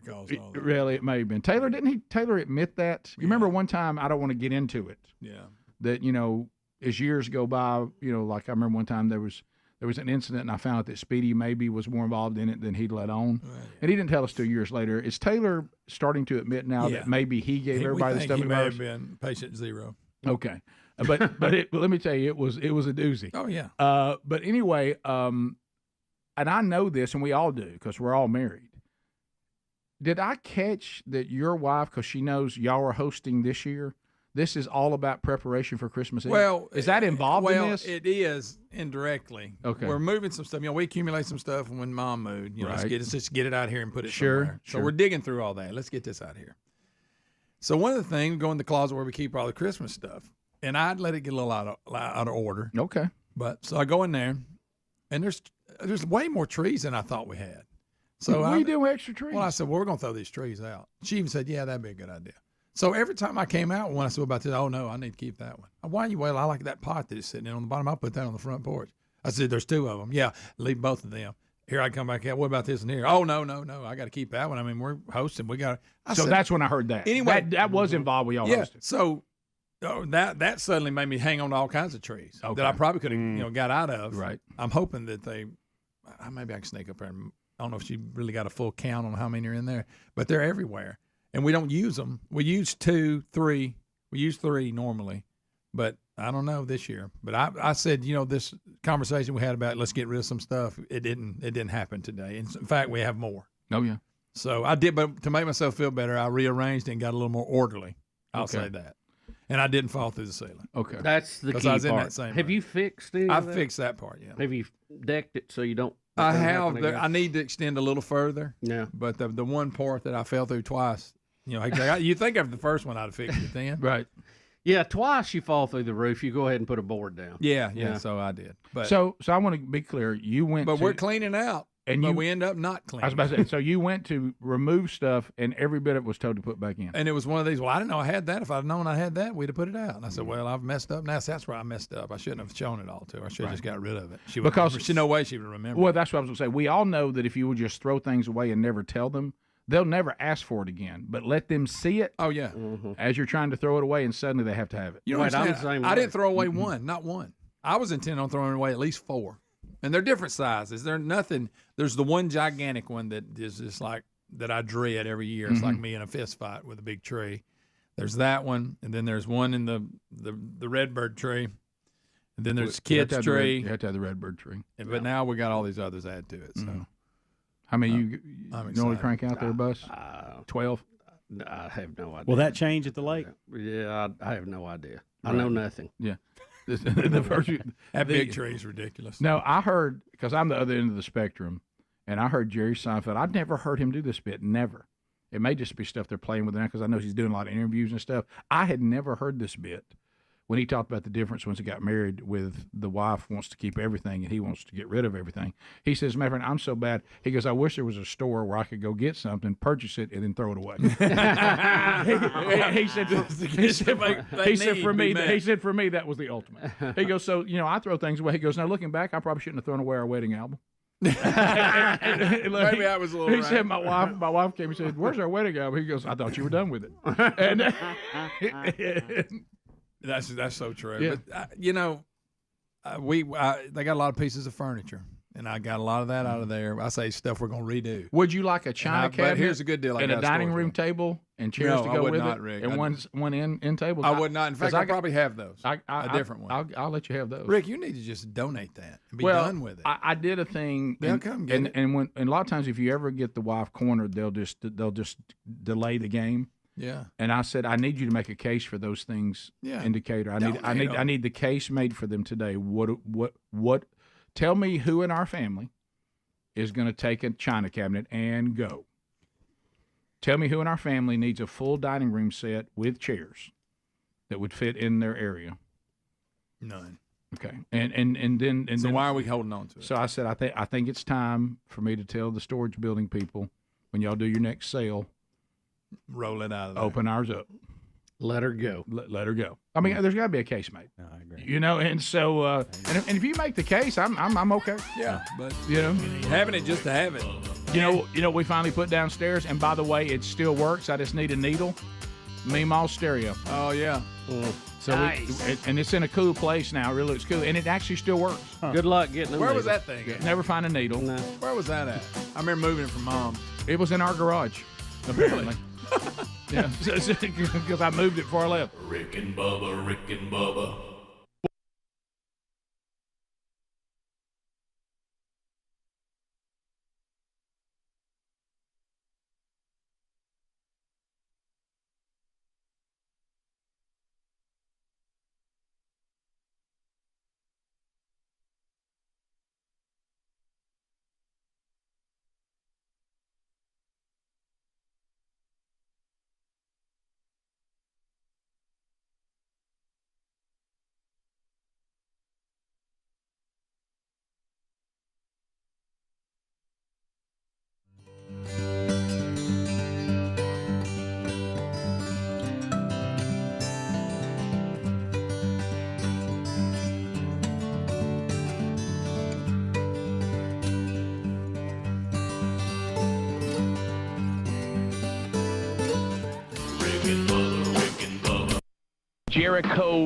Jericho Road will be with us, our guest this morning.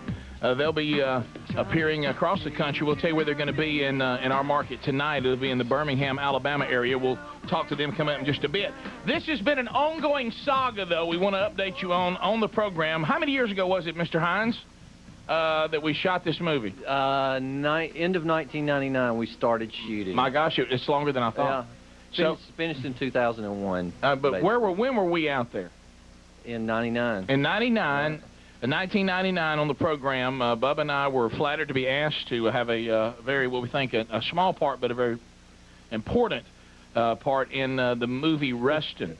Y'all remember us following that on the show? We even took a day off work, didn't we, to go? Well, we couldn't survive, Rick. I mean, we were up all night. Right, and in shooting this, it stars Meatloaf, Zachary Ty Bryan of Home Improvement fame. It also Ashley Johnson from Growing Pains, and of course the most popular movie she was in recently was Mel Gibson in What Women Want.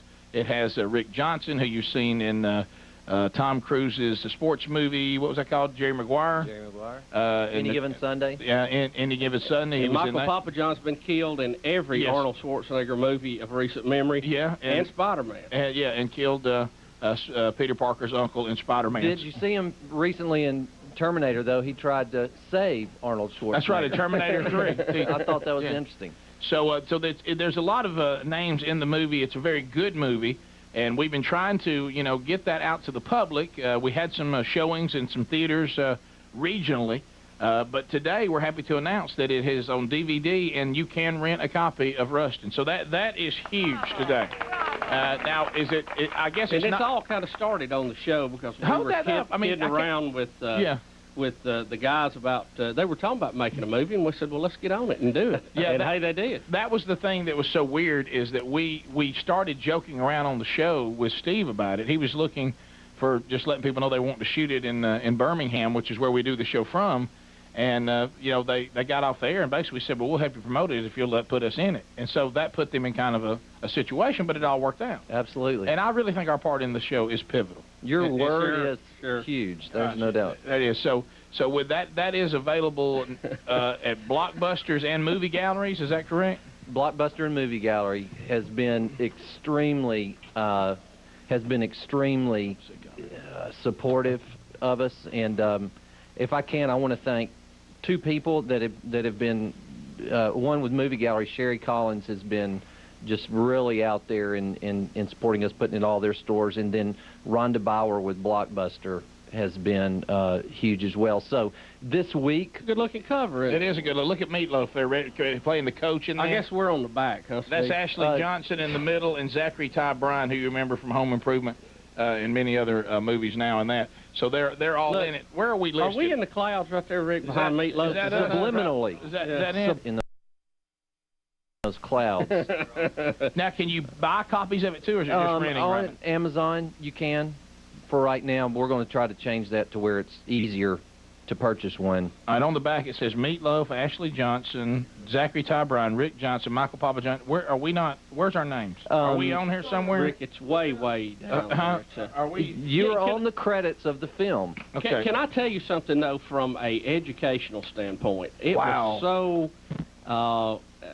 enlightening to be on the set of this, because you learn so much about how movies are made. And yes, you do. You really have a lot more respect for these actors and actresses, what they have to go through to get one scene. I mean, you have to do it about 8 times in different angles, and I mean, you can't have a camera always where you need it because it would be in the view. And the technical aspect of it was pretty entertaining. Mm-hmm. The detail they went into on this. Also in the movie.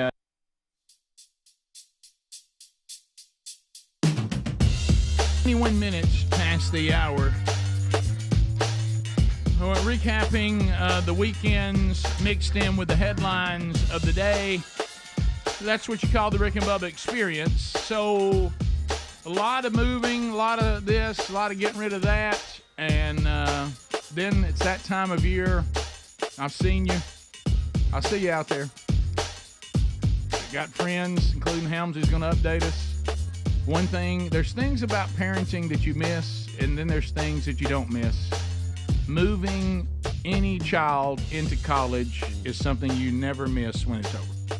It is a nightmarish situation. It's very difficult. They don't really have it set up. You know why? Because you're trying to move your kid in, and guess who else is? Everybody else. Mm-hmm. All the other parents. Here we all come in various vehicles and U-Hauls and trailers, trying to unload the kid into some sort of dorm room or an apartment or something. And Helmsy, have we got one Braden Helms settled in? We do. At we Wallace. Do. Yeah.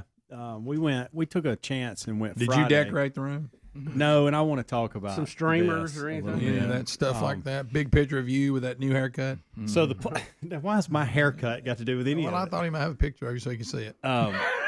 We decided to go Friday because we thought, well, maybe that will beat the rush That's a on good call. Saturday. I like that call. And it was a good move. Hey, graduate. Not a whole lot of people there at that particular time, Good especially call. when we did it. But Amanda took off a couple hours, and so we had 2 vehicles full, loaded up the truck, and Brady and I headed on early. She had to wrap up some things. She was shortly behind us. We were meeting his roommate and his parents.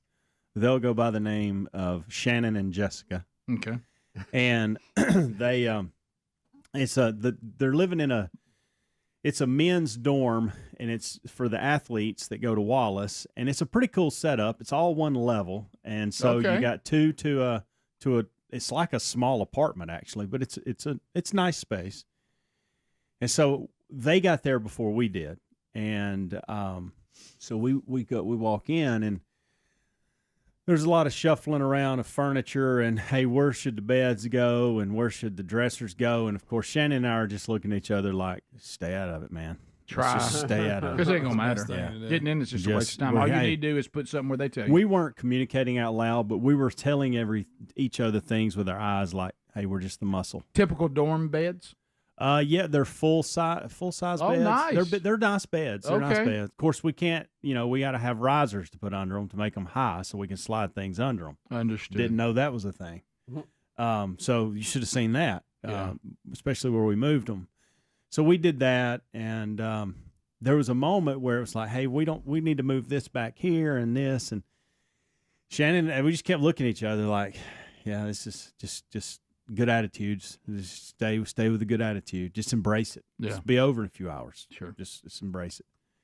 So hot. we did. So Braden and Will, they were they'd chime in from time to time. Ooh, I like that and like that. And Interesting. That's more than I could get out of mine usually. yeah, and the males anyway. And, yeah, they're like, a lot of talk about how much bigger it was than they expected, which was a good thing. And there's a bathroom that's in there, and then there's a common area that's got like where you can go wash your clothes and all. And there's it's got TVs, and this is aside from their place. And so we went down and looked at it. And anyway, we spent hours, 3-4 hours moving stuff around, getting it just like I wanted to say out loud, these are dudes. They don't care what y'all are doing right now. That was my next- drop, we're out. That was my next that, deal. Like the way y'all are decorating this is sweet, and it is like y'all made me want to live here. Like if they're on the road and Sure. I'm not doing anything, I might come stay here a weekend. Right, yeah. Like it's really nice. But the minute y'all walk out that door, I know they're not going to there's maintain two dudes staying here. They're not going to maintain it. They're not going to maintain this It's at gonna like a all. locker room. And you know what you should have said in your situation? Honey, you realize we have 2 daughters. They're going to care about all this. Right. Save that energy for them. And I felt like this was her way of test run. Mm-hmm. And Jessica was into it big time. Like, I mean, we got rugs. And ain't no dude care about if a rug's on the floor. No, not one. No. So it was, there was at one moment there was air fresheners in the bathroom, and I thought, who cares? Right. Once they dry up, they're going to be just dry. I mean, Yeah, never see them again. Shower curtain. Hey, I got these special hooks. You think they care about No, special hooks? they don't. Gotta put the liner in the tub with you so you don't flood the the rough floor. design on the shower curtain. Everything They you don't did, know what's on it. They're never going to put the shower Yeah. curtain inside the tub like you're supposed to. It's going to be water in there every time. To the floor rods. I mean, and so they wanted to know, where they put their tennis rackets and where the refrigerator, is it full of Gatorade and water? Yeah. And where's the snacks? And where's the snacks? And outside of that, no, they didn't really care. But the ladies loved it. They loved Did you tell them, decorating. enjoy this picture of it because you'll never see it again. And we made sure and took pictures. We know they're of it, going to too. destroy the room and not maintain it. They are. But in the future, just to help you, if you know that the day comes that Mama is not just going to come to the campus, she's going to go buy the room, just give them a heads up. Yeah. Yeah. So Oh, yeah. say, hey, Mom's in town. Just Get so them y'all drawers know. about the floor And where what you I just throw your prepared, clothes. what I prepared mine for, I don't care about any of this Pile it either. up. But when I walk into your room with Mom, I'm going to act like I care. You're gonna, You're going to see me and you're going to like, who is that? Yeah. And I said, because I've got to ride home with her. Amen. See, Exactly. Yeah. See, we leave, but I'm with. I don't leave.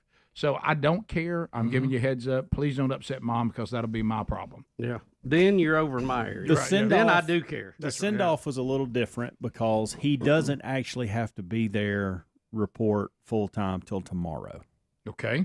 So we went and did all that Friday, and he came back with us. Okay. But then... Now he's gone. But then Saturday night, I heard there was a rumor, just a little campaign out there. I think we need to go back. There's something that I didn't do appropriately, and I need to clean that up. And I wasn't about to go, that's not a big deal. Right. I just said, when you want to leave? Sure. Smart. Like, we'll do it. You wouldn't have done that 15 years ago? No. You'd have tried to fight it? And so found myself there back there yesterday. Yep. And for about an hour and a half, 2 hours. And really didn't need to be, but, whatever. Got it done. So he will leave tomorrow. His car's in the shop getting some stuff So the done goodbye to him will just be from y'all's house? Yes. You won't go to the campus and drive back? Correct. He'll drive there tomorrow and he's ready to settle in. He's got everything There'll be he some needs. emotion in the driveway. That's what But I it won't be figured. anything like leaving that campus, Yep. though. Yep. That shouldn't be as bad. And I don't. Grow up so fast. Will he be emotional, or will he be like, No, oh, gosh, no. please don't do all He that? contemplated staying Friday. Mm-hmm. And if his car wouldn't have been in the shop, I think he probably would have. Can Because I there's ask that already for- some guys there. Yeah. Oh, and he would have Yeah, stayed. he would have. Oh, yeah. He would have stayed. Yeah. Don't blink. But yeah, little man is growing up, and it was tough, for me too. A little. Did you feel bit. a little emotion, Daddy? A little bit, but You're it a wasn't. man now, son. You're it a man. Wasn't, Proud of you. It's a different emotion. It's almost a nervous emotion. Yeah. You know what I mean? Yeah. Because I know what I did. Sure. When I went to college. But Yeah. we pass along Not proud wisdom. of it. We pass along Well, wisdom. it's not. I'm not talking about those things. Greg and I talked about that. It's just, nervous that we're going to get the job done the way we need to get it done. Yeah, I don't have any pointers to give for how to be academically excellent. I don't either. Yeah, Rick, that's the whole point. I don't either. Not a lot to draw from. So, Dad, there. what should I do? Academically, I have no idea. Yeah. Don't do what I did. What was that? I don't remember. Study. Maybe try that. Yeah, I know he's studying's got important. the tennis he's got dialed in. It's the other things Yeah. that I'm concerned about. Study, that seems to help. Study, yes. Bubba, Rick and Bubba. And it was one of our favorite things we did on the set. Shawn Weatherly is in it, who was Miss Universe. Is that correct? Miss Universe, yeah. And she's been in a number of movies too. And my favorite line is when I asked her had she read ahead in the script, and she was like, "What are you talking about?" Because we were standing there and they were out of the house for a bedroom scene, and I said, "This next love scene is with Bubba," and to watch her flip through the script. Well, she didn't. Rick, she casually went to her purse and got the script out, and started flipping through it, trying to find it.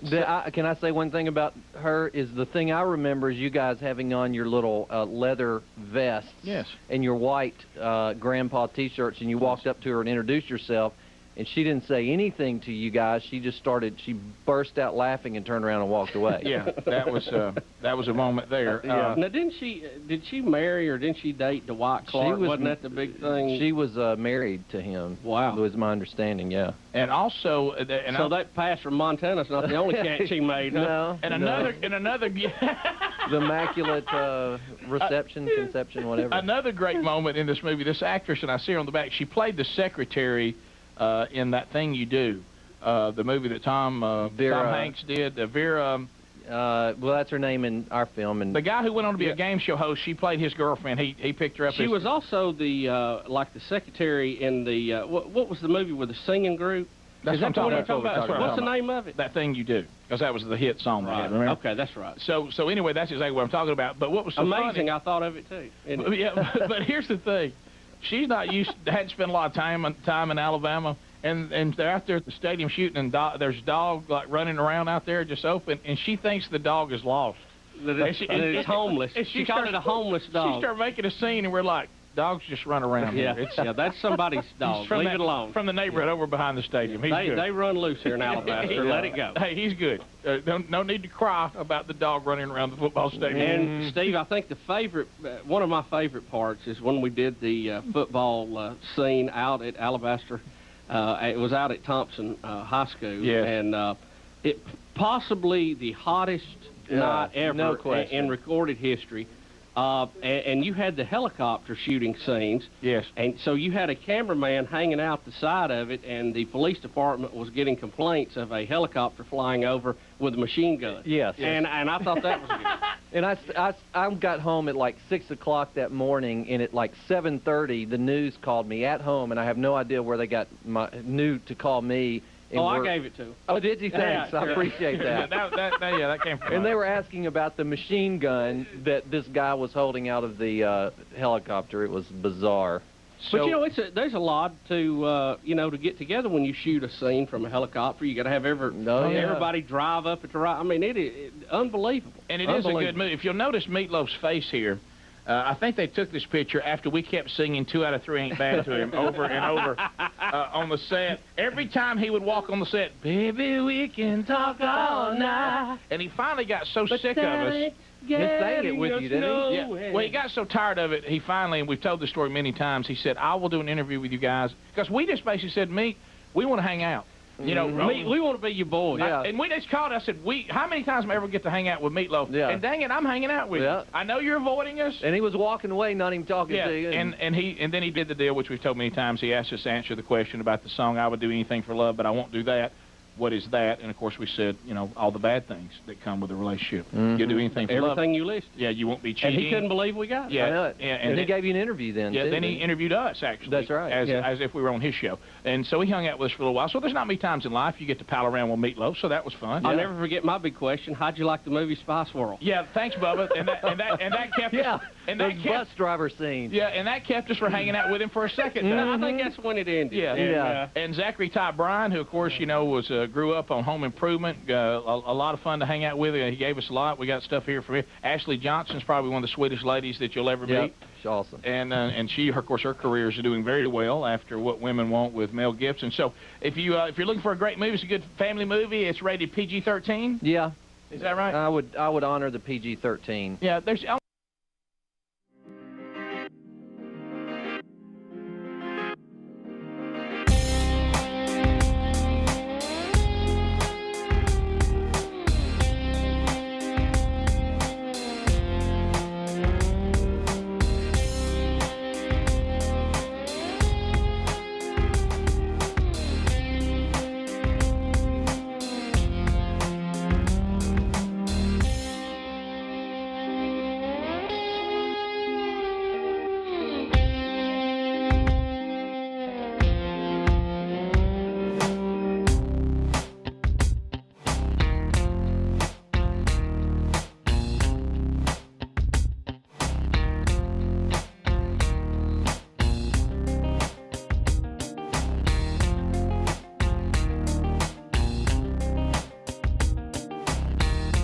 Here we go, 35 minutes past the hour.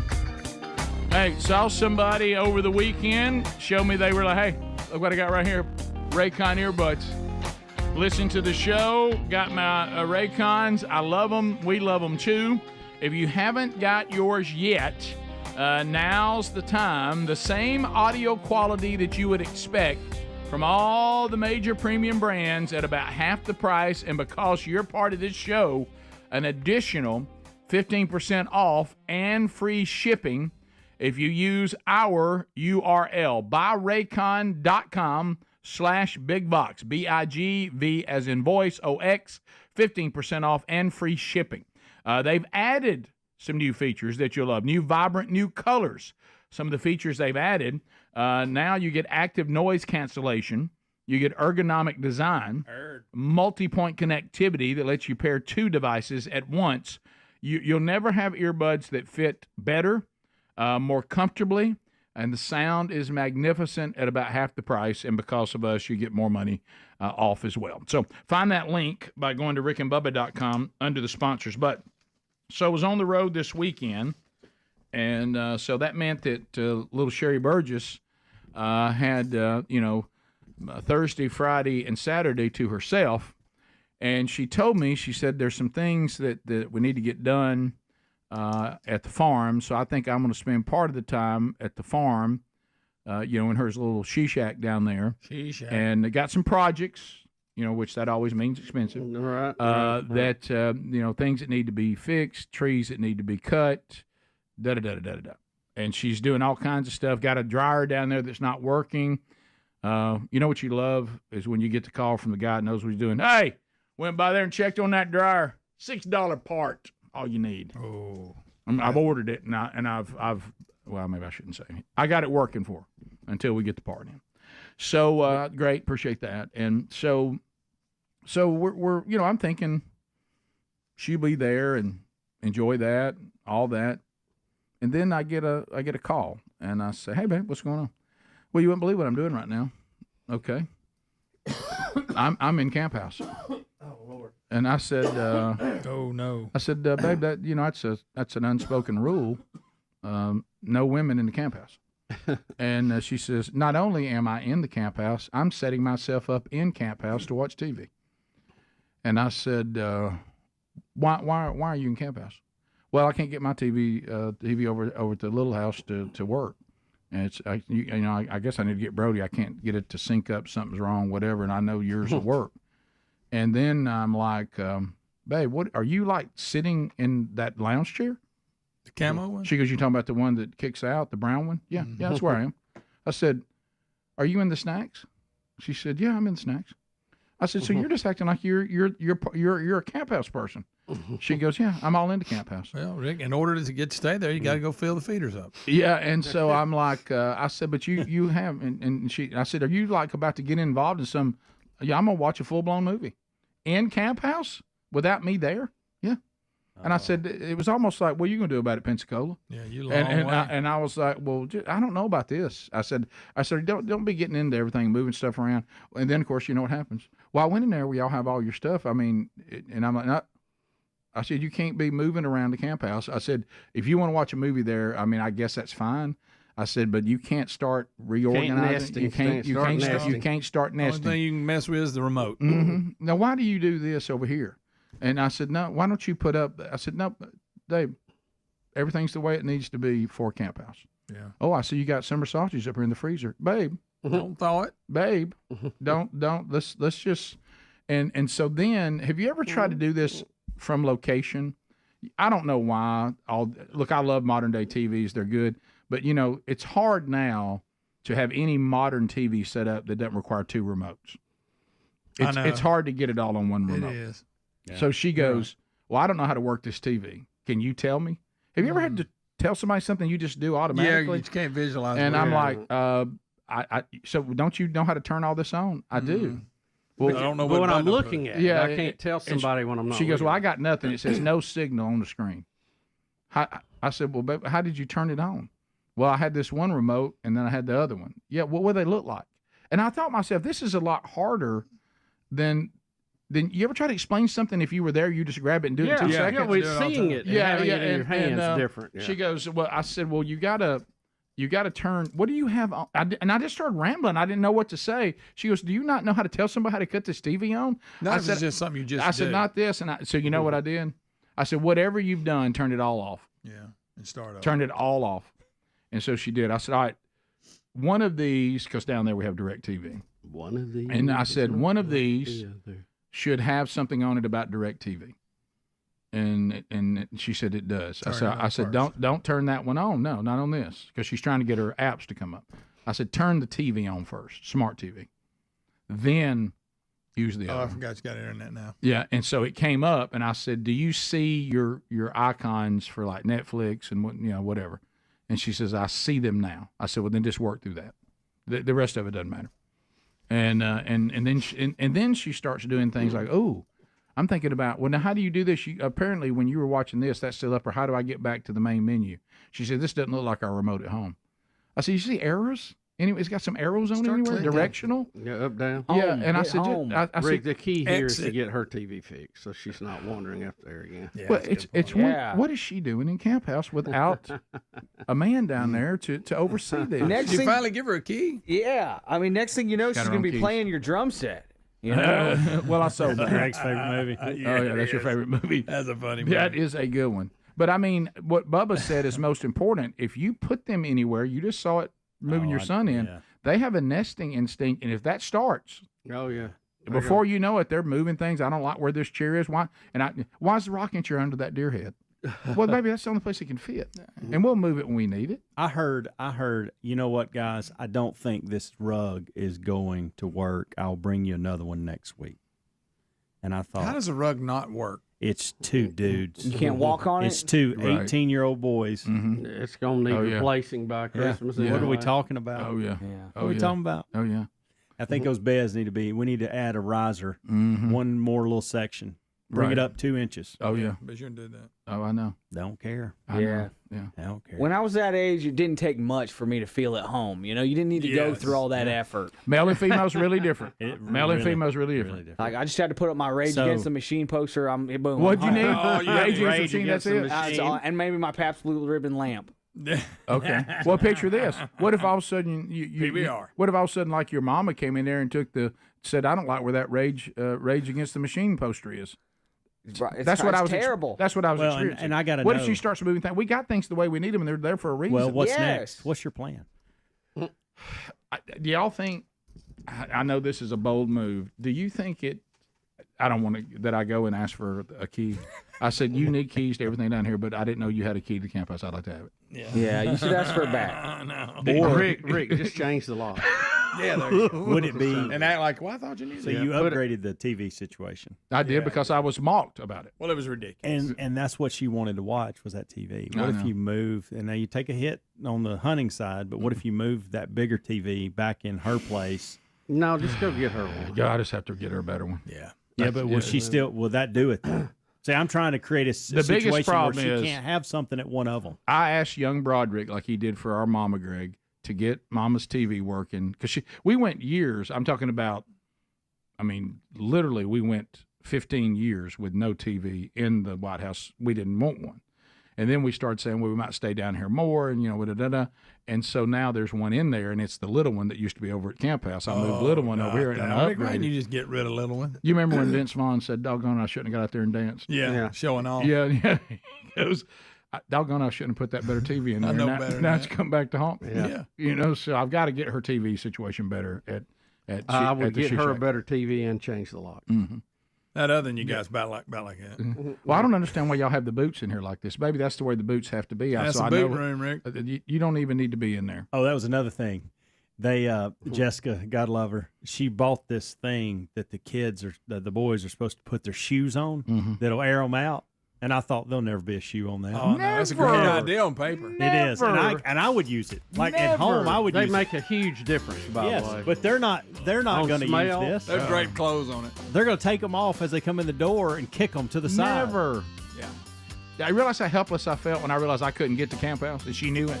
I'm in your chair. I've got both remotes. I'm clicking all kinds of stuff. I'm eating snacks. Moving rocking chairs. We'll be back. We'll take your phone calls next. 866 We Be Big. Rick and Bubba, Rick and Bubba.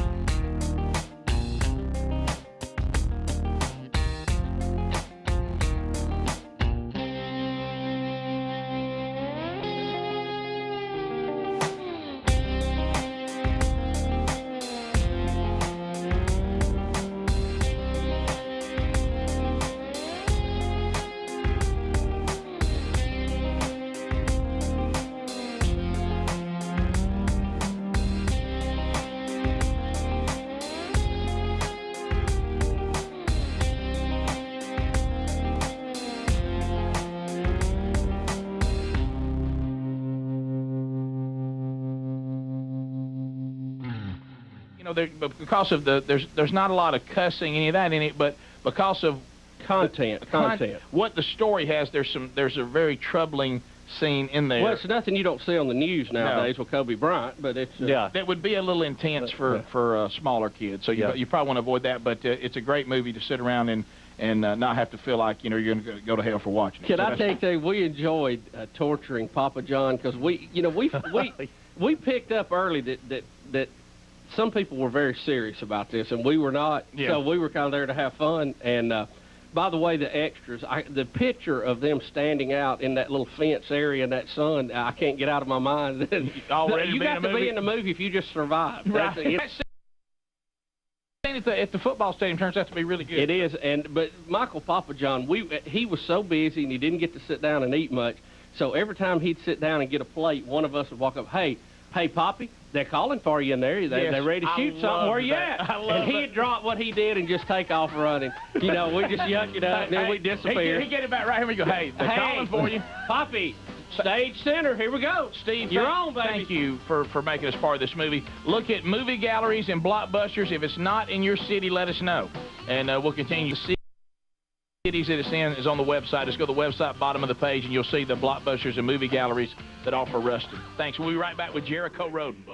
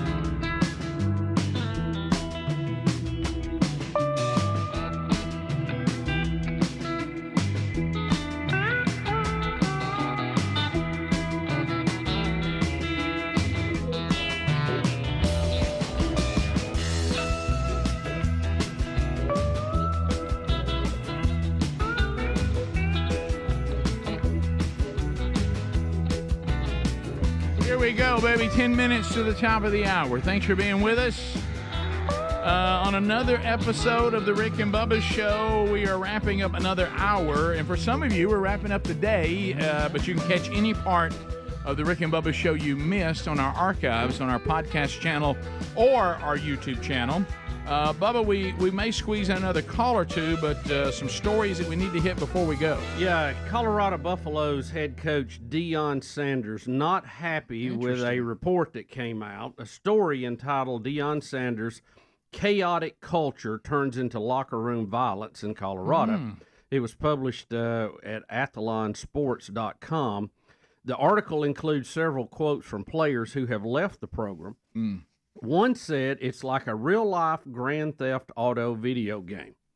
One player said there are many distractions with fights, guns, money floating around. The environment is unlike anything I've come from before.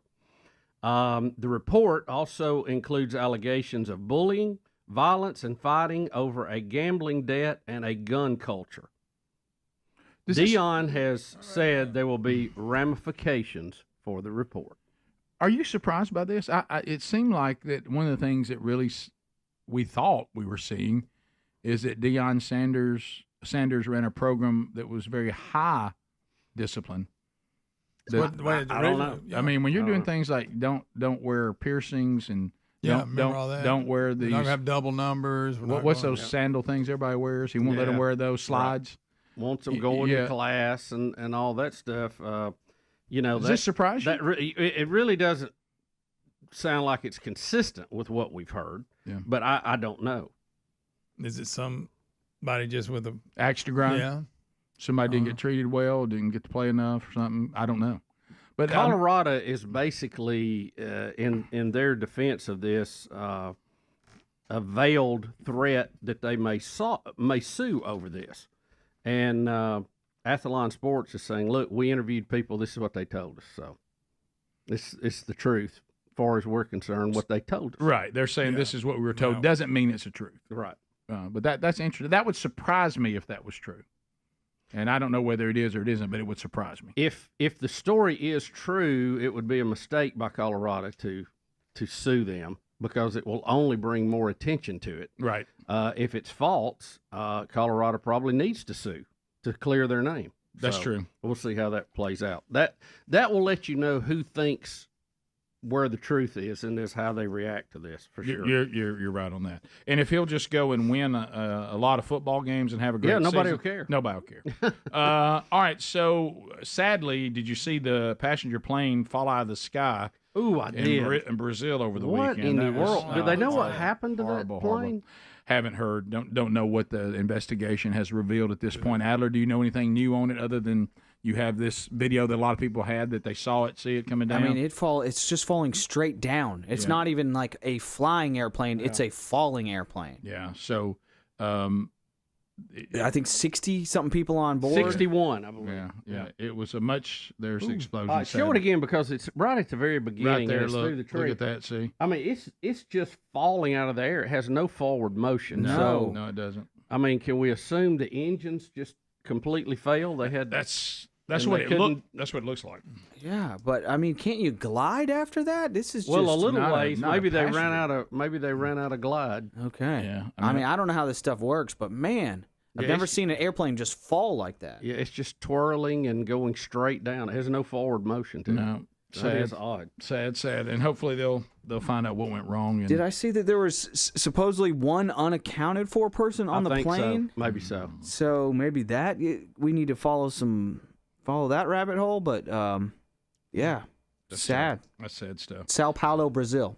To the phones we go. We've got Daniel in Sweet Home, Alabama. Daniel, welcome to Rick and Bubba. Go ahead. Morning, fellas. Hey, buddy. Hey, I got a question for Helms about the moves over the weekend. Okay. All right. Helms, did you find yourself over the weekend trying to jump the gun and telling your wife, well, the king don't care about that? No, he's not to the king mode. No, he's not there. He's too young. Too young, Daniel. He's working on Prince. Yeah, he has not reached the king stage. He's shaking his head in the phone screening room going, he did not go there.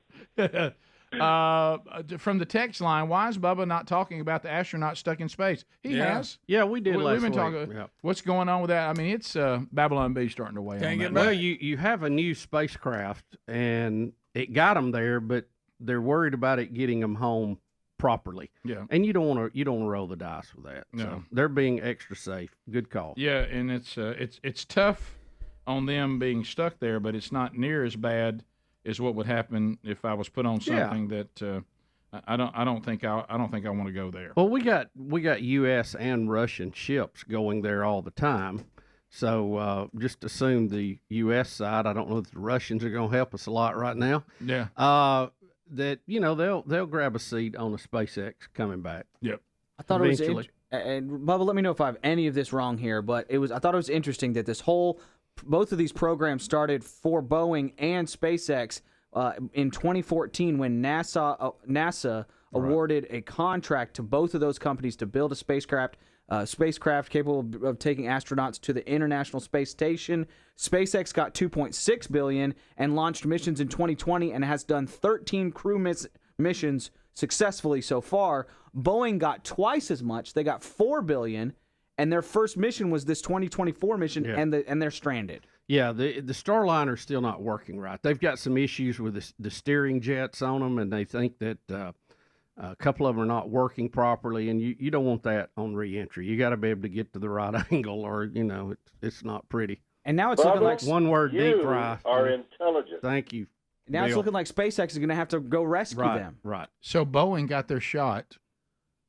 Boeing, I mean, they've had some bad they need press. some wins. You got whistleblowers. They need some wins. They need a W. There was a story this weekend that said they had unqualified people working on some of their stuff. So I don't know what that means exactly. But see, they're not making donuts. Yeah. If you found out there was a donut brand that just didn't seem to bring the quality. Yeah. Serious, still serious. Still serious, but yeah. But when the name is Boeing, that means lots of folks flying and stuff. Yeah. Yeah. Okay, yeah. and that's not good. Well, they'll get it worked out. I think it's going to take time. They may have to do some revisions in the design or whatever. But we had to do that in the Apollo capsule too. It started with a disaster. So, these things, it's high risk, high reward, and it takes time to get it right. But you got to be as safe as possible till you get there.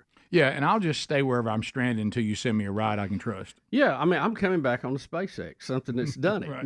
before. Come on. Robert and Calera. Robert, go ahead. Guys, I love my wife. Been married 22 years. Every two weeks, she likes to do what she calls a deep clean on the house. Oh yeah. And we got a double sink. And every 2 weeks, I don't know why, but she has got to clear all of my shaving stuff, all my deodorant, all my toothpaste, everything, all of my daily toiletries. She's got to put them all up. And I'm like, why do you got to do that? It don't make any sense. But it's got to look like Better Homes and Gardens in the house. I know. I know. I think one of the, men and women living in the same place is funny enough. Sharing a restroom borderlines on insanity. Because, especially at the same time. Right, because they need, apparently, That's the tough. entire bathroom. Yeah. You can have two sinks all you want to, and two places, and one being told is yours. Mm-hmm. And like you said, you get everything where you want it, and then every time they deep clean, they put it up, and you can't find any of it. Yeah. Yeah, so it's... Well, I think about the world I'm in times 10 right now. God, like, I need something right now, and I know we got it. I just don't know where it is. I don't know what box it's in. No idea. No idea. Top of the hour. Thanks for being with us. If we're wrapping up our time together, catch those archives today. If you got more Rick and Bubba, enjoy it. Rick and Bubba, Rick and Bubba.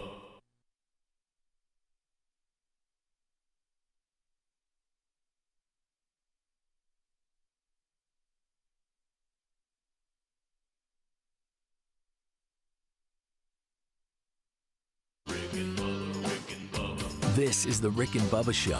Watch more at blazetv.com/Rick and Bubba.